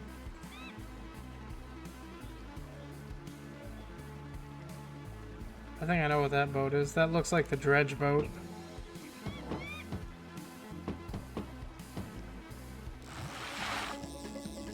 I'm gonna go back over here. See if I can't open up the path.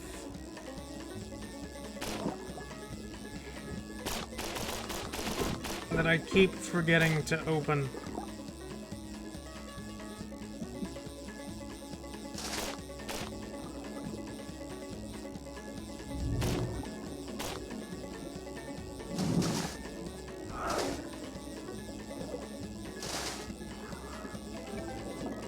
Still failed to open it.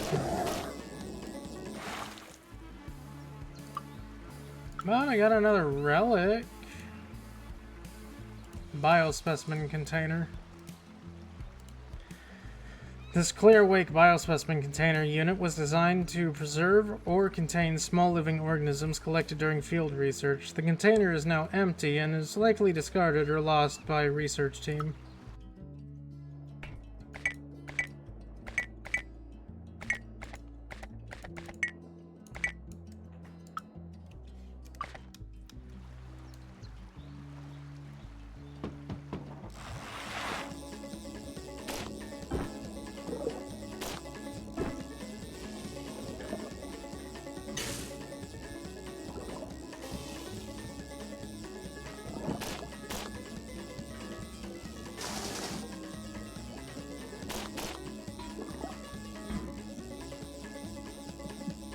Oh, no, I took a wrong turn.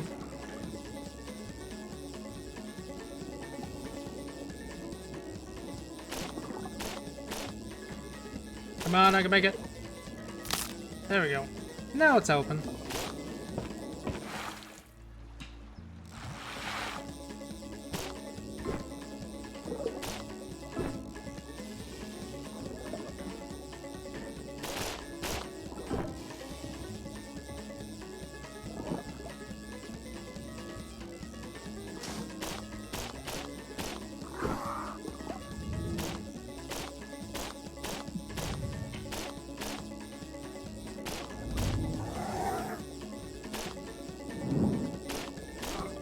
Oh my god, I got it! That looks like it crawled out of another age. Nice catch. You're getting the hang of this. I got the Dimetrodon! Woo!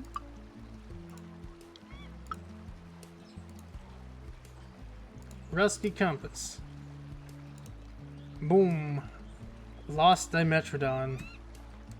A prehistoric sailback predator from a time lost long before the dinosaurs appeared.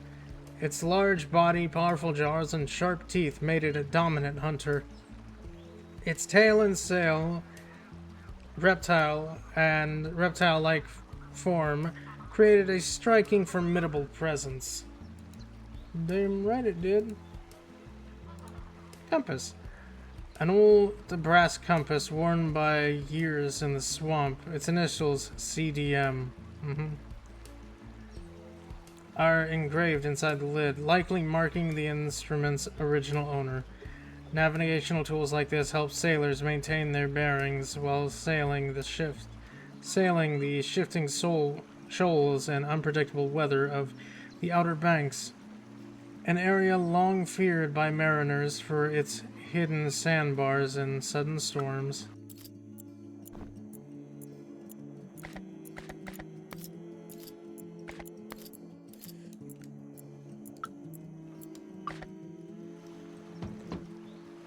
Okay, so I need to chop him up. Oh, right.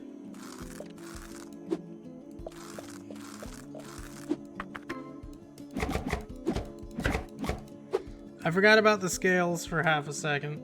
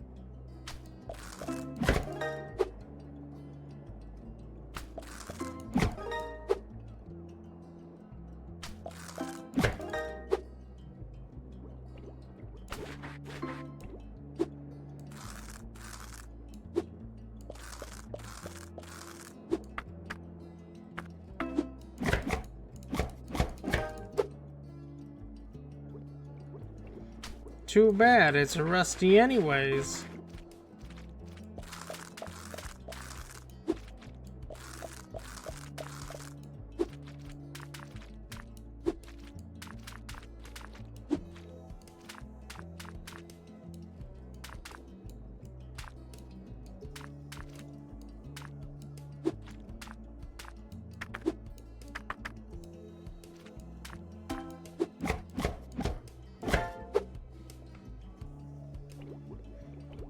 There he is, the big boy. Oh, I clicked off the screen.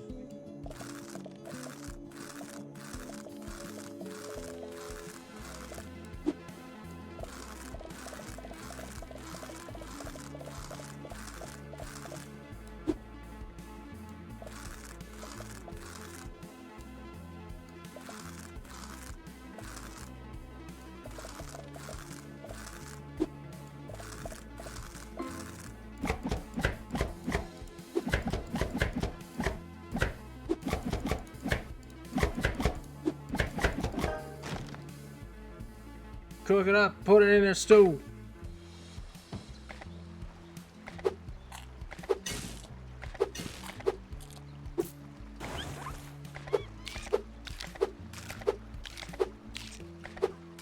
You are one greedy creature.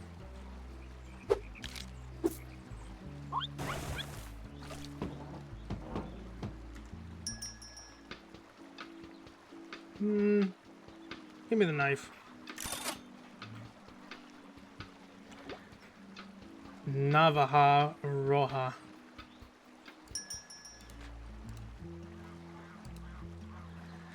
Navaja Roja. Okay, bye, Baron. This traditional Spanish folding knife was once carried for everyday utility and self-defense. The name Navaja comes from the Latin word for razor, reflecting its earliest... Razors, shaving, large razors. Okay, so we've already had this one.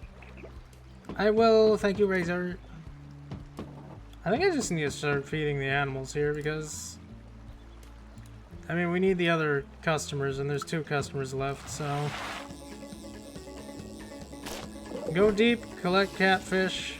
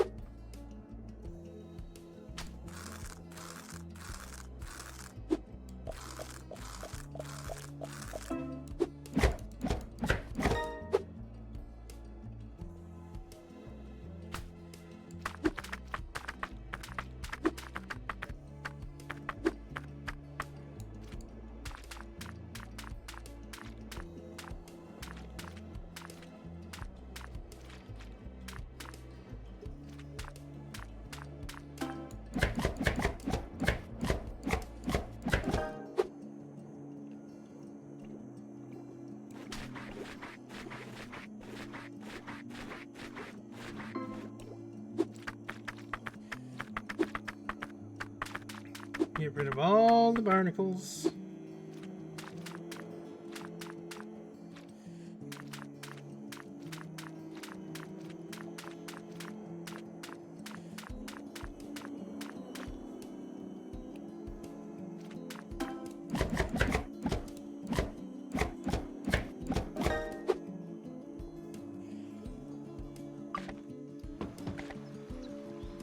Okay, now we're gonna have the next one, which is... Oh, it's just an alligator. We got the bunyip last time. No, we just have a normal alligator? Okay. No offense, but... Still.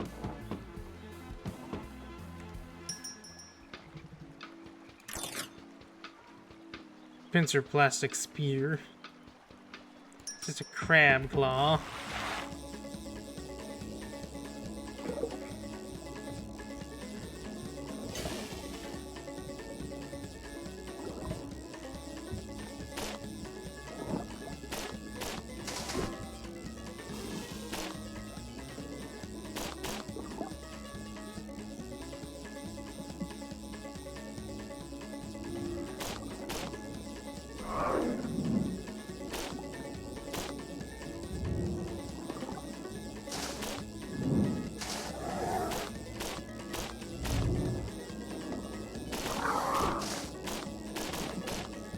The Dimetrodon has been claimed again.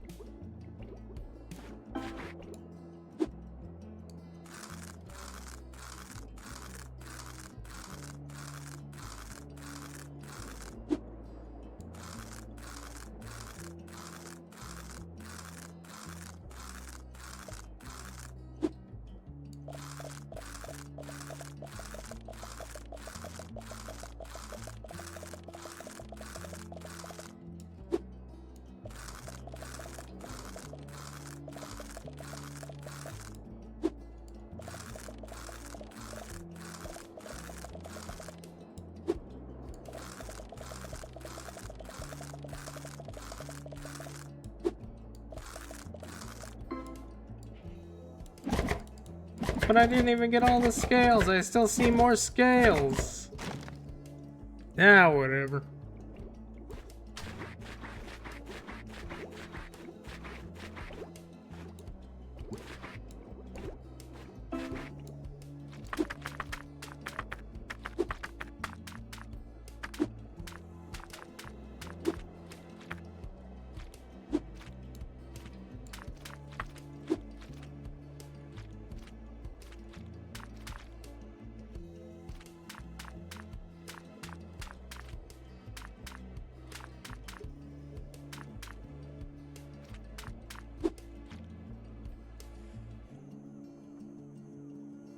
Come on.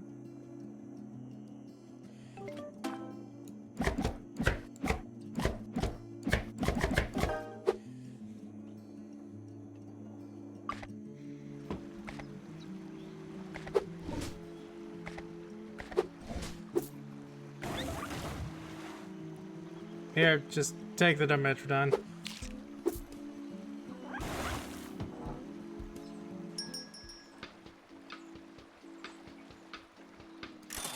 Machete.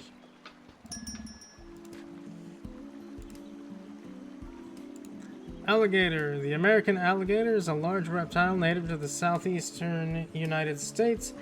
It lives in rivers, swamps, marshes, and wetlands throughout the region.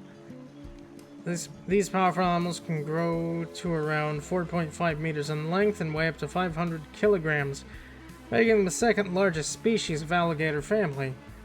Alligators are an important part of the ecosystem. By digging depressions known as alligator holes, they create small wet and dry habitats that provide shelter for many other animals during dry periods. The machete.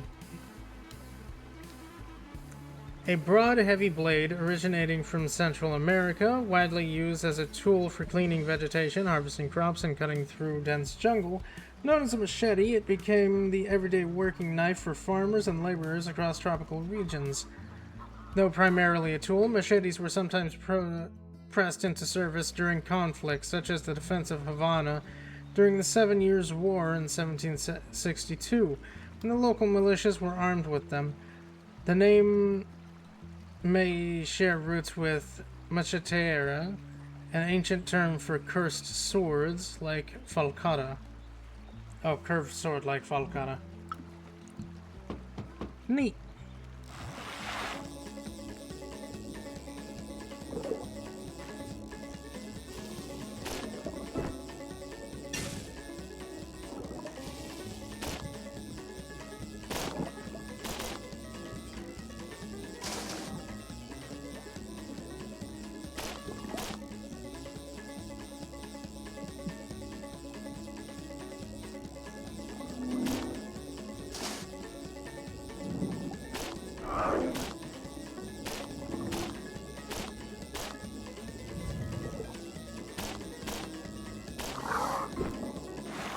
We got it again.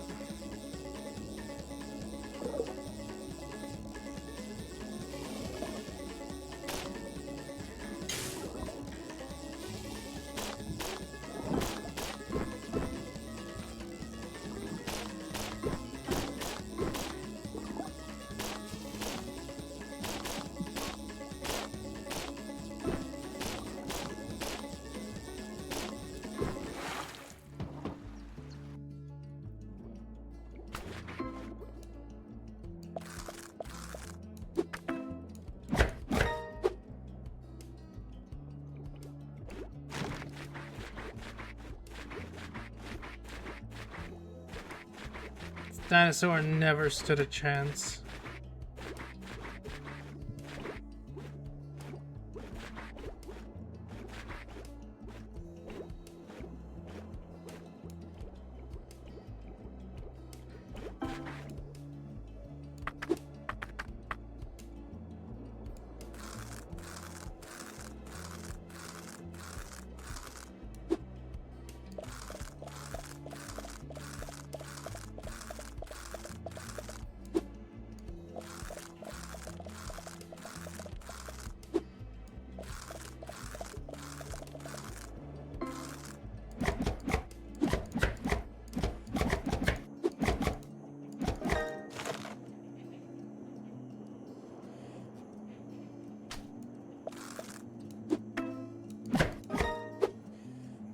Chop them all up.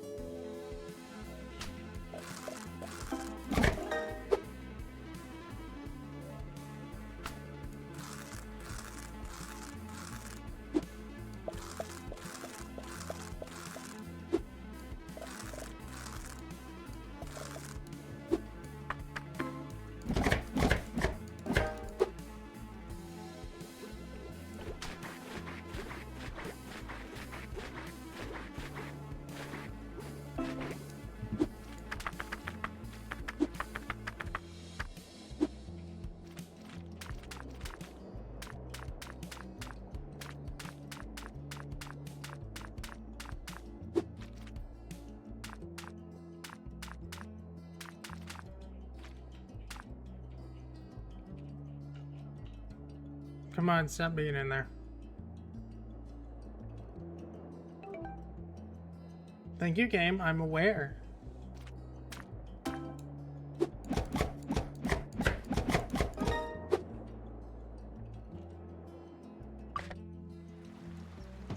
Alligator, I give you food. I'm not gonna give you the Metrodon instantly. That's dumb.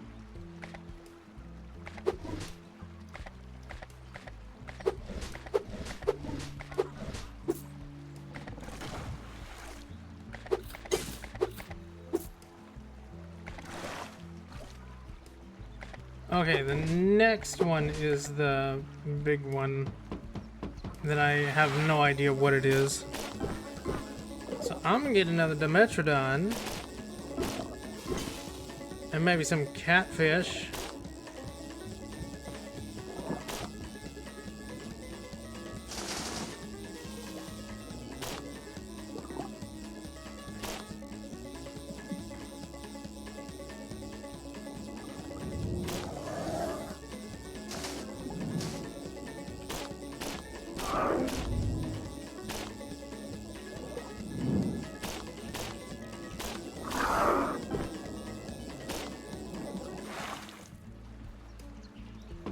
Then I'm just gonna chop it up.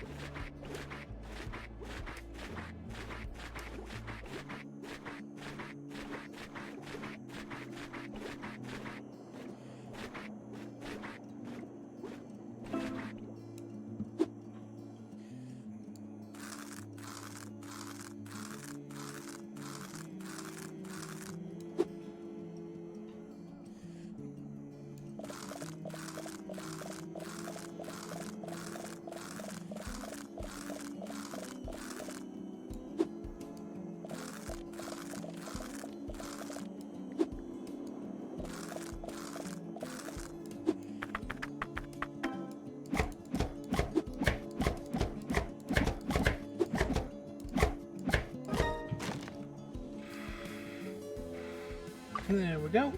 Let me just give you...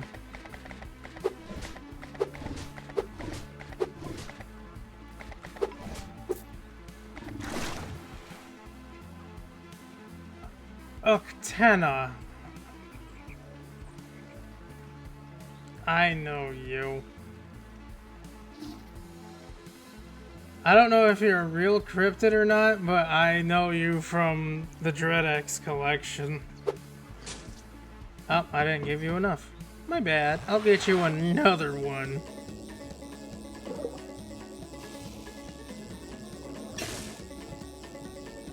Was it the Dread X collection? I know it was one of those horror games, series, system stuff. Might have been the Dread X.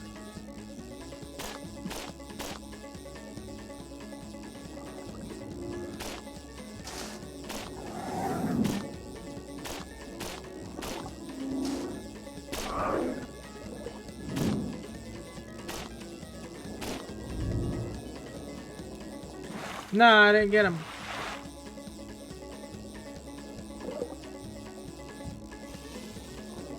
He was too squirrely. I hate that fucking jellyfish. I'm not gonna lie.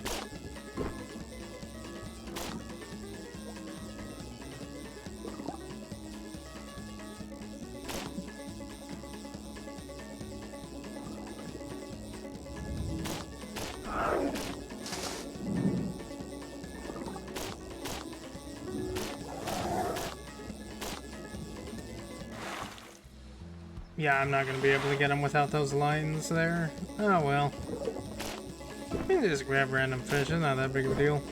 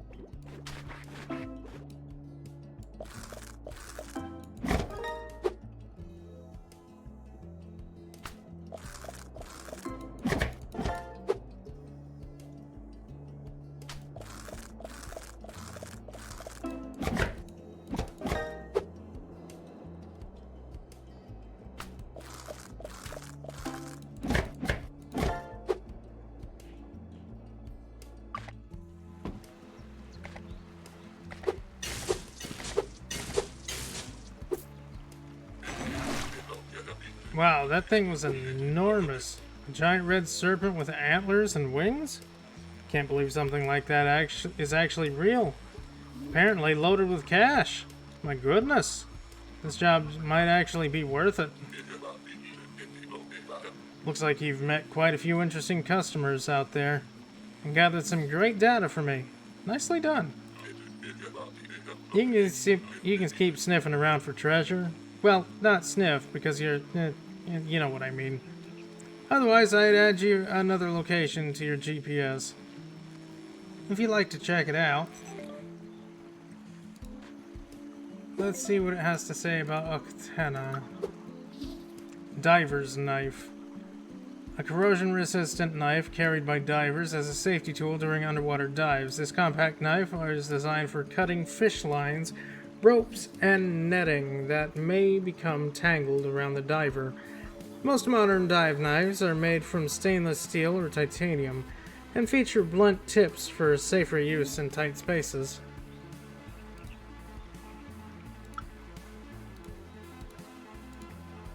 Customer Octana. The Octana is a powerful horned serpent from Cherokee mythology. Oh no, it's from Cherokee? Really? It is described as a massive snake with wings and antlers of a stag. It is said to inhabit rivers, mountains, and deep forests where it grows to an immense size. The Octana is a benevolent creature said to hold strange power over animals, guiding them away from danger and protecting both wildlife and people from harm. However, it is said to bring harm to those who disrespect nature or seek its power, serving as a warning to living in harmony with the natural world. Similar horned serpent tails appear in other cultures as well, including the Nahuatl people of the now Mexico, where beings such as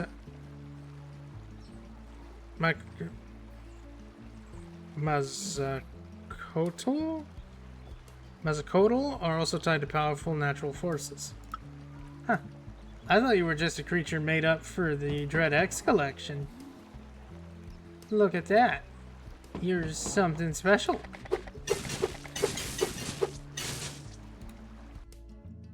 Alright, where are we going next? Pacific Ocean, Point Nemo. The most remote point in the ocean, far from any land.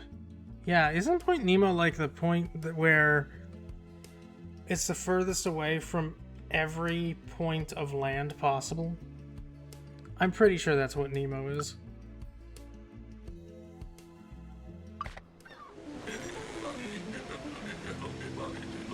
You've reached the middle of nowhere. That's Point Nemo for you. Nothing but ocean as far as the eye can see. Everything else feels small in comparison. But don't worry, hungry creatures will still drift your way. I always thought this place was nearly devoid of life, but I came across a few papers from about 60 years ago suggesting something has changed. Turns out the research was never published. The fish are built different in the open ocean. You need to replace some of your gear if you want to catch and prepare them. I got a new knife and hook for you to start with. You're quite the expert at the job now, so I'll leave you to it. I'm looking forward to seeing what you manage to uncover out there. Seagull! First off, I have no idea what that is. That's a sunfish. That might be a berserk sword.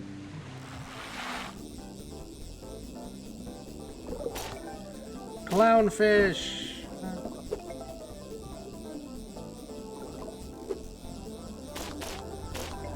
Blue tang.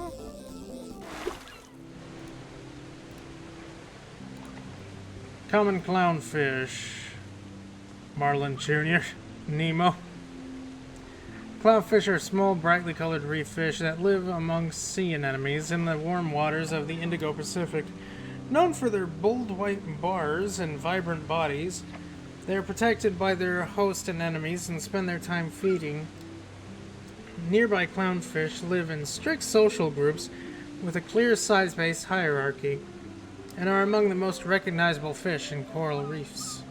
The common clownfish is found across the Indo-Pacific, especially in the eastern Indian Ocean and western Pacific.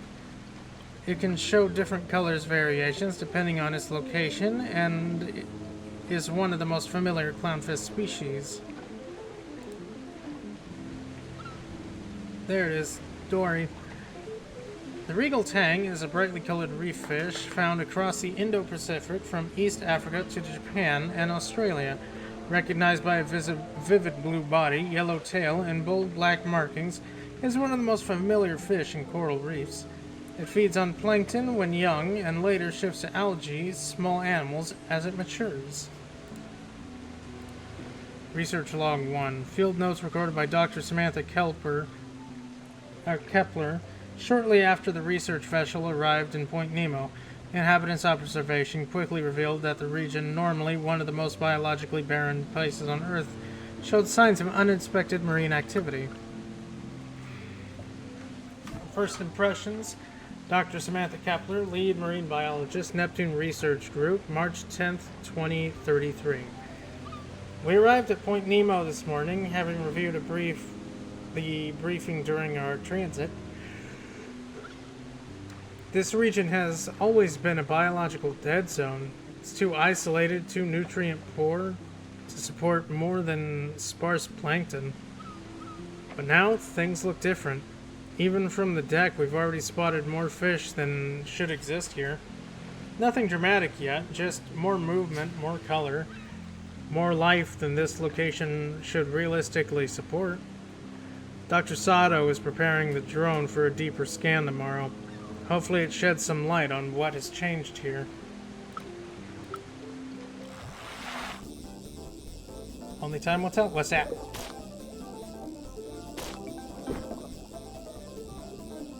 Sea mine!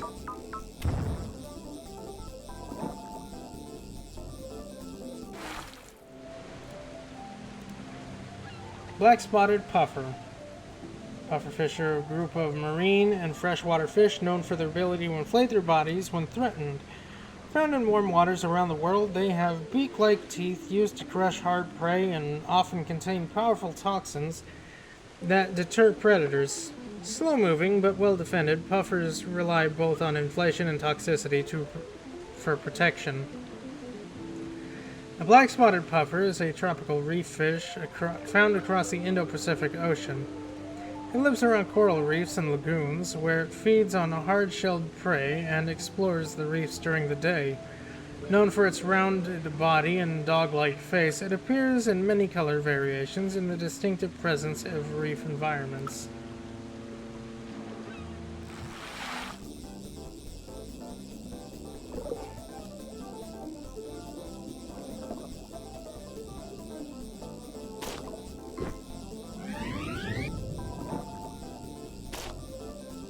Ah, I almost got it.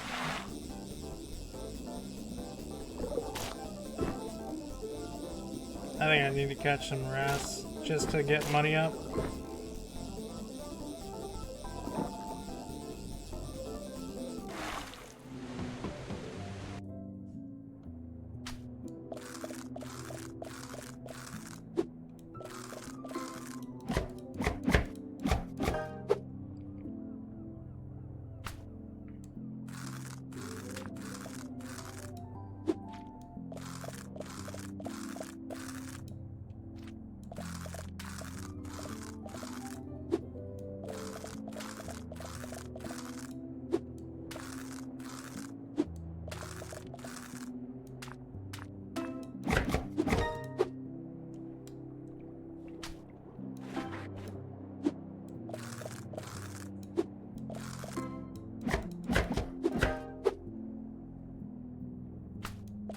You just turn them into drumsticks.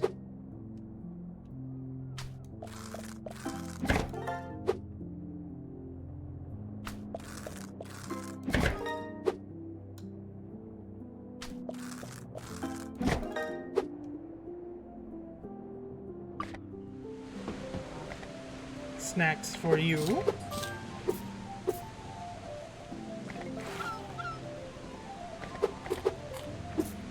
Hawkbill sea turtle. Seagull.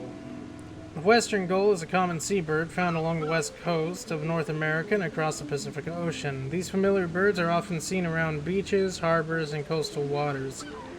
Though not especially large, western gulls can reach a wingspan of 144 centimeters, typically weigh just over a kilogram.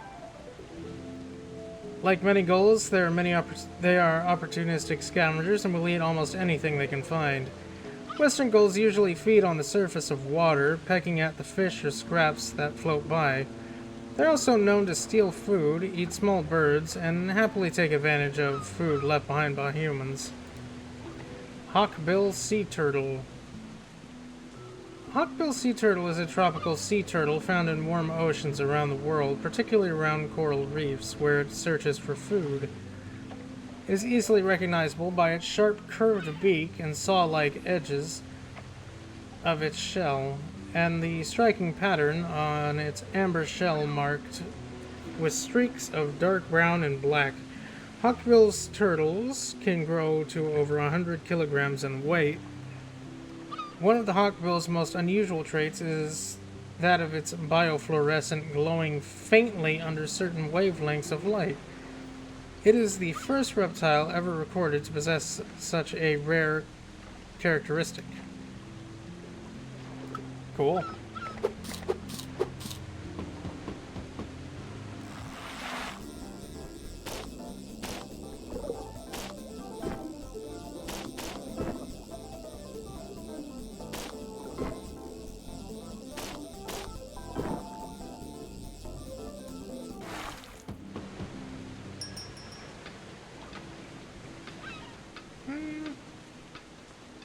Yeah.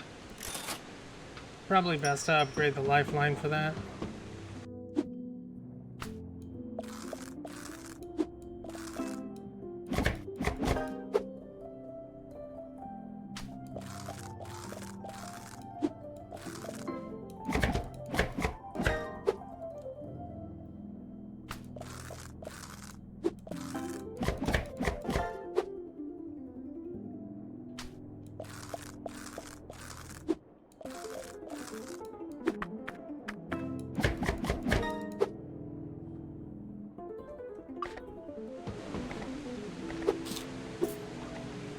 Money, please.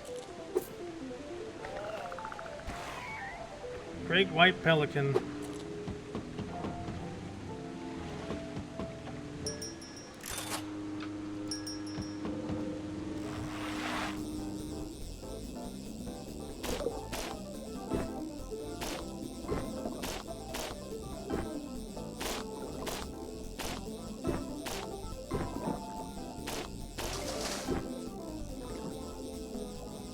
Moorish idol.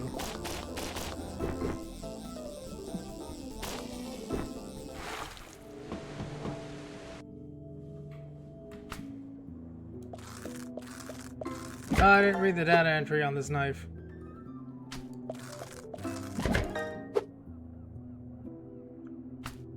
Is it a Ginzo knife? I hear it's sharper than a lightsaber.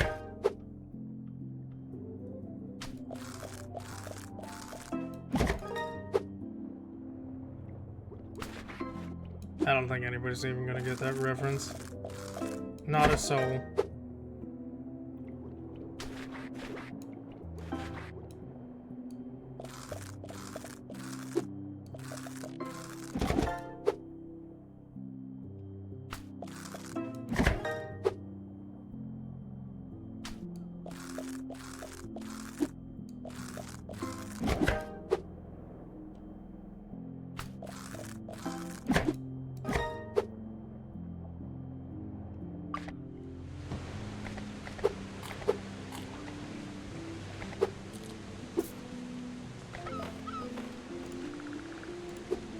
The Moorish idol.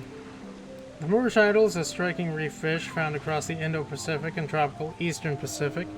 It has a tail, oval body with bold black and yellow bands, and a long flowing dorsal fin, often seen alone or in small groups. It feeds mainly on sponges and small invertebrates, and is known for its distinctive appearance and graceful movement. Great white pelican. The great white pelican is one of the largest species of the pelican and among the most widely distributed. Pelicans are large water birds, recognized by their long bills and expandable throat pouches, used to scoop up fish from the water.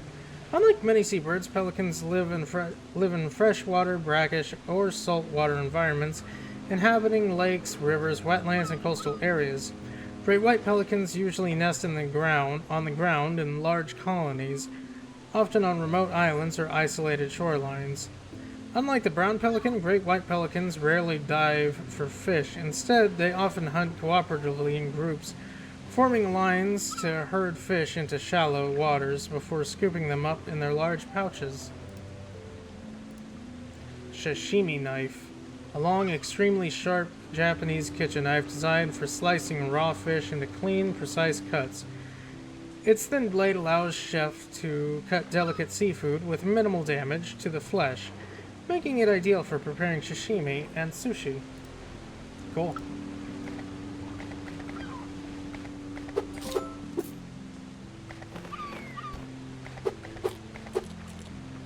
Our next customer is a dolphin. It's a bottlenose.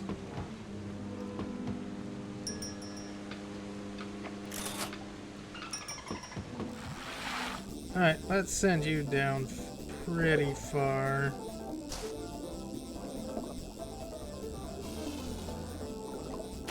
Triggerfish.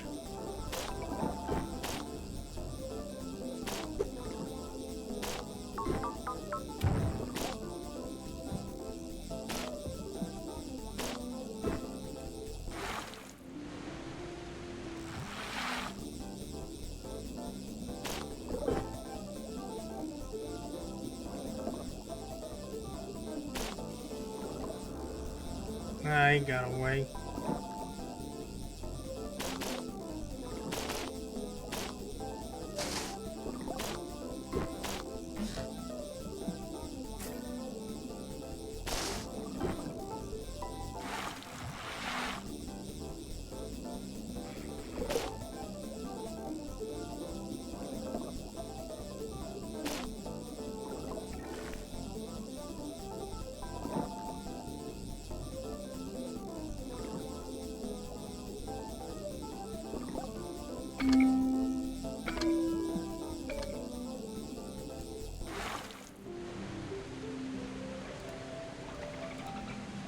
Titan triggerfish. Triggerfish are colorful reef fish found in tropical and subtropical oceans around the world, especially in the Indo-Pacific. They're commonly seen around coral reefs and coastal habitats, where they use strong jaws to feed on hard-shelled prey. Known for their unique dorsal spine mechanism, aggressive behavior, triggerfish are well adapted to life in the reef.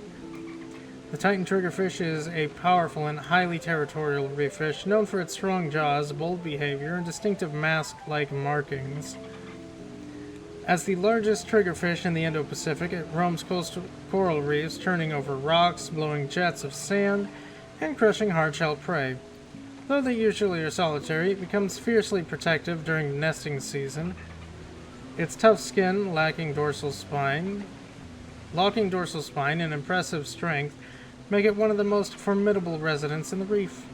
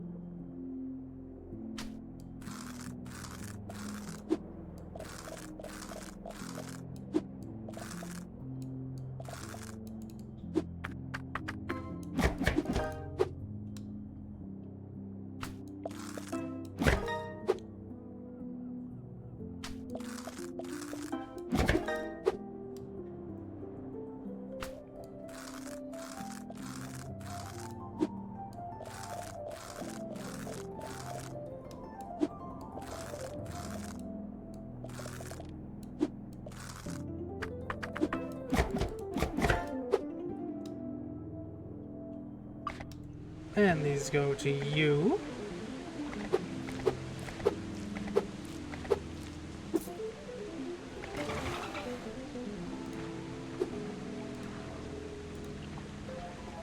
The bottlenose dolphin is one of the most recognizable dolphins in the world. Found in oceans almost everywhere except Arctic and Antarctic, these intelligent marine mammals can grow up to 4 meters in length, usually weigh around 300 kilograms, with lifespans that can reach up to about 40 years. Bottlenose dolphins are known for their remarkable intelligence and complex communication. They use a wide range of whistles, clicks to communicate, and have been observed using tools, sometimes placing marine sponges over their snouts while searching for food on the sea floor. They are also highly playful animals. In some rare observations, dolphins have been seen passing pufferfish between one another after provoking the fish to inflate, possibly using a small amount of the toxin released as a mild intoxicant. Okay, yeah, they do that. They definitely do that.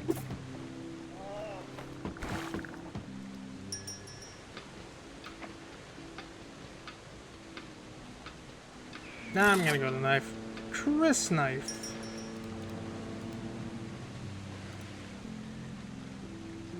A distinctive dagger from Southeast Asia, known for its wavy blade and deep cultural significance. Called a kris, the weapon emerged around the 14th century in the Javanese kingdom of Mahapotit.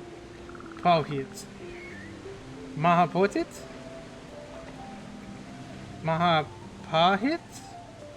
Though earlier daggers forms appear in regional art centuries before, other times the kris spread throughout the Indonesian archipelago and neighboring cultures, including the Malay Peninsula and the Philippines, a part of the Thailand and parts of Thailand. Many blades were forged from layered metals and created intricate patterns along the steel, and kris were often worn daily as both a weapon and ceremonial symbol. Oh, that's neat.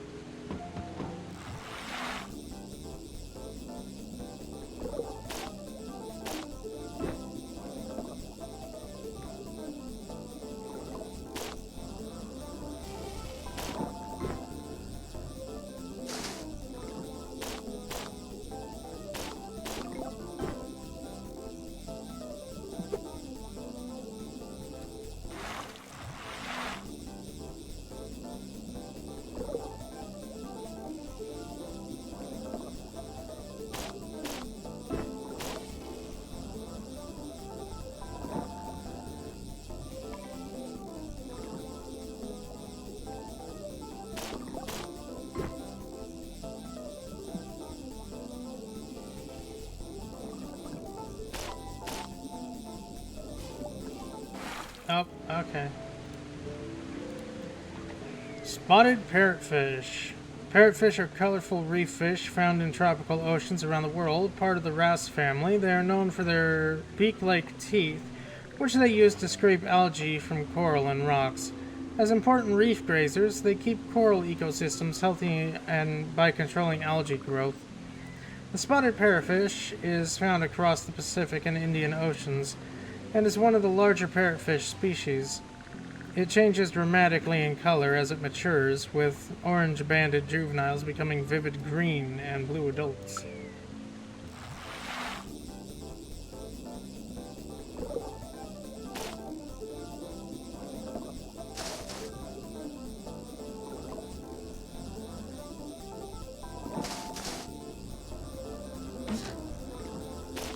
Money.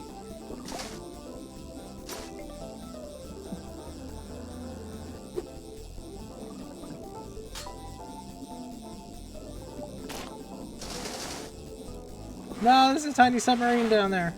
I want it.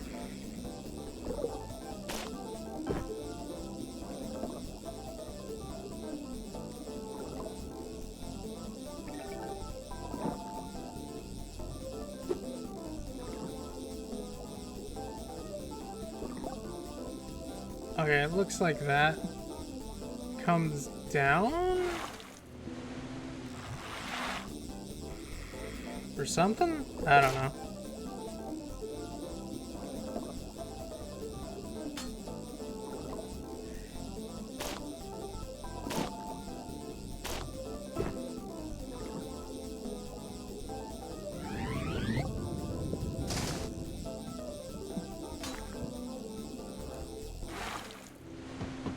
Might as well just chop these up.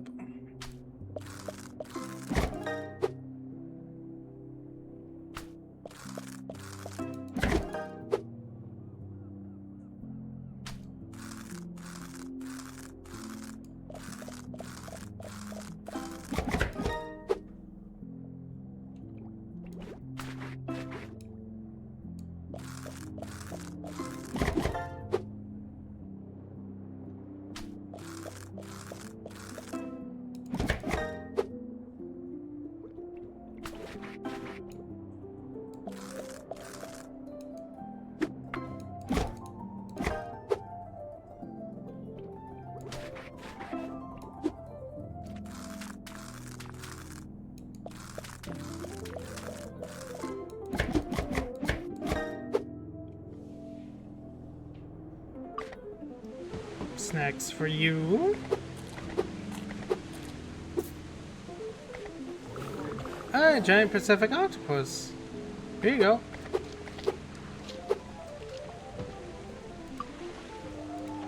Boat, add-ons, toy submarine.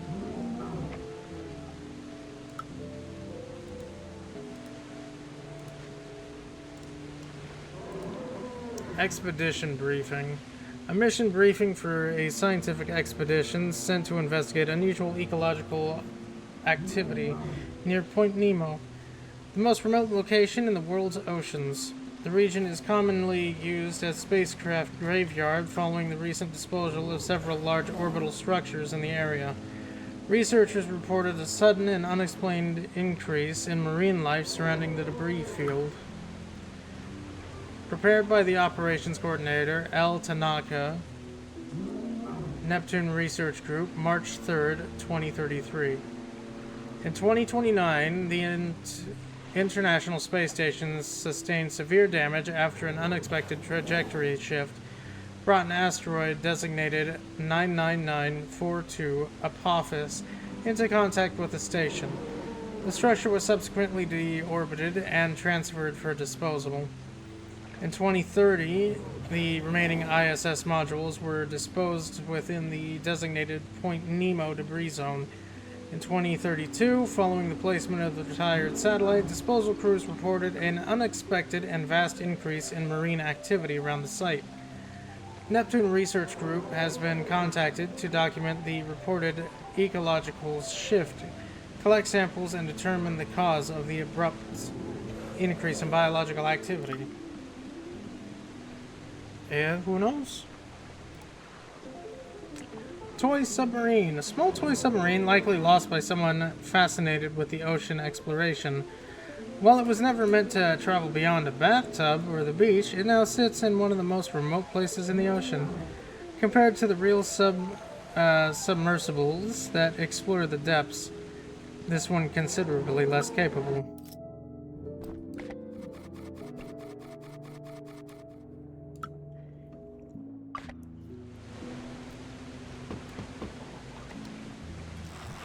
Alright, let's see if we can't open that door, find the passcode.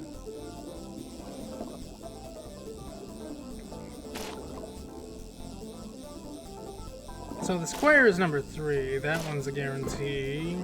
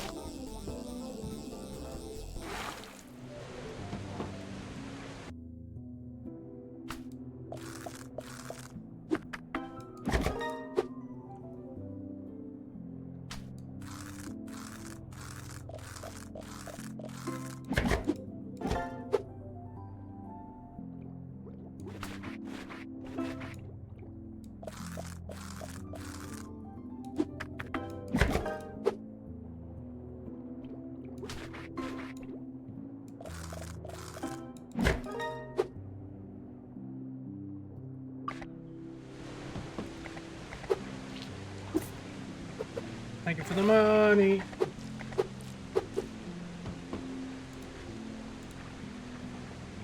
Customer, giant Pacific octopus. The giant Pacific octopus lives in the cold waters of the Pacific Ocean and is the largest species of octopus on Earth. Some individuals weigh over 15 kilograms and have arm span of up to 4 meters. When stretched out, it can be about the same length as a bottlenose dolphin. These powerful predators feed on many sea creatures, including crabs, lobsters, fish, squid, and even other octopuses. In rare cases, they have been seen attacking birds, such as seagulls, near the water's surface. These octopus move using jet propulsion, drawing through water through their bodies before forcefully expelling it through the siphon they can use.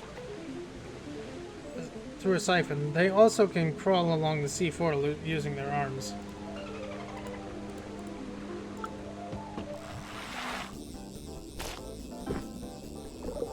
Fascinating beasties they are.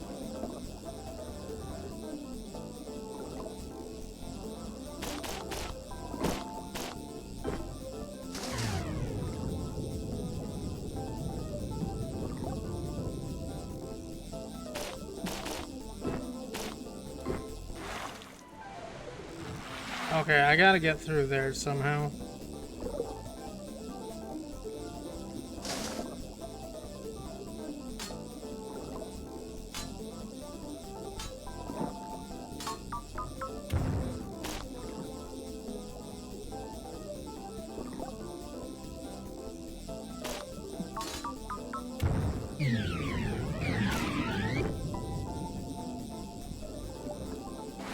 I have no idea how I'm gonna do that.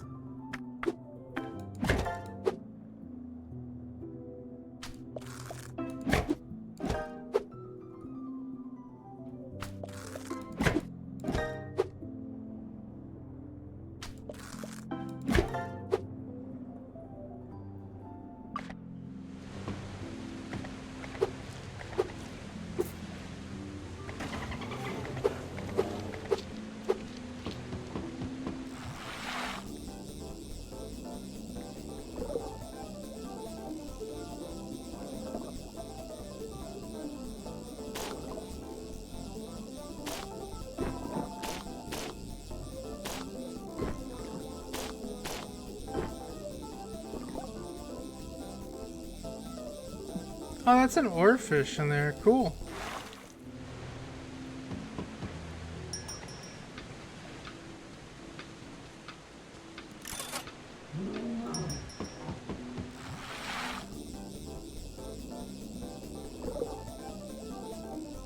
Now, if I could just get in there, that would be even better.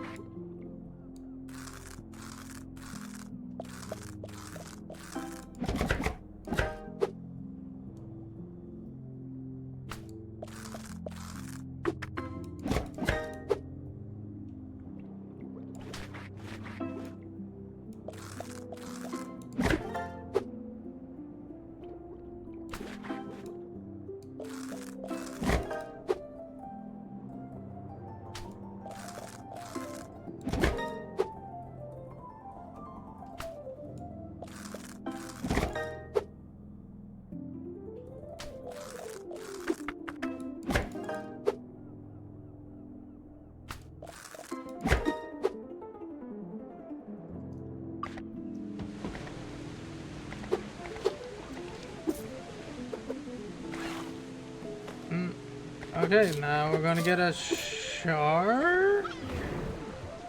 Yes, great white shark. There you go. Alright, before I go back to fishing, I'm gonna take a quick break and I will be back in a couple minutes.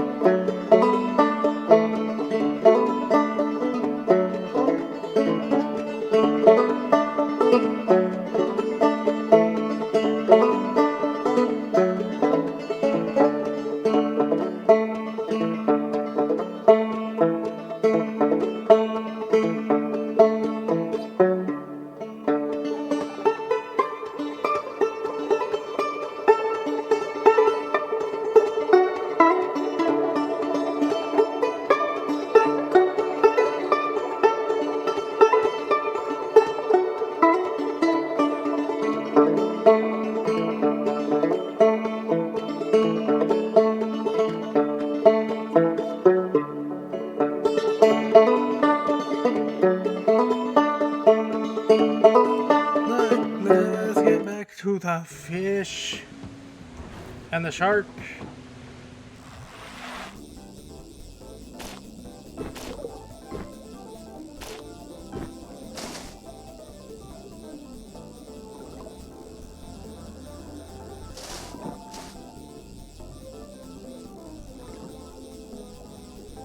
I don't know if I already flipped that switch or not.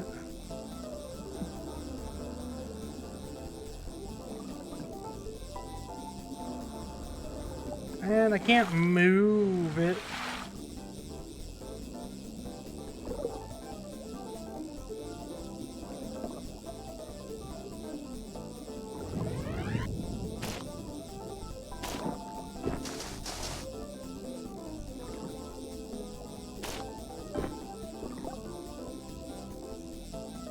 I have no idea how to get in there.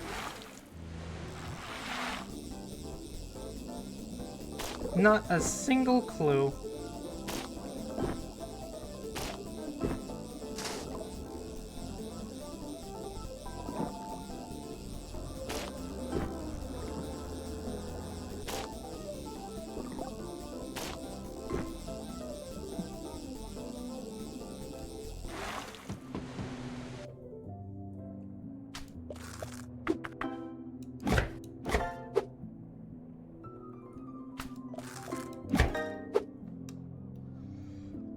Guess we just keep feeding the animals.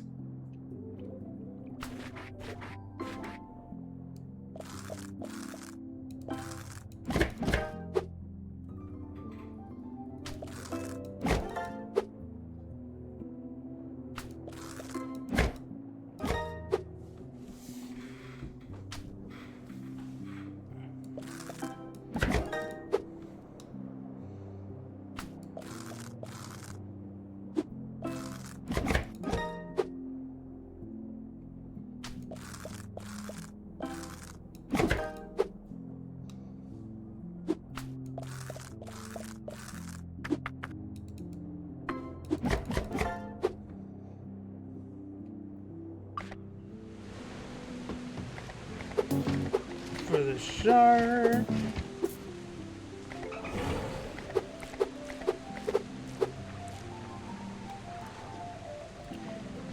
And then the great white shark. I think that's a mermaid, that's an orca, that's probably a kraken. Great white shark is one of the largest predatory fish in the ocean. Found in coastal and offshore waters across the world, it prefers temperate seas and often seen near seal colonies where food is abundant. Great white sharks are powerful hunters with streamlined bodies, strong tails, and rows of serrated teeth designed for tearing through flesh. They rely on a combination of senses, including an acute sense of smell, excellent vision, and the ability to detect electrical signals produced by other animals. Their massive oil-rich liver can make up for over a quarter of the body's weight, helping them maintain buoyancy and storing energy despite their solitary nature. Great whites communicate using body language to establish dominance and avoid conflict with one another. Neat. Yeah. Fishing pole upgrade.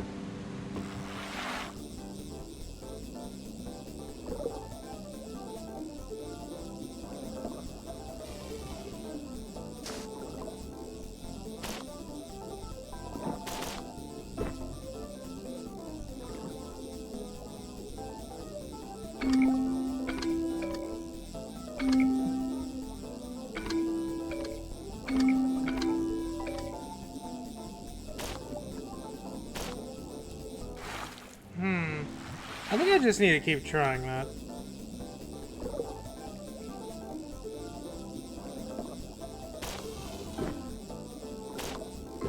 Because I don't know where else to go.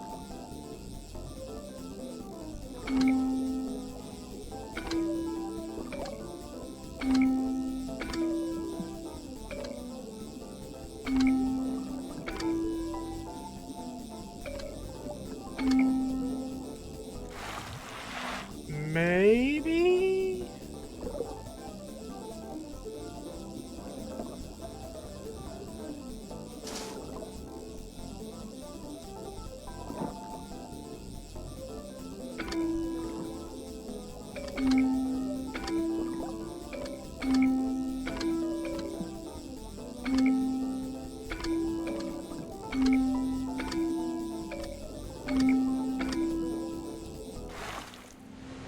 I have no idea.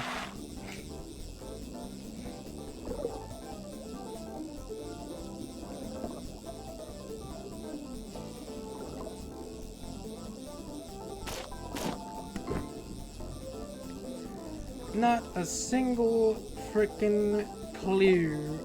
Ow. First one is the blue one. Okay. I'm just blind.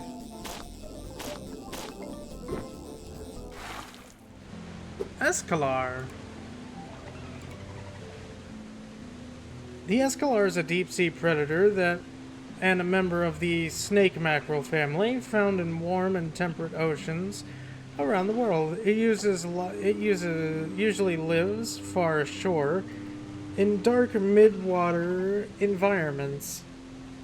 Its dark coloration and large eyes help it hunt in low light, rarely seen alive. It is often confused with smaller deep-water fish, such as a oilfish, and is also known for its rich, oily flesh. Neat. I don't know anything about that.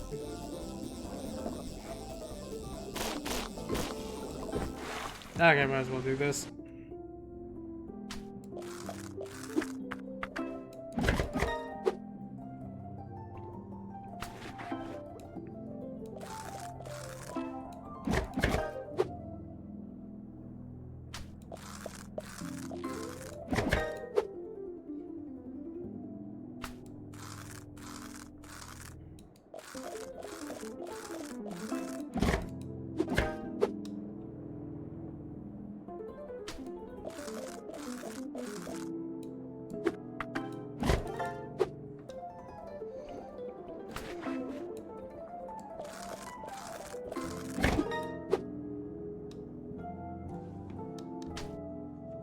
What an ugly looking fish.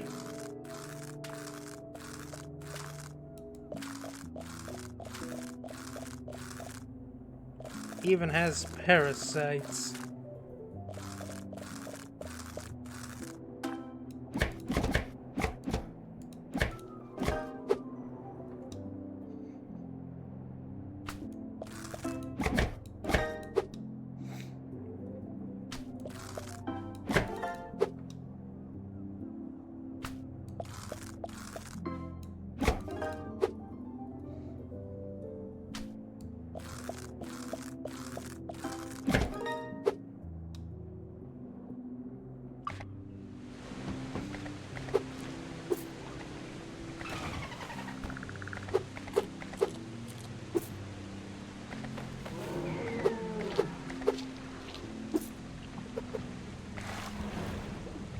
Hey, we got the mermaid.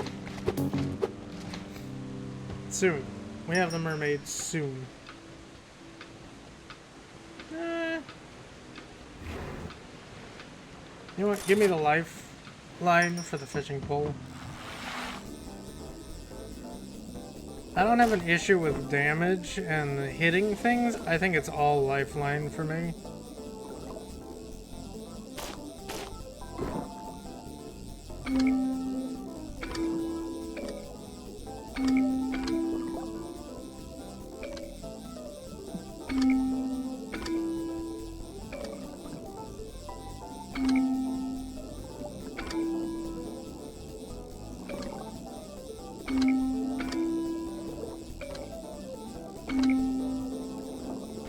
Okay, so it's got to be the orange one.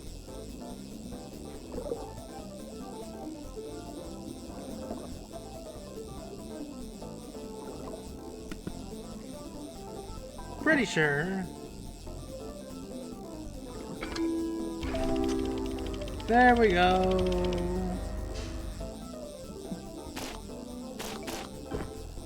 Fangtooth.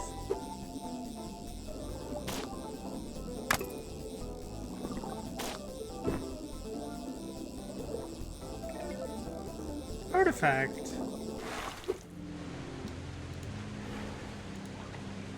Fangtooth. Fangtooths are small but fearsome-looking deep-sea fish known for their oversized teeth and dark, compressed bodies.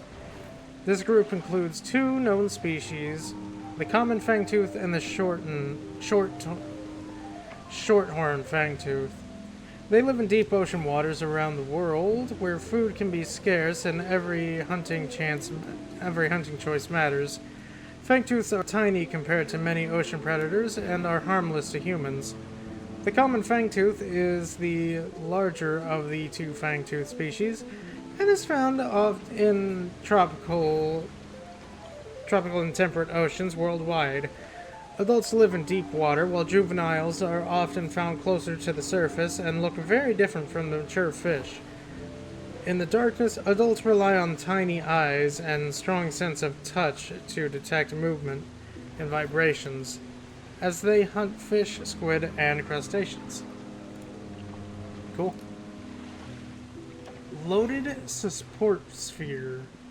This unique object is designed to provide emotional reassurance during long periods of isolation.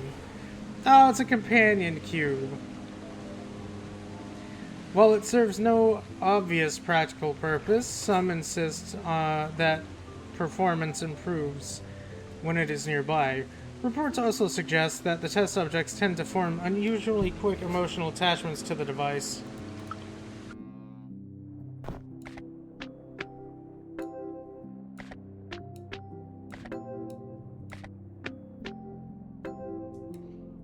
Cute. It does things.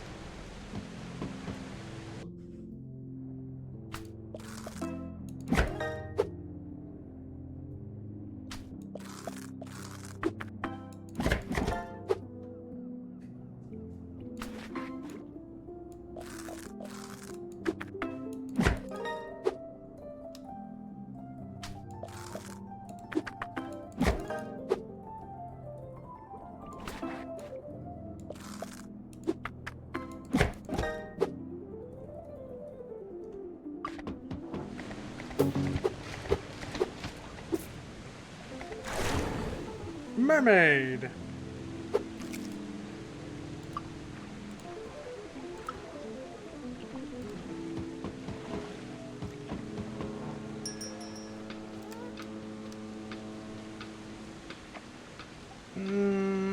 Yeah, I'll just save for the next industrial rod upgrade.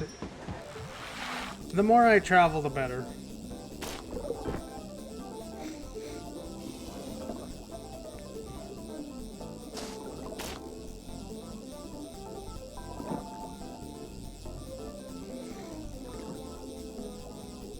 Wait, I have to open it every time? Wait, why am I not able to, I don't think that's supposed to be closed.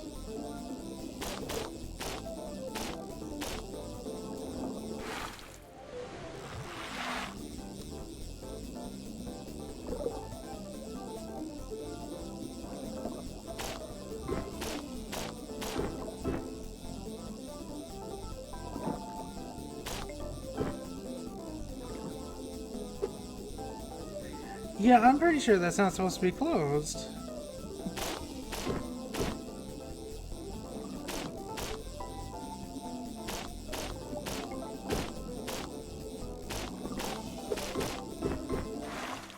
Tons of fish. Pacific cod. Cod are medium to large marine fish found in cold and temperate oceans of the northern hemisphere.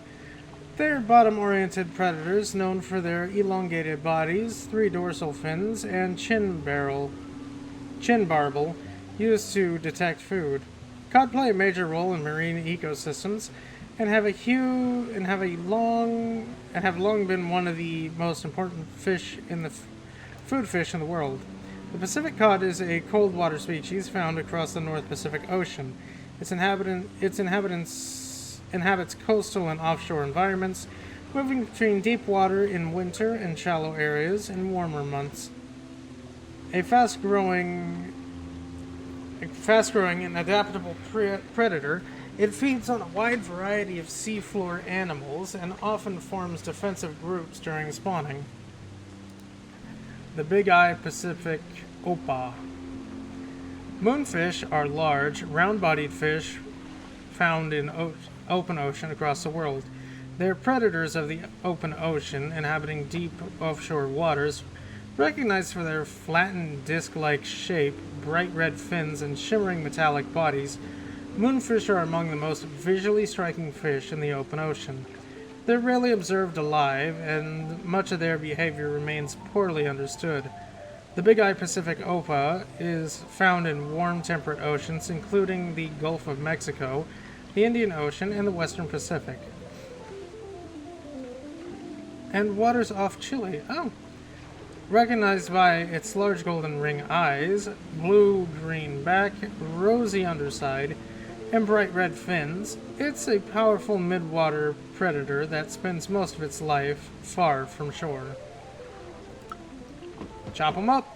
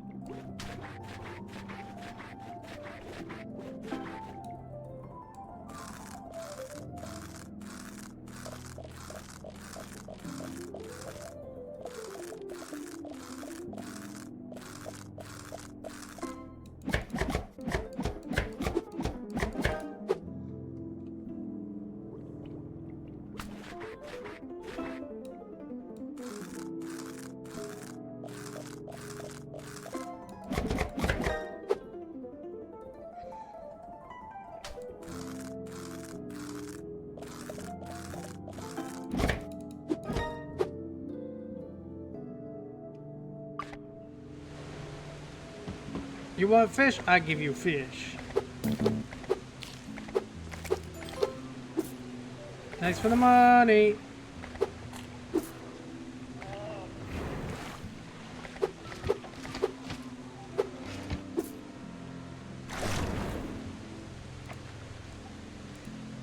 Mermaid.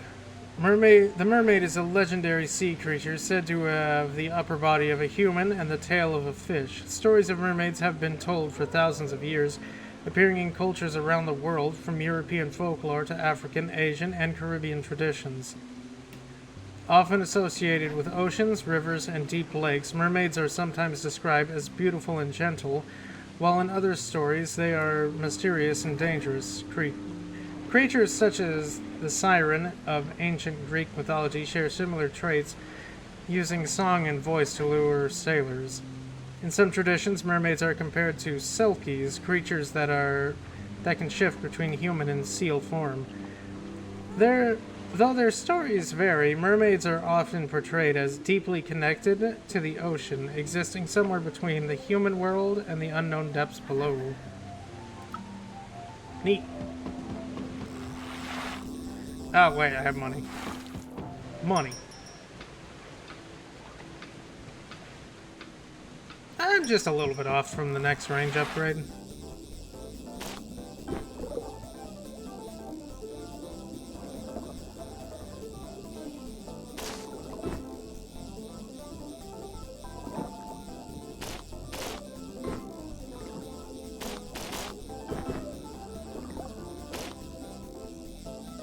Sunfish!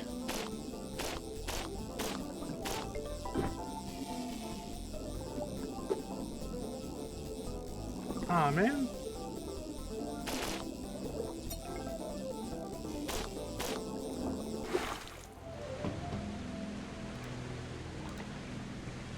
Ocean sunfish, or molas, are a family of large, open oceans fish known for their unusual flattened bodies and slow drifting movements. Despite their awkward appearance, they are highly specialized swimmers adapted to life in the open ocean. The common ocean sunfish is the most familiar member of the Mollidae family and is one of the largest bony fish in the world. Found in temperate and tropical oceans, it is often seen basking near the surface between deep dives. Research Log 4. Laboratory notes from Dr. Samantha Kepler describing the analysis of an unusual material recovered near the debris field. What initially appeared to be an unknown material formation soon revealed properties unlike any known terrestrial organism. Material analysis, Dr. Samantha Kepler, lead marine biologist, Neptune Research Group, March 13th, 2033. We began our analysis of the mysterious rock formations today, which has raised more questions than answers. The material we retrieved is unlike any terrestrial material. Under microscope, the stone structure resembles dense fungal lattice, while the blue crystalline veins display characteristics similar to photosynthetic tissue. It is a living organism and functionally similar to terrestrial lichen. Further testing also revealed trace metal alloys incorporated in its structure, seemingly assimilated from nearby debris, including material from the ISS. The faint sonar pulse and magnetism recorded during the initial observations were found to originate from the rock samples themselves. Whether it is a stress response or a natural process remains unclear. What is clear is that the organism has been growing for some time, spreading throughout the open ocean. It has formed vast reef-like structures that now support an unexpected abundance of marine life. Huh.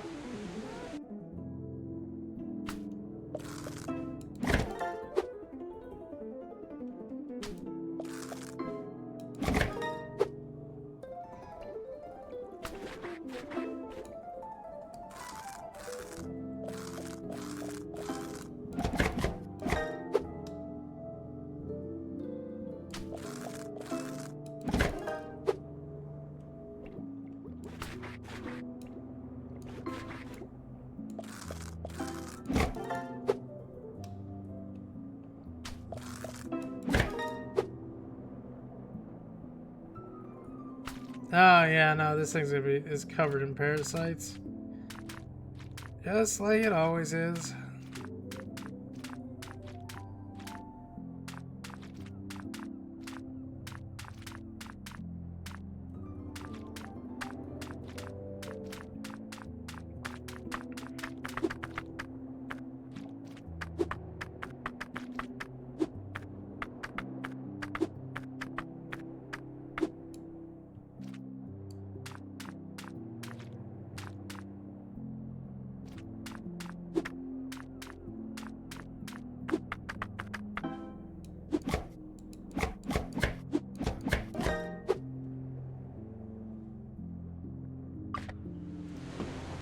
Here you go, have a mola mola.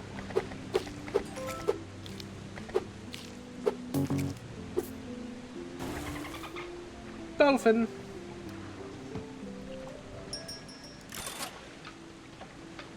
$3,600. I can save up. I can do that.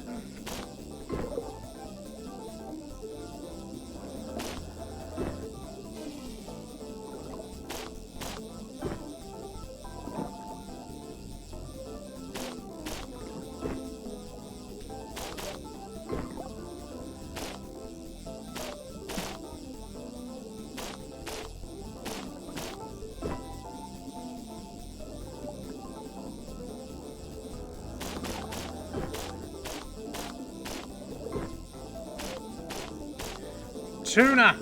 Tuna!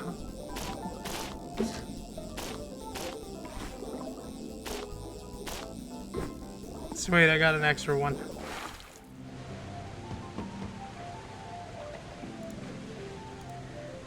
Yellowfin tuna. Tuna are fast swimmers, open ocean fish found in warm and temperate seas around the world. They have sleek, streamlined bodies built for speed and are among the most powerful long-distance swimmers in the ocean. Tuna are active predators that must swim constantly to survive, feeding on fish, squid, and other marine animals. The yellowfin tuna is found in tropical and subtropical waters around the world. Recognized by its streamlined body and long, bright yellow fins, it often travels in large, fast-moving schools near the upper layers of the ocean. And they're worth a shitload of money.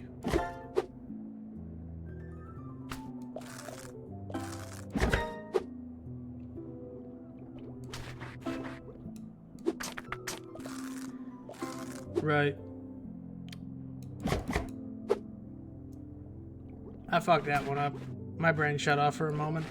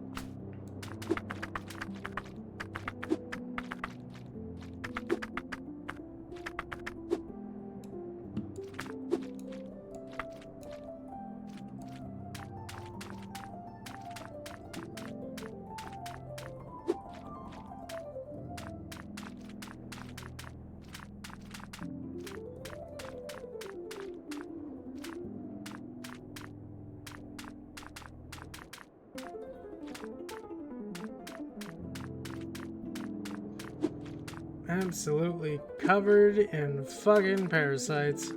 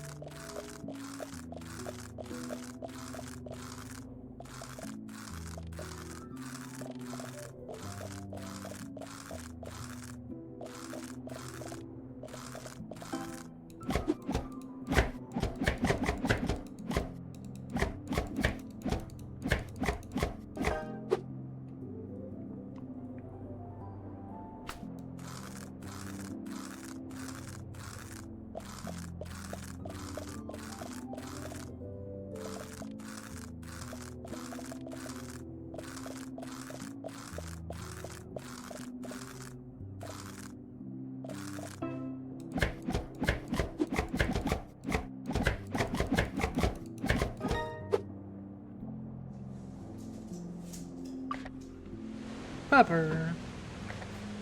Here you go. Fish for you.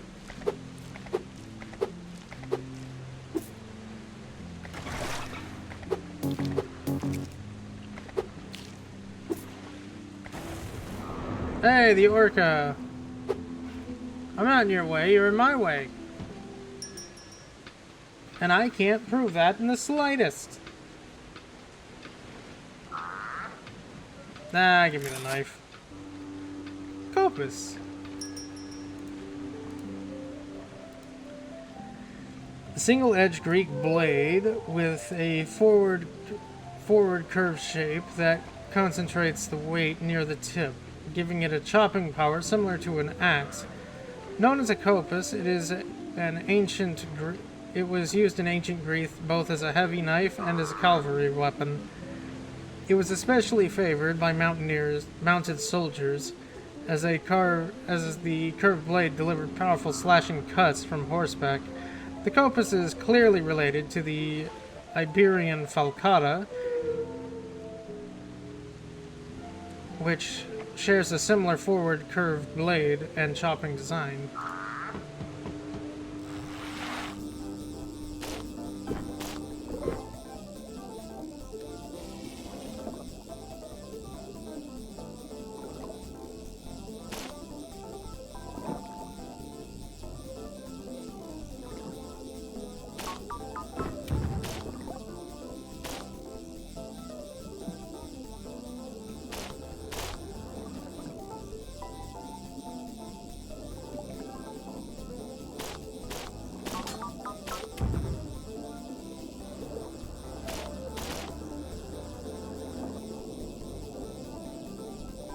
Oh no, there's a button that I need to press somewhere.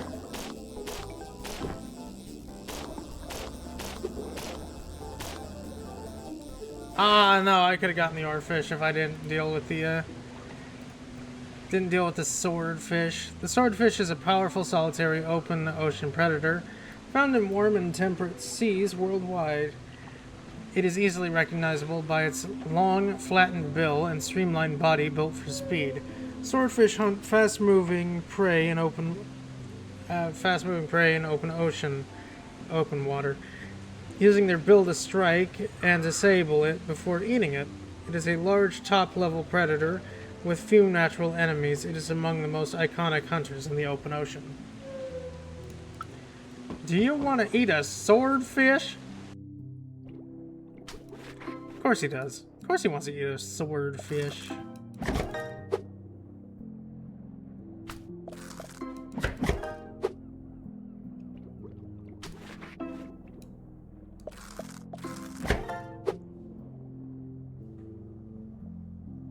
Damn.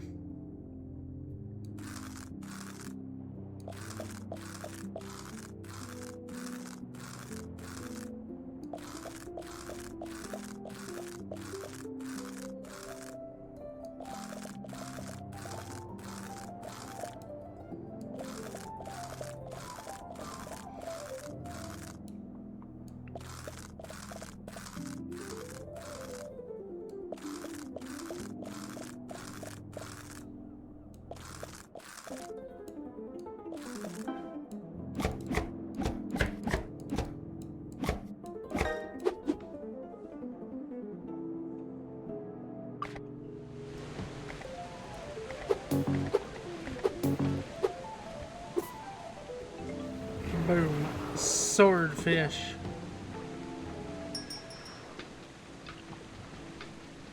Ah, the heck with it. Give me the damage.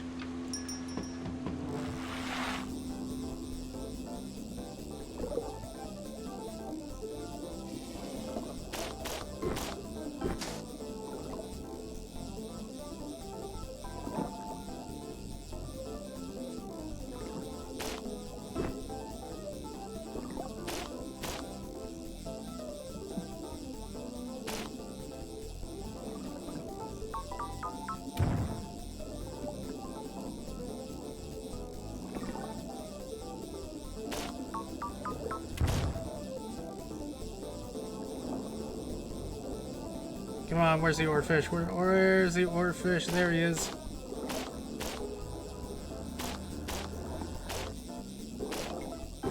Boom! Oarfish. I don't know what that is. I think that's in the bunker that I can't get into now. Oarfish are long, ribbon-shaped fish that live in deep, open ocean waters around the world. They are known for their silvery bodies, red fins, and unusual swimming style.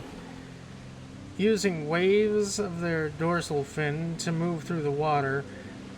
Because oarfish are rarely seen alive, they have inspired sea serpent legends and remain poorly understood.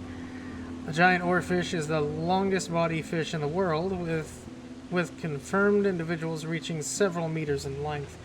Recognized by its silver blue body, dark spots, and bright crimson fins, it is one of the most striking fish in the deep ocean, unlike most fish, which use a vital anatomy is concentrated near the head, with the rest of the body extending in a long ribbon behind it. I think I fucked up the wording there, but word's word.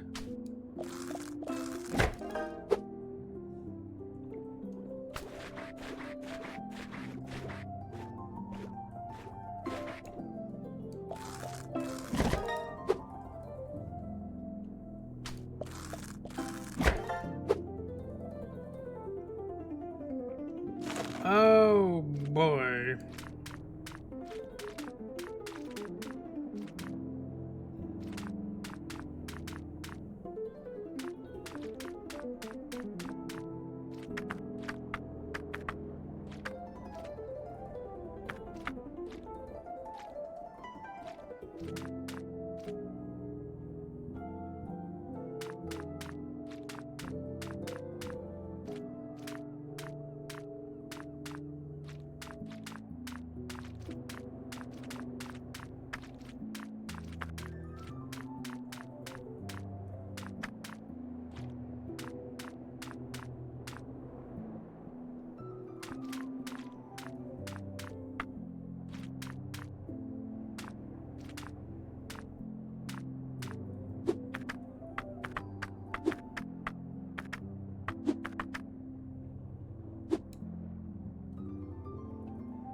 Did I get it all?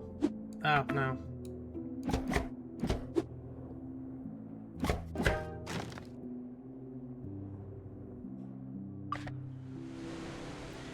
Here, have an oarfish.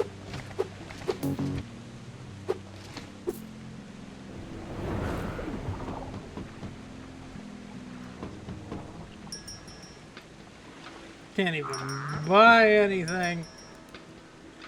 Oh, now I can buy cosmetics, huh?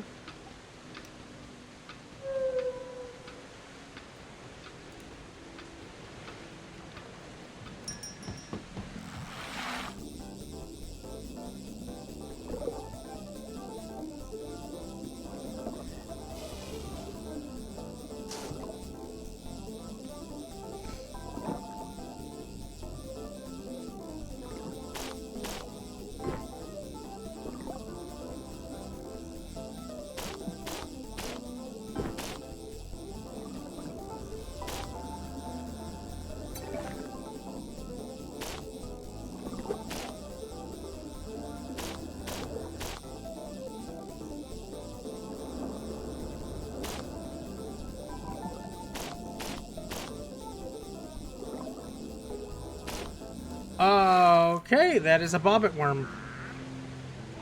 That was a massive fucking bobbit worm. Orca. The orca, also known as the killer whale, is the largest member of the dolphin family. It can grow up to more than 5 meters in length and is found in oceans around the world, from icy polar seas to warm tropical waters. The orcas are highly intelligent and social animals and live in family groups known as pods.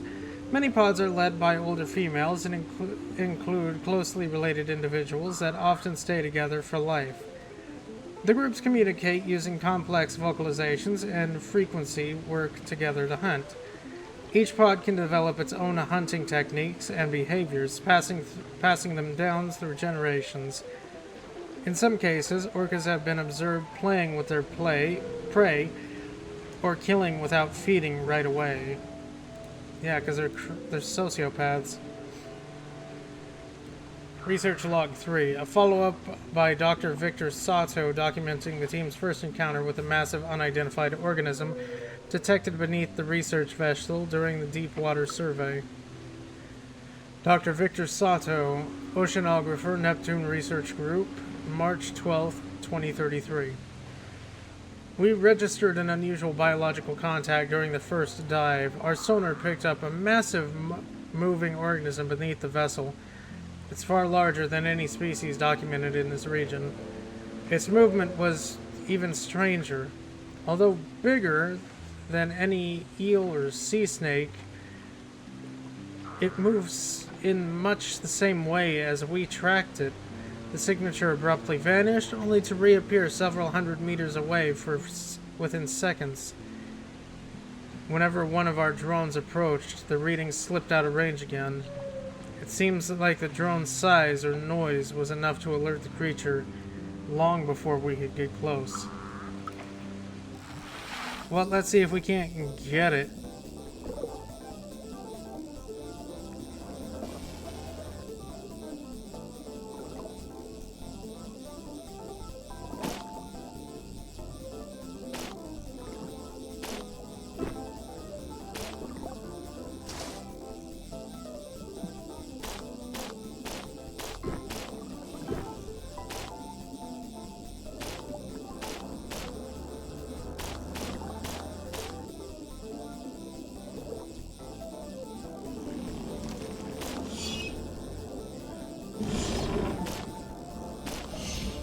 It could teleport? That's cheating!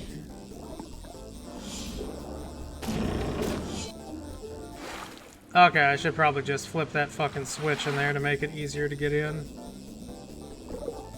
That way I don't have to go all the way fucking around it.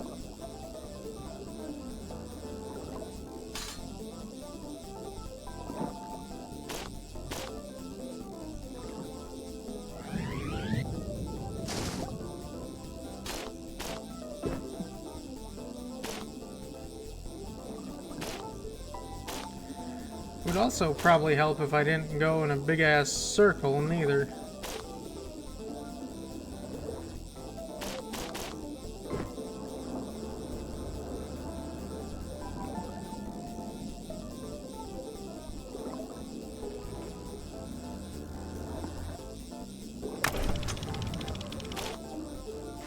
Yay, it's open.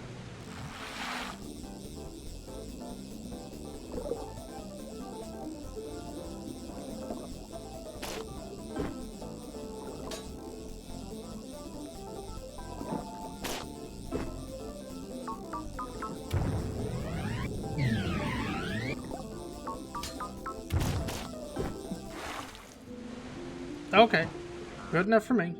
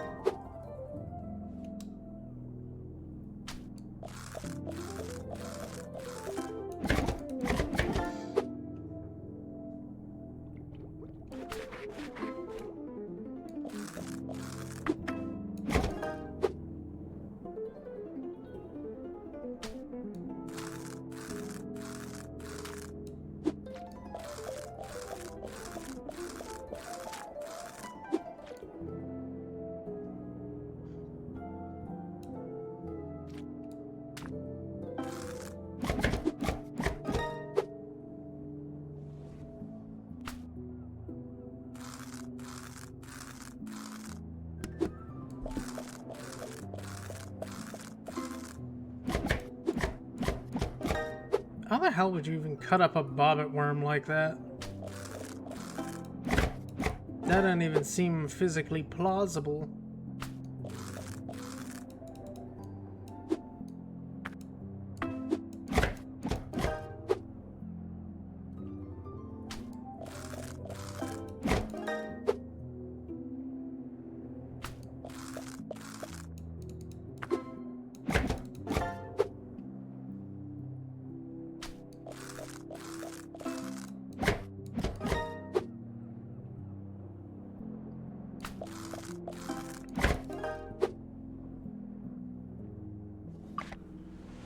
Alright, food for you.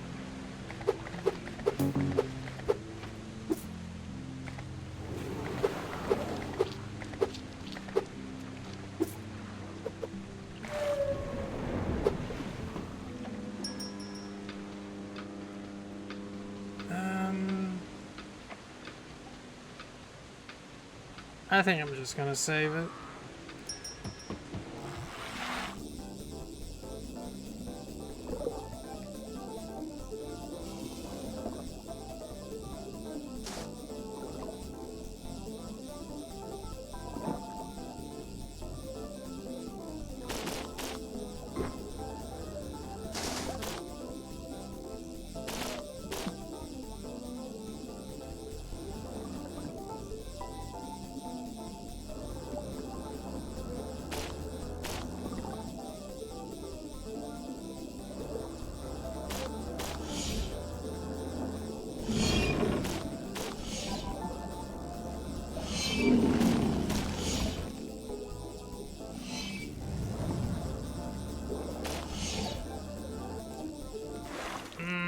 Yeah, I don't have enough lifeline or damage.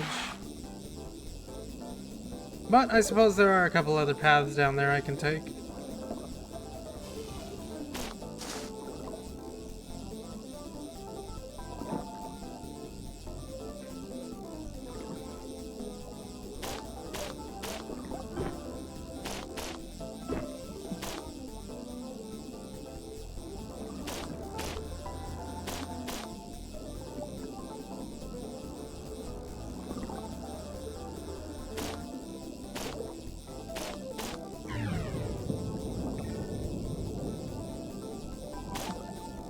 Or not.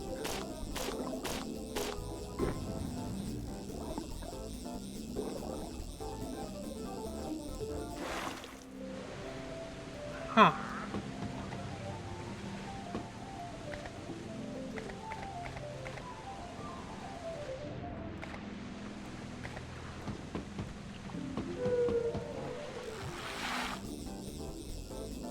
Actually, hold on, I have an idea. I'm gonna feed you with what I have.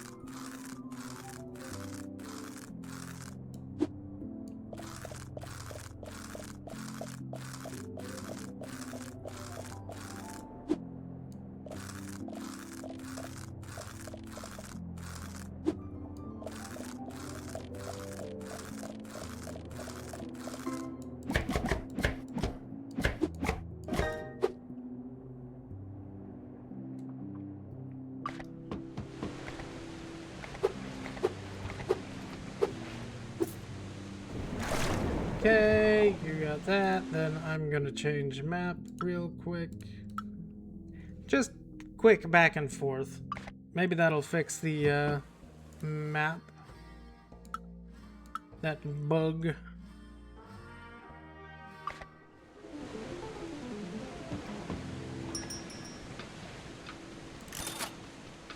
More damage.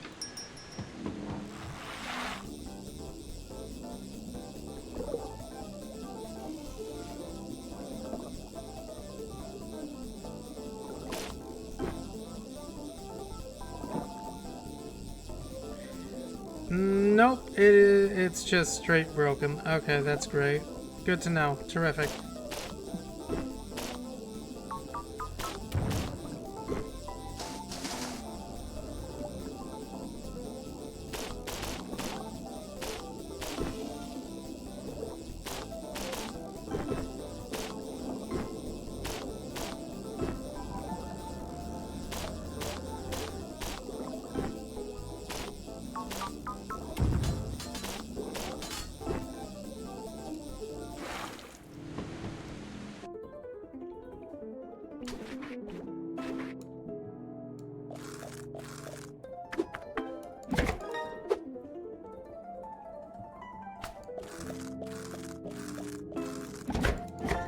Hopefully after the mermaid we actually get the final guy.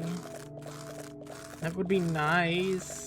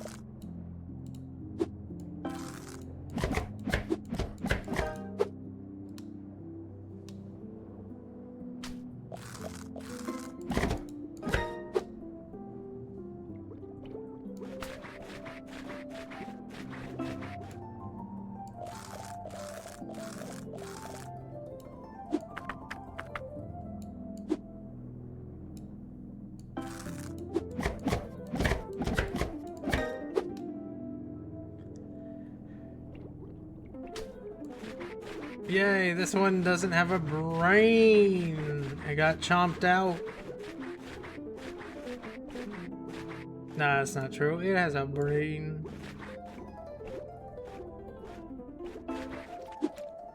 I think.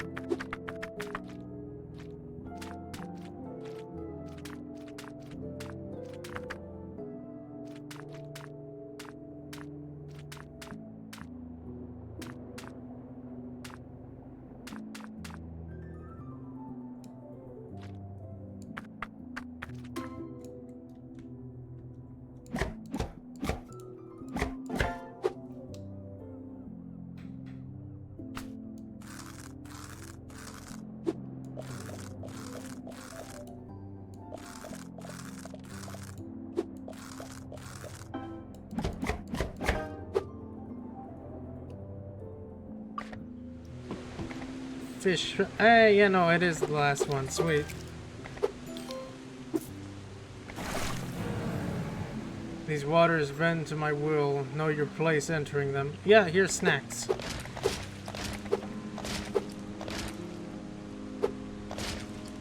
Oh, so close.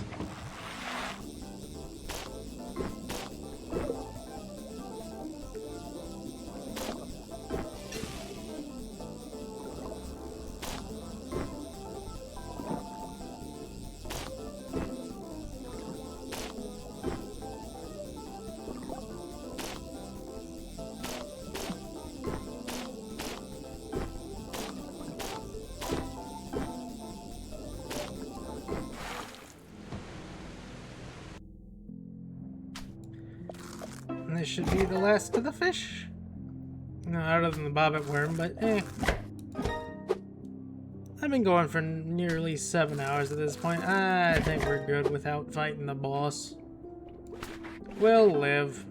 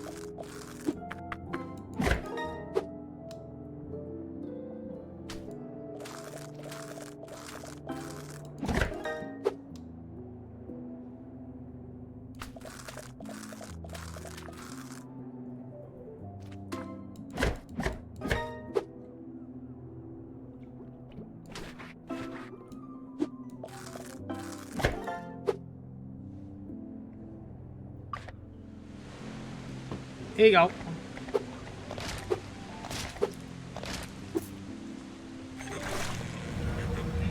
A behemoth of that size really puts things into perspective, huh? Well, your boat is still in one piece, and you learned quite a bit. So why don't we call it a win? You've gathered an incredible amount of data out here. Strange fish, unusual customers, creatures that really shouldn't exist in a place like this. Seems my intuition was right. Something changed in these waters a long time ago. Whatever it was led to the explosion of life. I don't think I'm satisfied yet. There must be more to learn about. But I appreciate all the good work you've done so far. I sent you something as a reward for your efforts. Oh my god, it's a flying fish package! It's a crown in a trophy. Oh, yay!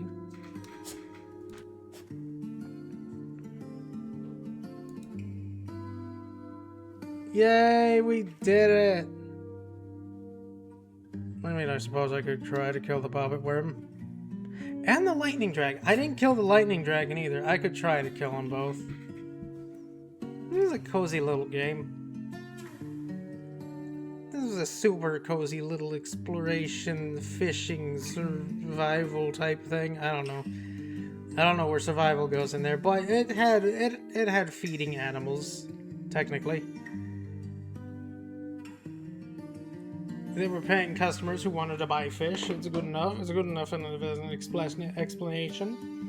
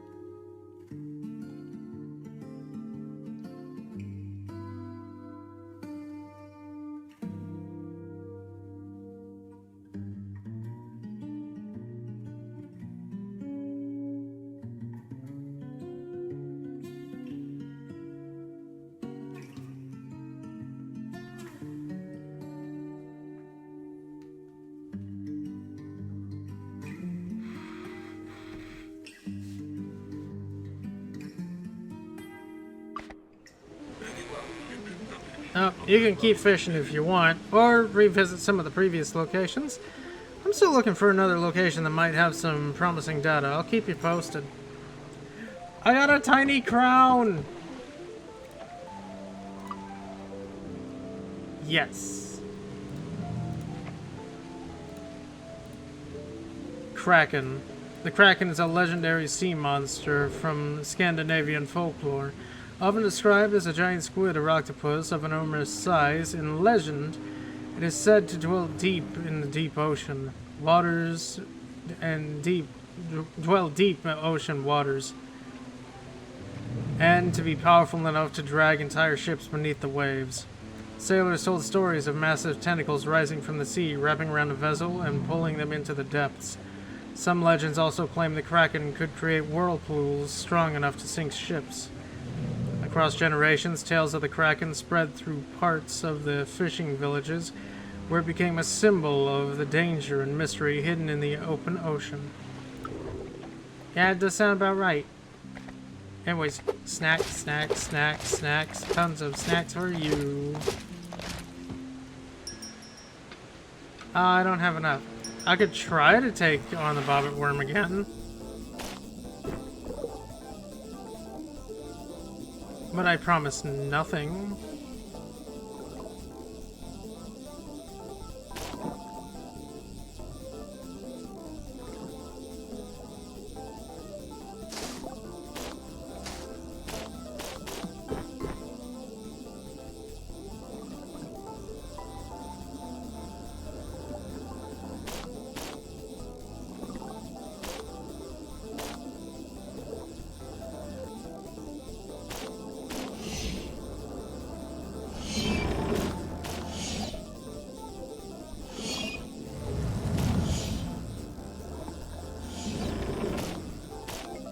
I got it! That's one freaky worm. Those pincers alone are something else. I've never seen anything like it before. Wonder where it came from. Apophis 99942. A massive worm-like organism was first recorded near the Point Nemo debris field following the 2029 Apophis asteroid incident.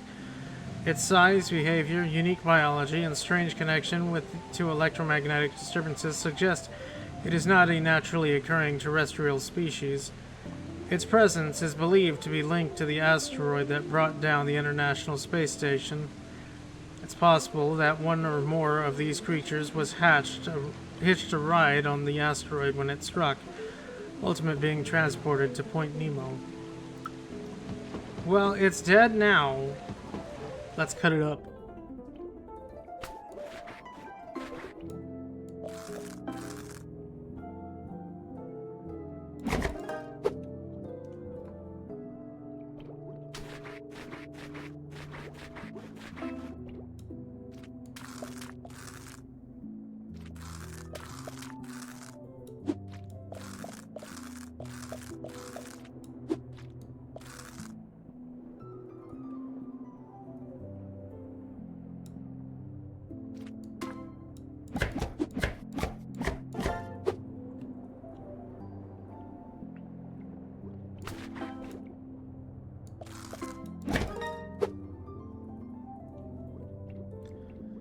God damn!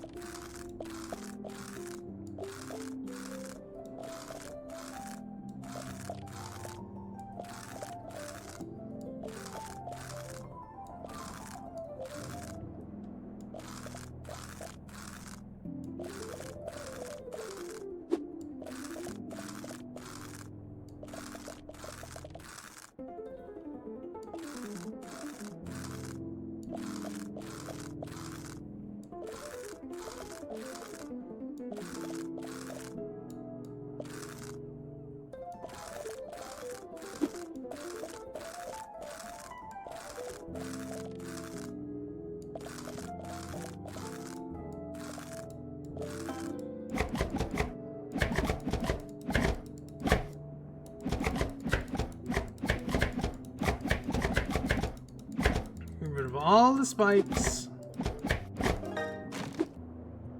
God damn. Anyways, worm for you, sir. Thank you.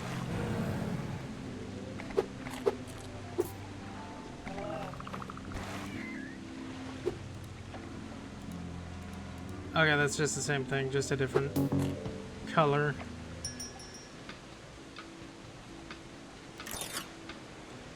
Maxed out fishing rod. Alright, we still have one more boss to kill. And it's that lightning worm. And it needs to go.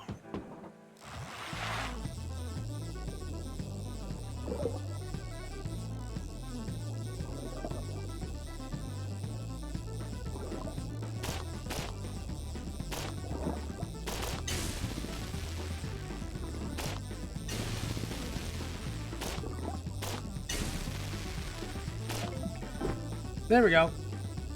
Right here.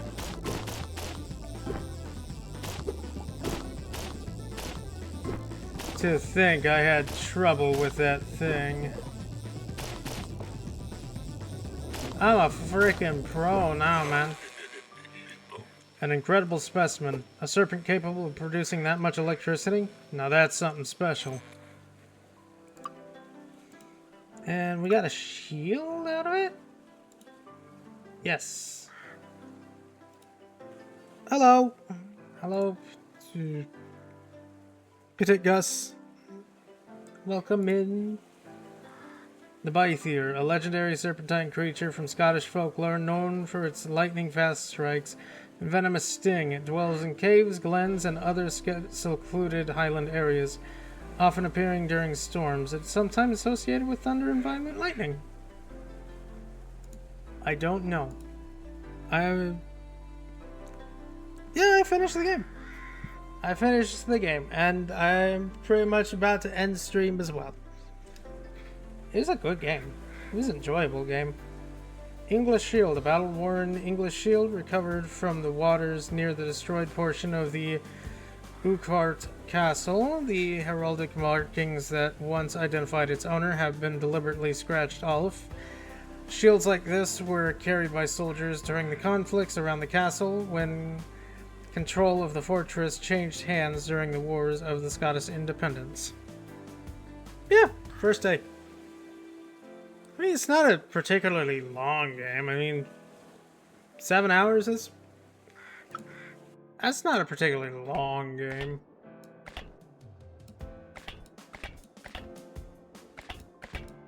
It does things.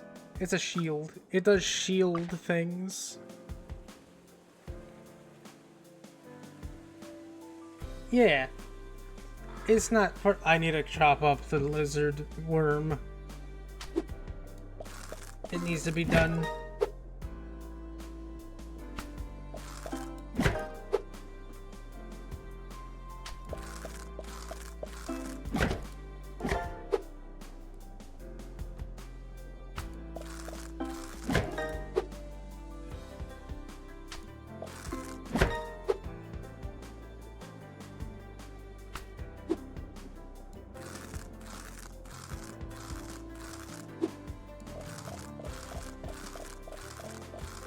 I forgot that this thing is double-sided.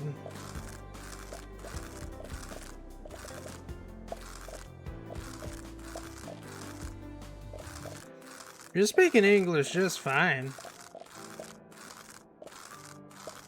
Don't you worry about it.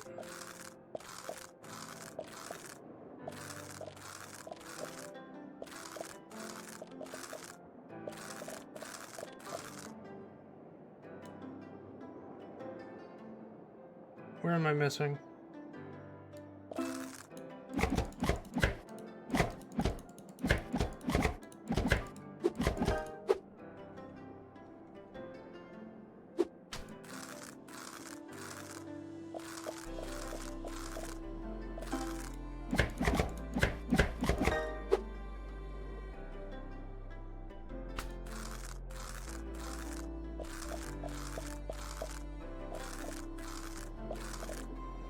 Tons of fish.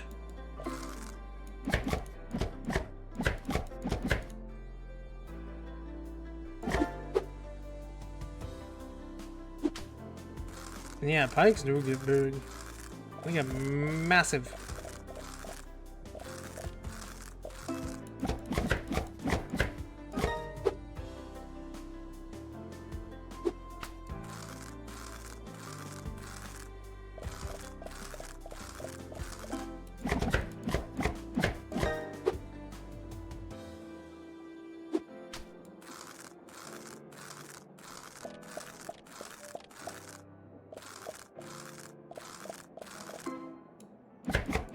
No, I don't have the best knife. Once I got the final request from the monsters or whatever it was, I just kind of moved on to the next zone. Did what I could in those and kept going.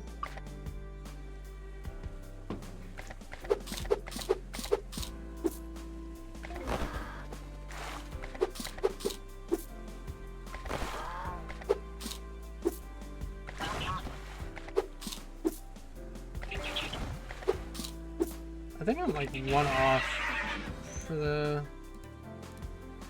No, I'm 2 off for the highest tier knife. Yeah. I mean, yeah, just finished the game, so yeah, you can go to any of the other zones. There's only 3 others aside from that one, but I didn't mean to go to the menu.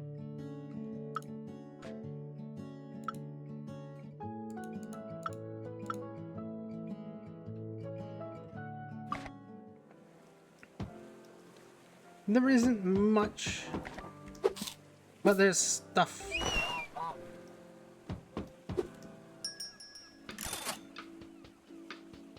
The best knife of this zone is this Zweihander. Fun. They might. I mean, this game released today, so you never know. They might release DLC. But I am gonna call it here for now.